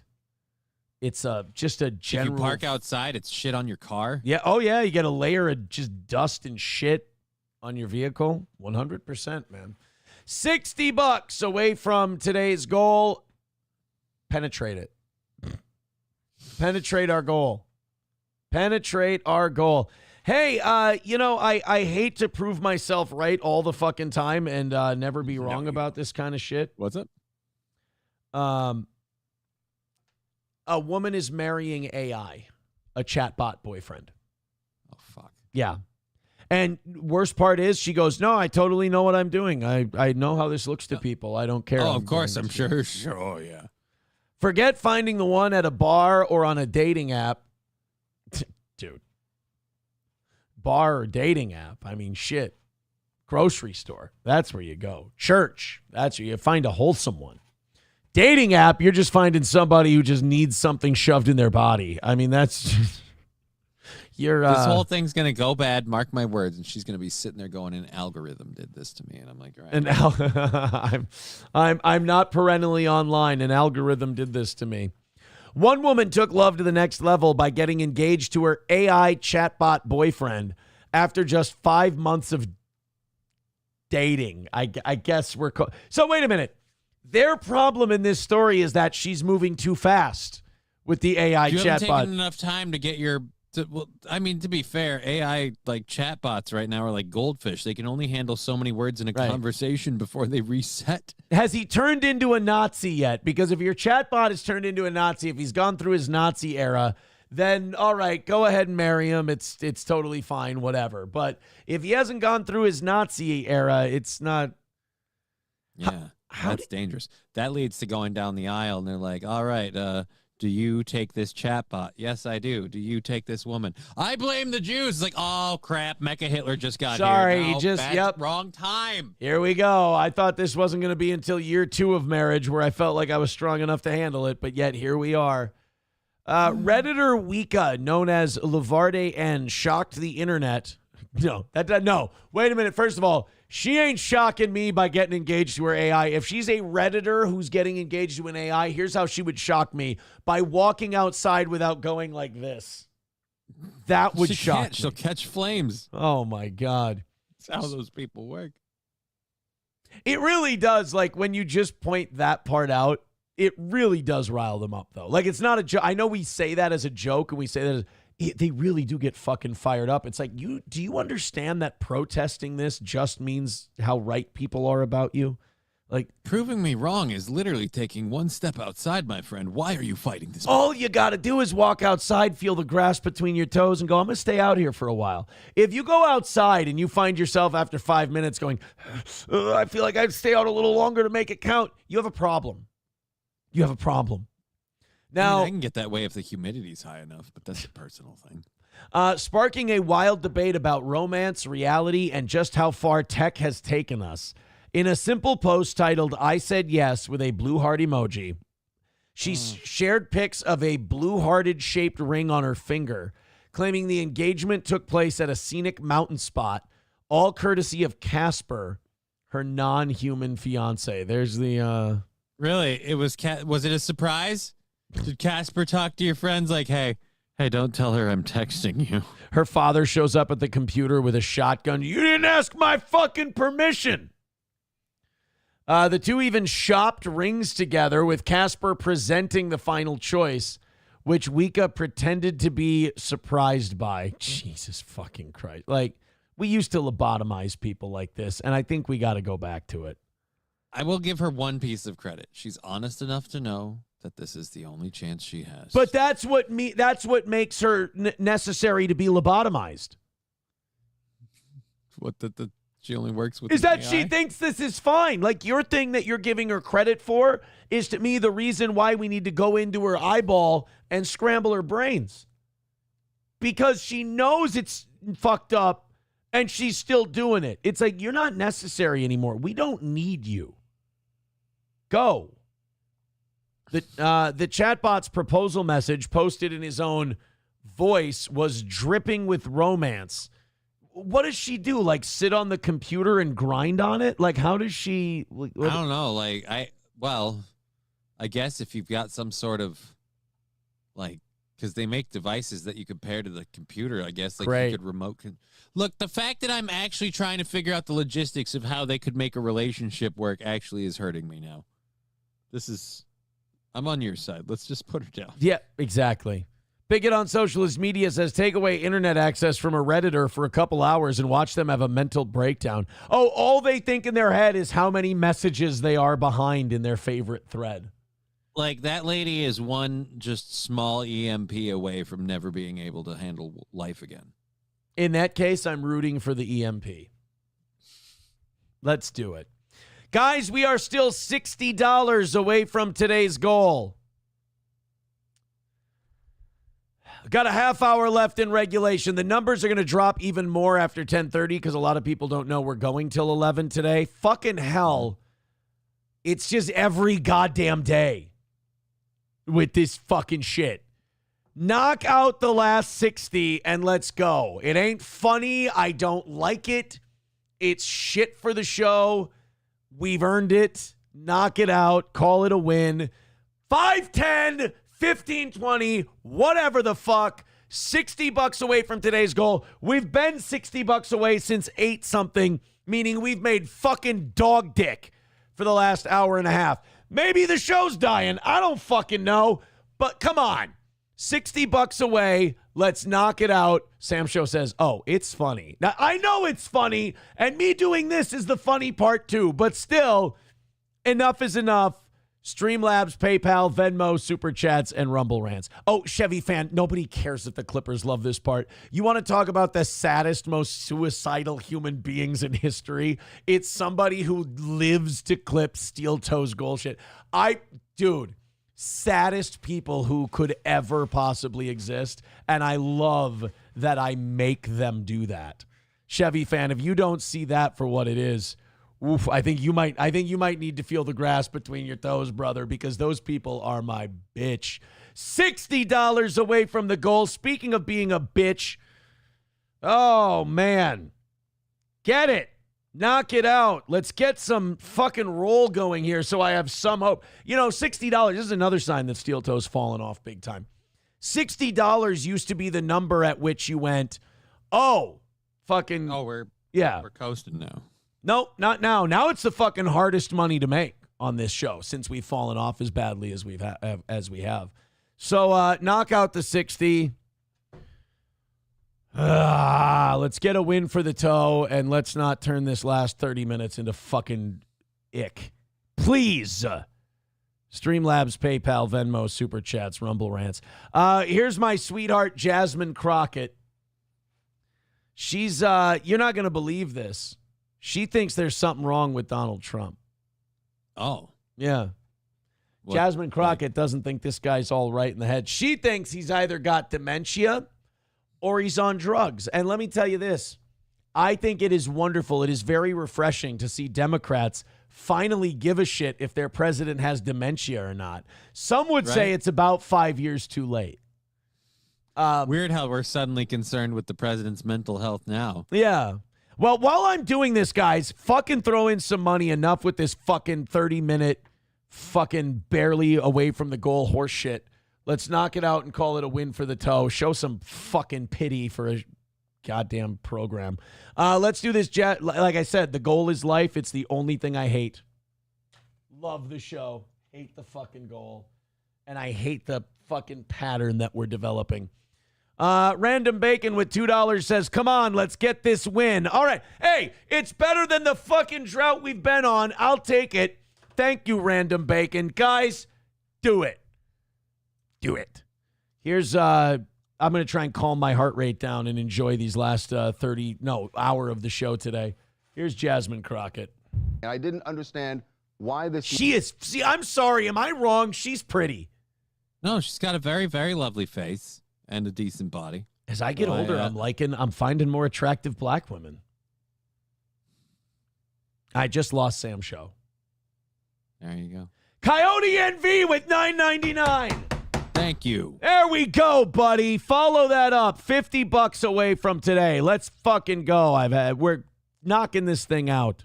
Morning, he went. No more Mr. Nice Guy. Bully money.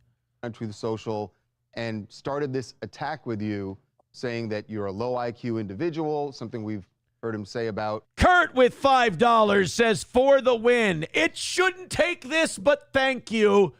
Thank you. $45 away from today. Streamlabs, PayPal, Venmo, Super Chats, Rumble Rants. Let's go. Charlemagne the God recently, but you're a low IQ individual and that you need to take the test, referring to the competency test, which, by the way, is different from an IQ test. That also seems strange. But why this attack this morning, seemingly out of nowhere? Okay, wait a minute. Let's not do this with politics. The thing with politics is they're all shitty to each other. So let's not treat one like a victim and the other one's not a victim. Like, she says horrific, horrible shit about him. He responds by saying remarkably horrible shit about her. That's fine. And neither of them mean it. They're all putting on a show. So I don't like it when the media goes, oh, why is the president picking on you? He's being a cunt. Why is he being... Right, because you're being a shithead to him. So he's being a shithead to you. I'm not going to sit here and defend Trump and be like, oh, he's a victim of Jasmine Crockett. No. One thing you can count on with Trump, he's going to give as good as he gets.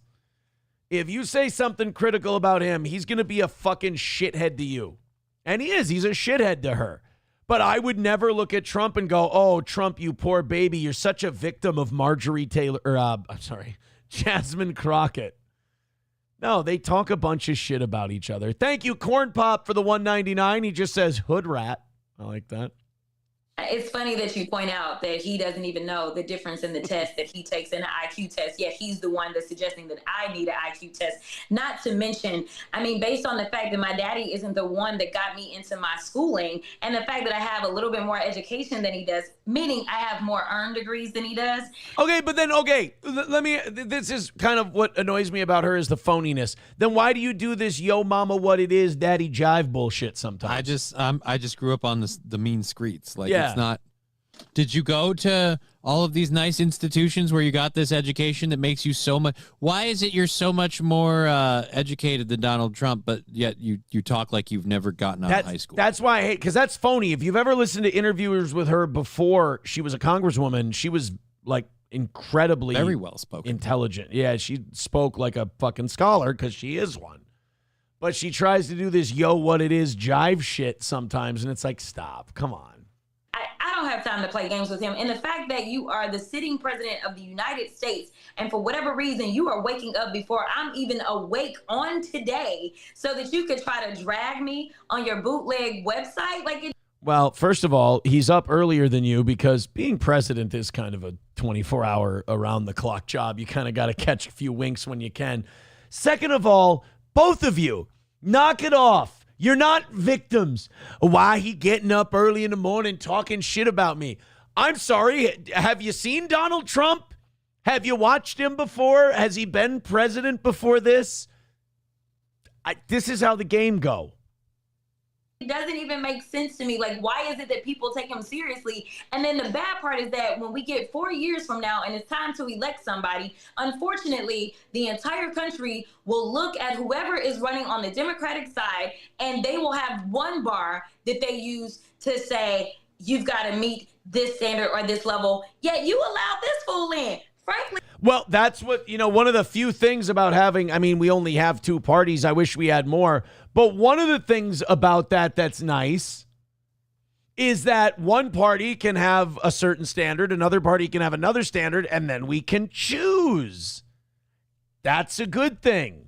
Anybody. I wish these two would put as much energy into calling each other stupid and retarded and low IQ as they did in finding solutions for problems. This is social media. This is what the internet has done to us. It used to be Tip O'Neill and Ronald Reagan would argue about what the tax rates should be. They argued about what our foreign policy should be. Those were the arguments they had on the news. Was it boring? Yep. Did less people watch it and pay attention? Yes. But the quality and caliber of person that now follows this shit has sunk to the bottom of the fucking ocean because now everybody wants to have a Twitter beef with the president. Everybody wants to go on TMZ and go, yo, fuck him. He's booty. Don't you guys have shit to do? Yeah, politics should be boring because otherwise retards get involved. Can be president. It's fine that all of us who watch football are retarded. That's fine. Who gives a shit if we have a wrong opinion on whether a 3-4 base defense should do a AA gap blitz? Who fucking cares? But when it's politics and shit matters and the people who follow it go, oh, I like it when the president says the mean thing. And did you hear what that lady said? She had a meltdown over it. Great. We have a $2 trillion annual deficit, you stupid cunt. Don't have kids. But hey, at least we saw Bobert's boobies get fondled. Oh, God, she does have nice boobies. See, I'm susceptible, too. Look at me now. I'm falling into it. But I'm not in charge, and I'm not trying to be because I know better. After him, we're talking about somebody with 34 count convictions of felonies, in addition to the fact that somebody based. Oh, fuck you. Based. Who literally 34 convictions of felonies, right, on your weird stacked trial thing. Govern or doesn't want to govern, doesn't want to do what's right. So every time you look around, he's invoking emergency powers. And frankly, doesn't govern. Did you see that big, beautiful bill? Just kidding. And you're right. Invoking emergency powers just in perpetuity for your own needs is completely wrong. And I am so glad that she pointed out because no Democrats have ever done that. Yeah, right, I wonder where he got that from. To him, you would be concerned not only about his mental acuity, but you also would be concerned. I'm not concerned that he's an unintelligent man. I know he's unintelligent. That part is clear. But okay, this is what bothers me when they say, oh, yeah, he's an unintelligent man. That means that he got you. Like this dipshit dumb guy. Okay, if he's an unintelligent man, what's Kamala Harris? She's got to be fucking stupid, right? Because she couldn't figure out a way to beat that guy? Come on. I'm wondering also, is it Dementia Don that we're getting? Dementia Don, I like that, though. That we're getting, I don't know, but there is a problem. Like Houston, we have a problem. So he lives in Washington, D.C., not Houston. Thank you. He's never lived in Houston. I like Dum Dum Don, though. Dementia Don does just have a nice ring to it. Dementia Don, Dum Dum Don. Usually he's the guy giving out the nicknames. That's a pretty good one. Random Bacon with $5. Thank you. He says you can take the girl out of the ghetto, but not the ghetto out of the girl. People care what Trump says, not you, Jasmine. Go! Thank you, buddy. Thank you. Appreciate it. Hey, guess what, boys and girls? It's another win for the toe. Wally World with $5. Hold on a minute. Let's update Wally World. He's at 54 now. There we go. I'm going to have to keep that open because we've got a few coming in here. Rabbi, he says, have you seen the Benny Johnson bit where he investigated Jasmine's background? No, I haven't. Rabbi Smoothie with $2 says, don't be trying to Jew us out. You have to go until 11. No, I'm going till 11 today. It's going till 11. That's never been. I just wanted to hit the goal before 10:30 as usual. 383 Novocaine with $2 says, have you seen these lunatics pretty psychosocial are posting your yearbook photos? Those chicks are the stalkers. I mean, really, it makes them look more psychotic and crazy than anything. I mean, I'm fine with it. I don't even know who they are. Is it Like, psychotic? That's just a cell phone. Well, I mean, look, you attract stalkers when you're really talented and they're sensitive. I mean, when the SJW, easily offended type, grab on. I mean, I've been dealing with this for 10, 15 years. This is nothing new. All it is it shows you still got it, you're still the fucking man, and you can still trigger the fuck out of these people. In fact, I might be better at it now than I ever have been, judging by the amount of people I fucking trigger the shit out of. Main Vein with $5 says there is nothing attractive about this ghetto broad, Aaron. Oh, that's just a lie. Quit lying to yourself. Yeah. Look, do the word. Look, every time she opens her mouth and noise comes out of it, does that take her down a couple points? Right. But if she were struck mute, damn, nice looking lady. I think she's a nice looking lady. I do. I can't say she isn't. Anthony, oh boy, hold on a minute, guys. You might want to get more yearbook photos. You're going to be fucking sucking your thumbs and getting your blankies today. I'm really sorry about this. Anthony with $40. Thank you. And that means we're over for tomorrow. Another win for the toe. That puts Wally World in the cuck chair at $54. Lab Glass in fourth with, I got to put Captain Joe fell out of the cuck chair at 40.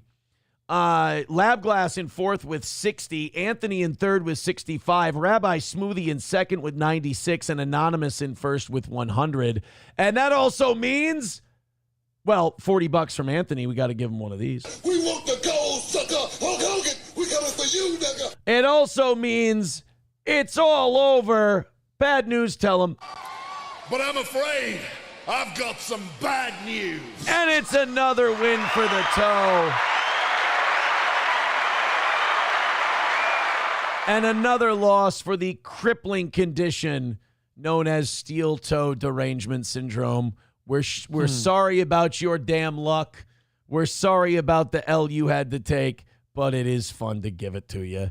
Thank you guys very much. We appreciate it. So now we got 45. We got it done early today, guys. Nice work. Thank you.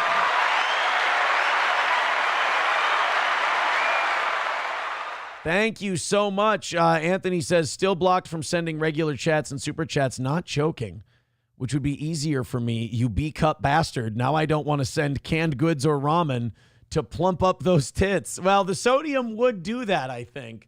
Thank you, Anthony. I appreciate it. That's very nice of you. I will go in there again today, but your YouTube handle, if you would once again email me your YouTube URL, and I'll do it that way. But I went and looked for your ID, and it said, I unblocked it, the whole thing. I don't know how the hell that works, my man. I'm not sure. I'm sorry. Rabbi Smoothie says, now can we do some Trump stories and impressions? Well, it is Marble Arms got gifted a membership by King Kong Dong. Very good, Marble Arms. Go ahead and pass that along. On a Wall says, I had a black Harvard grad for a boss. She couldn't work her way out of a paper bag if she had to. I mean, sometimes a college degree is just something you paid for. I don't think that's the case in Jasmine Crockett's case. But no, I think Jasmine Crockett plays down how smart she is to play to her stupid voters. Right, because otherwise she's acting. Never mind. The black lady is very smart. She's very intelligent, but I think she pretends to be stupid for the dumb people who vote for her. And the dumb people who vote for her are black. I love my blacks, though. My blacks are the best blacks. Nobody has better blacks than I do, the smart blacks. Come to Trump. The dumb blacks go to the lady who talks like the dumb blacks. That's what he says. I would never say that.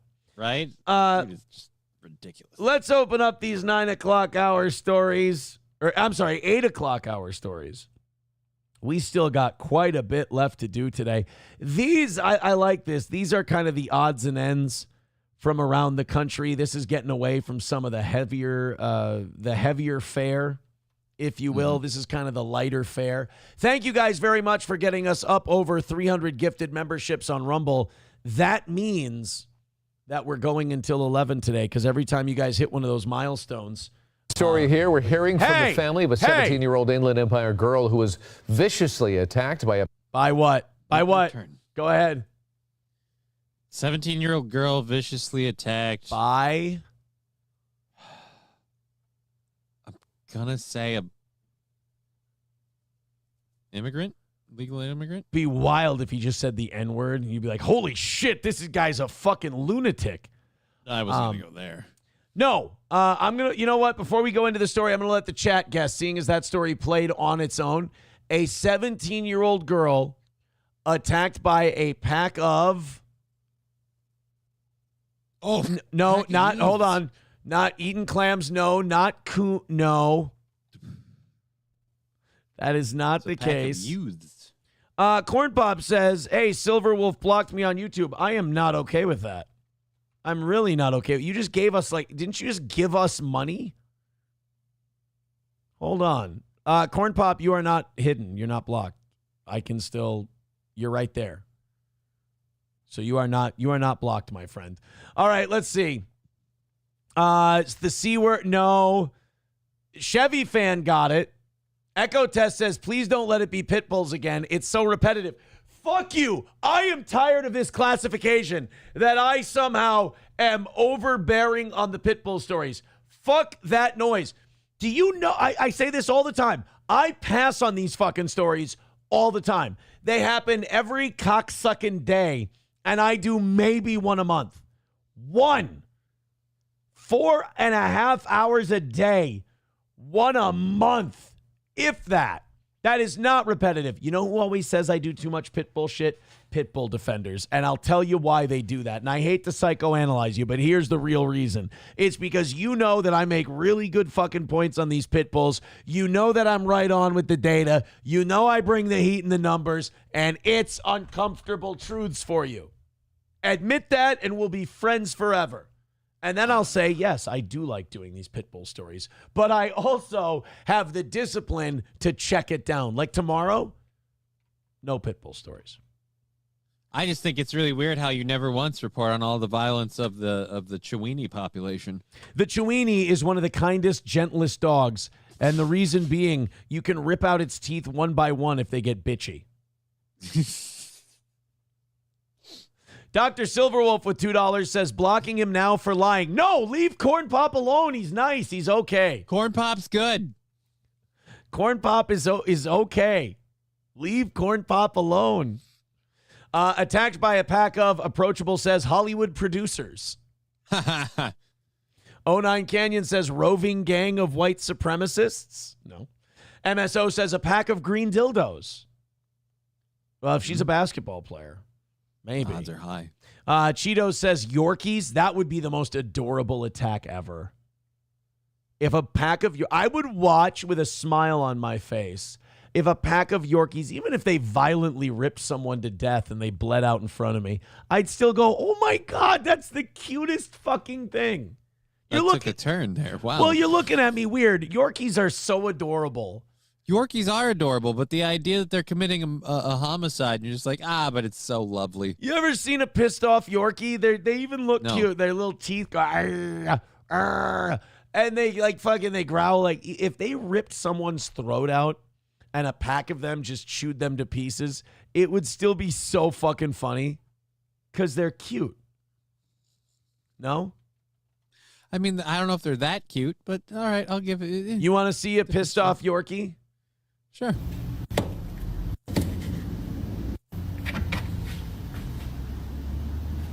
Look at him.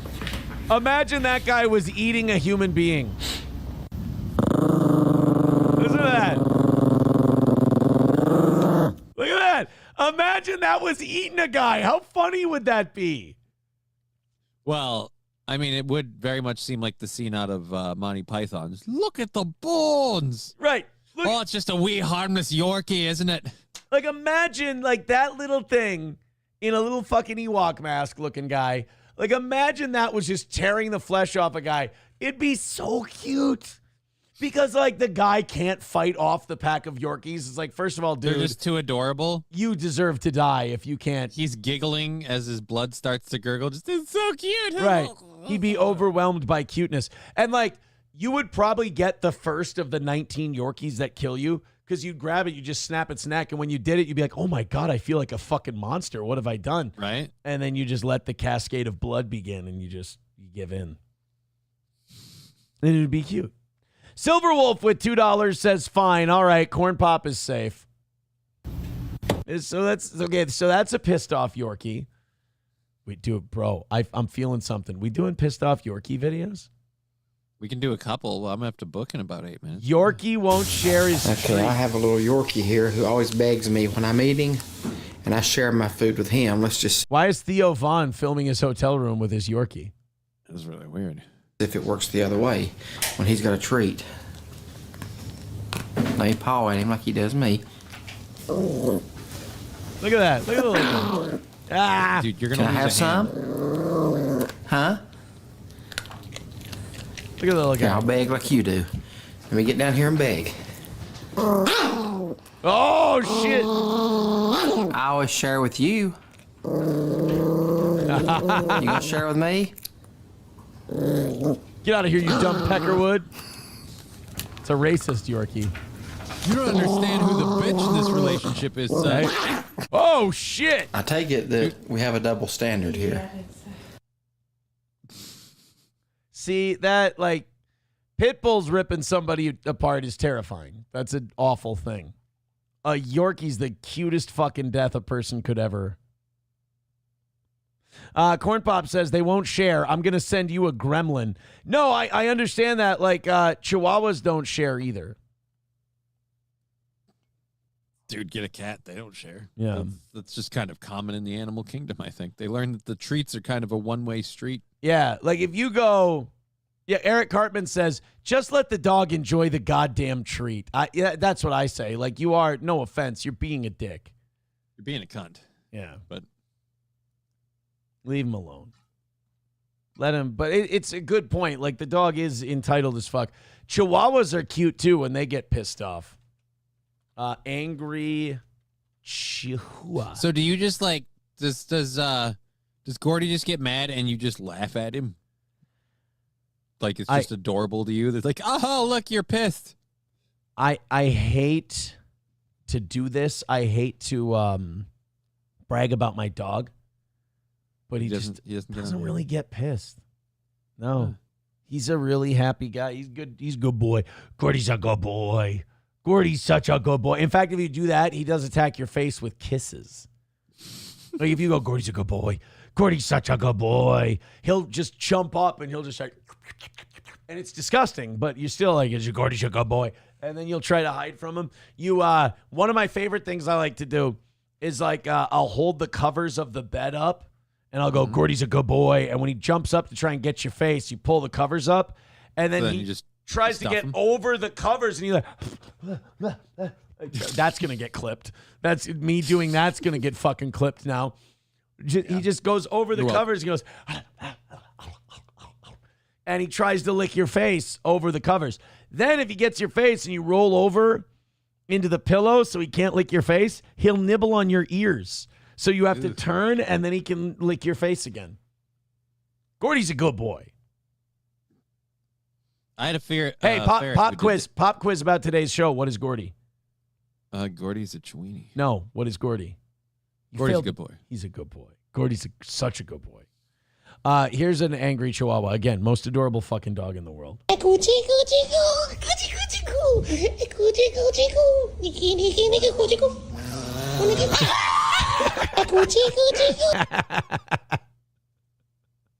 It is fucking pissed off cunts.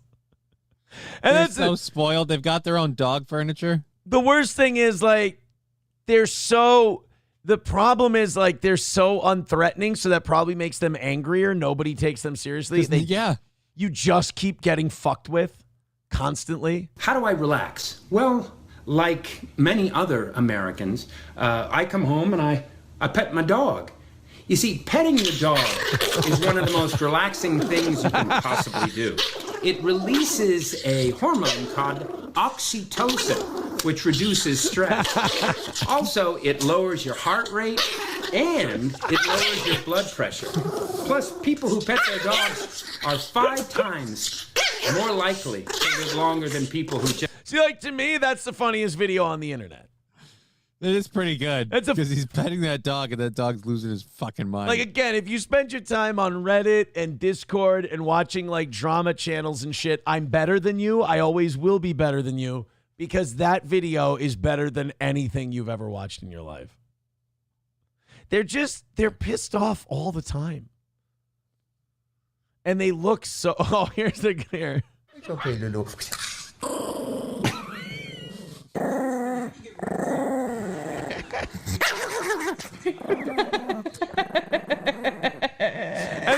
And this is the worst part. So, like, they bite you. It doesn't hurt. And you laugh at them. Right. It doesn't hurt when they bite you. So now they're more pissed off because they're like, there's nothing I can do to get you to fuck off and leave me alone. You have nothing to threaten me with. Dude, I'll be sitting on the chair just watching TV after the show or something, and I'll just be playing with Gordy, and I'll do this to his head, and he'll just be going, and he'll be play by it. Like, when he gets you, he lets go, and it's one of the games he likes to play.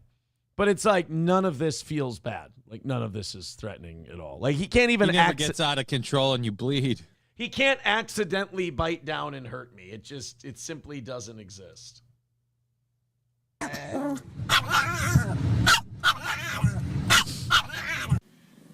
Rick know him? Oh, yeah, fuck him up. Dude, oh, hey. Fucking eat him. Eat that fucking stupid devil cunt. Dude, no, that dog doesn't have a chance in hell. That dog, first of all. Cats can take down dogs twice their size easily. Cats are, unless it's declawed, that cat's a danger. We used to find dead birds when I was a kid in the backyard because Penny, my purebred Chihuahua, would catch birds and kill them. Crazy. Yeah. Like in midair? However, well, in the back, there was like brush. There was like brushes, like bushes. So they're going to obviously be nesting in the area. Yeah, bushes and shit. And Gordy would catch some of them. Sometimes Penny would get some of them and just fucking smoke them. And we'd find dead birds in the yard. And the only logical conclusion we'd come up with, sometimes squirrels too. Penny would fuck up a squirrel and you'd find him. He didn't eat him. She didn't eat him. She just killed him and then left him there like a serial killer, like a sociopath. Well, it's argued that that's an animal behavioral trait. Like, you know how you bring food home and maybe you give a little snack to the dog? Like, that's kind of how they're behaving, too. Maybe. Like they're providing. They're trying to impress you, yeah. Like, look what I did. You're like, it's kind of like the Norm Macdonald joke about the cherry tree got chopped down, and then you come in the house, and there's little George Washington holding an axe and saying, I chopped down the cherry tree. I cannot tell a lie. And then the dad going, that first part makes me really mad. That second one scares the shit out of me. You know, your dog's like, I killed the squirrel. I wanted to provide for you. It's like, all right, that first one is a little weird. The second part scares the fucking shit out of me. Remarkably disturbing. Well, Zach had arranged to feature some of Rick's paintings in a live. They're the ugliest fucking dog in the world, and I love them. They're fucking hideous.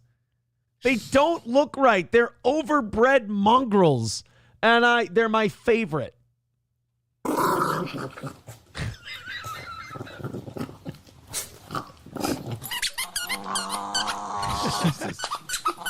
look at that retard. That's dental work even. I'm like, wow. Talk to me.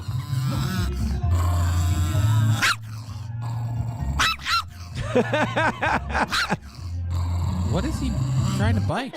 He's being retarded. They're just retarded dogs. They're just dumb fuckers. Every single one of them. And I love them. By the way, we are going to go back into a pit bull murdered somebody story after this, so there is that.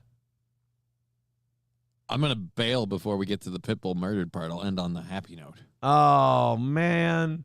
Rabbi Smoothie with $2 says Silverwolf has a PhD. Can you say that, Corn Pop? Well, Corn Pop is a bad dude, and he ran a crew of bad boys. I don't think you want to fuck with Corn Pop. I don't think you want to fuck with Corn Pop. Don't block Corn Pop. Corn Pop's cool. Corn Pop is okie dokie. Says, I'm still permanently blocked. No, you're not, Corn Pop. I just went in. You are not permanently blocked. Here, I will ban you. And then I will unhide user on this channel. So any claims that you are banned are now you're a fake Corn Pop and you're lying. All right, Johnny, you get out of here. Yeah, I'm going to probably be half hour late on my show today. So. You go fuck off and go buy a Chihuahua. Go do something useful. Fuck no. And enjoy your money that we made you today. Thank you. All right. There goes Johnny. He's out of here. And we got the next half hour because you guys got us to 300 memberships today on Rumble.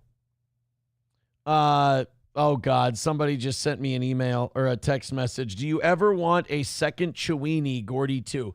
No, one dog is enough for me at a time. One dog is enough for me. That's it. No, Corn Pop, I just banned you and unbanned you on YouTube, dumbass. So I throw the charge back at you. All right, let's go into the teenager viciously murdered by a pit bull. Now, I think accidentally doing that Yorkie and Chihuahua video actually helps prove my point on the fact that not all breeds are the same. It's not how they were raised. Some breeds are just fucking monstrosities that just, I'm sorry, but they just can't be allowed to hang in there. That's all I'm saying. Here, we're hearing from the family of a 17-year-old Inland Empire girl who was viciously attacked by a pack of dogs near her own home. More than a dozen dogs. Oh, by the way, I have no idea. They haven't said, and I don't know if they do say in the story, that the dogs were a pit bull. I just hope that we're all adult enough and we're all mature enough to understand that is 100% what happened here, and this was a pit bull attack and nothing else. Dogs have already been rounded up, but as Inland Empire Bureau Chief Rob McMillan explains, neighbors still fear for their safety. Why do I love, not her, hold on. Why do I love her? There's something, there's like an elegance to that lady. Still fear for their safety. And I see these wounds everywhere. I thought they ripped her arms off. That's what it looked like. Maria Espetia is talking about her 17-year-old daughter, Tracy, finally out of the hospital more than 3 weeks after being Yep, that's pit bulls. There's nothing, I'm sorry, that wasn't golden retrievers. Attacked by a large group of dogs not far from her home in Newberry Springs. I thought she was going to be fine because she walks to her bus stop every morning, so I would have never thought that anything would happen to her. It happened. Yeah, because you're never safe when a pack of pit bulls are around. Sorry. They just decide to attack for no fucking reason. See, like other dogs, I had a dog when I was a little kid who bit my cousin because my cousin was hitting him with that blue play school hammer. He just kept hitting him with it. And so the dog bit him, which is understandable. The difference is pit bulls will just go ahead and fuck somebody up for no reason, just for looking at them funny or just being in the area. They just get a bloodlust. They're monsters. You shouldn't own them. They shouldn't exist. They shouldn't be around. I'm sure. Look, you know how you like Trump because of the way he talks about illegals? I talk the same way about pit bulls. They're rapists. They're murderers. I'm sure some of them are good people, but they're not sending their best. That's pit bulls. Sorry. Some must die so that others may live. On July 17th on a dirt road between their home and a local park where Tracy was going. What a depressing fucking park. There's something about not having grass that just makes everything look like Mad Max. When the dogs attacked, a neighbor, hearing Tracy's cries for help, called 911. By the time Maria got to the scene, she says her daughter was unrecognizable. I didn't know who she was. She was so dirty, covered in dirt, so I didn't recognize my daughter. I recognized her bra. That's what I recognized. You recognize her, like her underwear? Okay. All right. Well, I mean. And I got close to her and she's like, Mom, am I still pretty? I told her, yes, of course, you're beautiful. She has. That's weird. Like, you got attacked by a bunch of dogs, and that's kind of weird. That actually is the saddest part of this story to me. Like, that's kind of fucked up. Now I feel bad for, like, is that how fucked up teenage girls are by, like, the media and Twitter and Instagram and TikTok and all that? Are they that mentally fucked up that, like, bro, you just had a brush with death. A pack of killer dogs just attacked you. And you're worried, am I still pretty? Instead of like, am I going to be okay? Are my arms going to work? Anything like that. That's sad, man. That makes me feel bad. Am I still, oh, God damn it. We got to stop raising our daughters to think that way. Like, if you're pretty, that's fine. And someone's always going to find you pretty. But like, that shouldn't be the first thing you think of when, dogs have bitten your body to pieces. Over 100 dog bites. I mean, they bit every part of her body you could literally think of, except for her ankles. Tracy's stepdad, Carlos, Pit bulls historically don't find ankle meat tempting. I don't know what it is. showing us where it happened. This was her water bottle from that morning. Could somebody pick it up? That's fucking littering. That would be nice. This is her sweater. What's going through my mind was the worst. It was not one dog or two dogs, it was a lot. A total of 16 dogs were seized by animal Holy control shit. from a neighbor. The San Bernardino County Sheriff's Department saying the animals were not fenced nor leashed. Oh, shit. I don't think that's a... Uh-oh. I don't want to be wrong. It's a pit bull until I hear different. That's the only way we're going to get the news to tell us what kind of dogs they are. Because they don't want to say pit bull because they're worried people will judge. Then we have to all just assume that it's a pit bull until they tell us it's not. The family took this video of one of the dogs shortly after the attack, but others around town are worried about the number of wild dogs that roam free. These are like Beethoven's.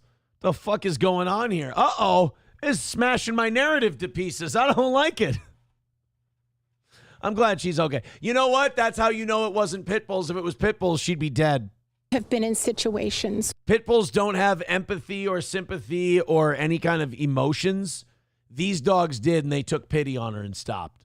Where we're out walking, and all of a sudden dogs rush out from a fence or out from nowhere and start circling around us. A GoFundMe campaign. Hey, you guys need to start just shooting dogs out in the public. And like whoever this asshole is, you take away all his dogs, you kill all of his dogs, and maybe him too. Like maybe this isn't someone who's helping. Is set up to help support Tracy's recovery. She's so positive.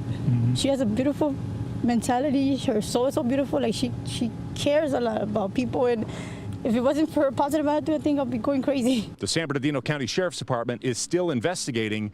The dogs are in the custody of the Barstow Humane Society. Put them down. In Newberry Springs, I know. Rob McMillan, ABC 7 I. I get it. It's not their fault. The whole Breaking thing. news, Shut up. They had a bad owner. Blah, blah, blah, blah. It doesn't matter. They're irredeemable. Let's put them down. Let's call it. Let's play it safe on this one. Nova said wild pack of dogs don't have one. Well, I meant wild in their behavior. Clearly the dogs came from that guy's house. Nova, I think we're being a little literal there, sweetheart. No, Mad Moof, that is not true. Chevy Fan says it must have been like a scene out of Silent Hill. Yeah. Those were nasty fuckers, man. And just dirty. MSO says, rumors are they were reservoir dogs. Yeah, they bit off her ear and started singing into it. It was terrible. Approachable with a clip says, the look on your face when you realize you did something that's going to get clipped gets me every time. You know what? That's what I love. I love that people appreciate the fact that I'm in on the joke. I know it's going to get fucked with. That's why I can't imagine these people who take this show so seriously. It's like, you understand I'm in on everything. You're just too dumb to realize, to know what you're watching. Let's see what Approachable clipped out. For the covers, and you're like, that's going to get clipped. That's me doing that's going to get fucking for the covers, and you're like, that's going to get clipped. That's me doing that's going to get fucking. I mean, was I wrong? Was I wrong? Was it clipped? It was clipped. Yes. Corn Pop with $1 says, if you fired Silverwolf, I will be unblocked. You're not blocked. And you're not probably the same Corn Pop. I'm calling this a conspiracy. You're trying, and I appreciate it, and people have done it over the decades. You're trying to make yourself a bit. You're trying to make yourself a player, and I appreciate that, Corn Pop, and you're wonderful. But at the same time, no. I don't know what other way to say it. At the same time, niet. Incorrect. Here's a hell of a meth bust. You know how we had that, 900 pounds of meth in Minneapolis that was seized? Illegal immigrant caught with $12 million of crystal meth in South Dakota. They're not sending their best. An illegal are we going to have a protest on the streets for this guy? I just really don't want to see him have his life uprooted.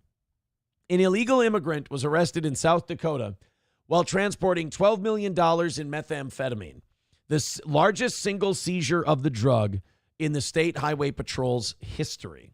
The 42-year-old man, who is not identified, was pulled over during a traffic stop by the South Dakota Highway Patrol while he was speeding on Interstate 90 in Sturgis. Oh, this makes sense. I bet you while Sturgis is going on, it's a big meth trafficking time of year in that area. I mean, bikers and meth. I'm not saying all bikers do meth, but let's just say there has been known to be a correlation in the community. There's a bit of an issue. I think bikers who don't do meth will tell you, yeah, it's maybe a little more prevalent than we'd like it to be.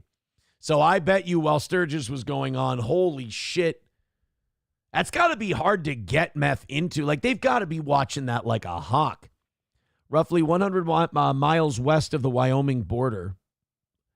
Turns out the driver was carting a staggering 207 pounds of crystal meth in his vehicle, roughly the same weight as an adult black bear. Authorities emptied out his vehicle and recovered the stash, which has a street value of $12 million. Oh, so our bust in Minnesota was way more than $12 million. Oh, okay. I thought 12 million put ours to shame, but no, if that's 200 pounds and ours was 900, fuck, we had like a $50 million bust. The drug bust was part of the governor's Operation Prairie Thunder, which allows law enforcement in the state to assist immigration and customs enforcement. Oh, you mean that you guys aren't a sanctuary city? Oh, that's so weird. I've heard that being a sanctuary city is great because you don't work with the federal government, so you don't have to oppress people's rights. You mean you actually get violent criminals and dangerous drugs off the street, and it actually helps to keep the crime rate low? That's amazing. I don't know why. I've heard that that's really fucking racist. Papa Shab says, it's for personal use, man. I don't know if that's going to fly. Nova with a good idea. He says, when will the cartels hire white drivers? Yeah, I mean, maybe you'd be pulled over less. I don't know. Chevy fan says, have you tried kickstarting a Panhead 74 CI not high on meth? You know what? In fairness, no, I haven't. So maybe you need it. I apologize for my ignorance. Marble Arm says, my house would be so fucking clean. There's clean, and then there's 200 pounds of meth clean. Bigot on Socialist Media says, if I found that, I'd destroy it, not give it the cops. I wouldn't try selling shit in my neighborhood. I don't want those retards around. Well, if the cops get it, like, there's a chance it finds its way back into the marketplace. Let's not pretend that doesn't happen. Rabbi Smoothie, I thought this too. He says, I love how they have to equate it to something because they think we don't know what 207 pounds is, right? Like, I thought that was dumb too. They're like, 207 pounds, that's like an adult black bear. Yeah, I know what 207 pounds is. Like, it's my favorite corner in the NFL. It's Jeff Okudah, basically. Jeff Okudah, not my favorite corner. Let's see how close I was. Jeff Okudah, weight. 203 pounds, not bad. Not bad. Speaking of the Vikings, I read a report from their training camp yesterday that the guy we drafted 15th overall last year, Dallas Turner, and we traded a bunch of picks to move up and get, this, I can't remember who the reporter was, but he said that Dallas Turner needs to step it up. Dallas Turner is at risk of being passed over by undrafted rookie free agents, by UDFAs. Like, he's in danger of being passed on the depth chart by them. And that is really worrying to me, because when you spend a 15th round pick and you spend like a shitload of 3rd and 4th round draft capital to get him, if that guy doesn't become a stud, like that's a bigger bust than just using your pick for him, because you gave up a lot more to get. I don't like that. I need Dallas Turner to become a superstar, or it's another early Kwesi Adolfo-Mensah draft bust. Not worried about J.J. McCarthy. J.J. McCarthy looks like the man, and he's going to be great. You Need Me More with $1 says, I hate to tell you this, Aaron, but every time you guys talk first about how a woman looks or how great her tits are, you all contribute to how girls and women value themselves. You know what?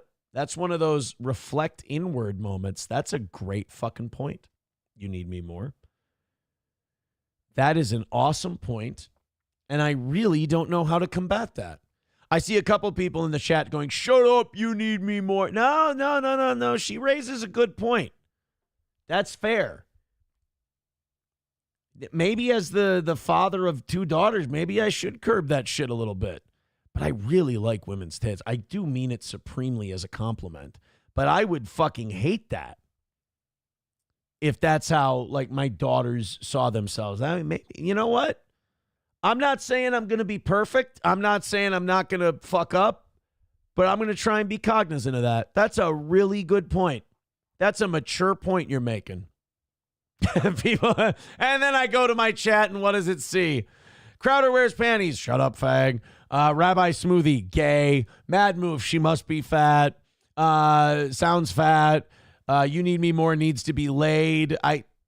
We were trying to have a nice moment there, and it's not working. Corn Pop with $1 says, Aaron, please reflect upon this. She thinks upon reflection. You got it. You guys are fucking mean. You guys ever wonder why we have such a high male listenership and maybe a lower female listenership? Do you think? Should we maybe look into this someday? Should we maybe again look inward? And you're going to say no, aren't you? You're going to say that I'm being fucking gay. I thought so. Rabbi Smoothie says, we don't stand for any adults around here. Well, Rabbi Smoothie is in second place this week at $98. So, I don't know. This show does run on nothing but money. By the way, you guys are $15 ahead for tomorrow. I appreciate that greatly. Thank you. Today's show, much easier goal-wise than the other ones. Oh, that's last $60 was a bit of a pain in the ass, but it was nice that we were down to 60 so early. Oh, today was a lot easier. You Need Me More says, not fat, just talking truths this morning. No, I don't think you're fat. I think other people are saying you're fat because they don't like what you said. But no, you're right. That is a really good point, and that is not something I'm going to be able to fix overnight. That much I can be sure of. Boomer Bob Show says, if women were basing their beauty on what Aaron likes, it'd be 5 heads everywhere.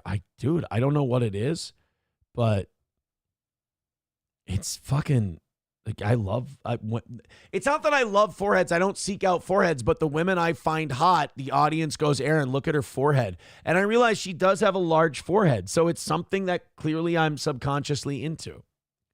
Corn Pop says, you dropping viewers like crazy. Well, yeah, we're not even usually on at this time. I'd be surprised if we're over 300 people on YouTube and Rumble at this point.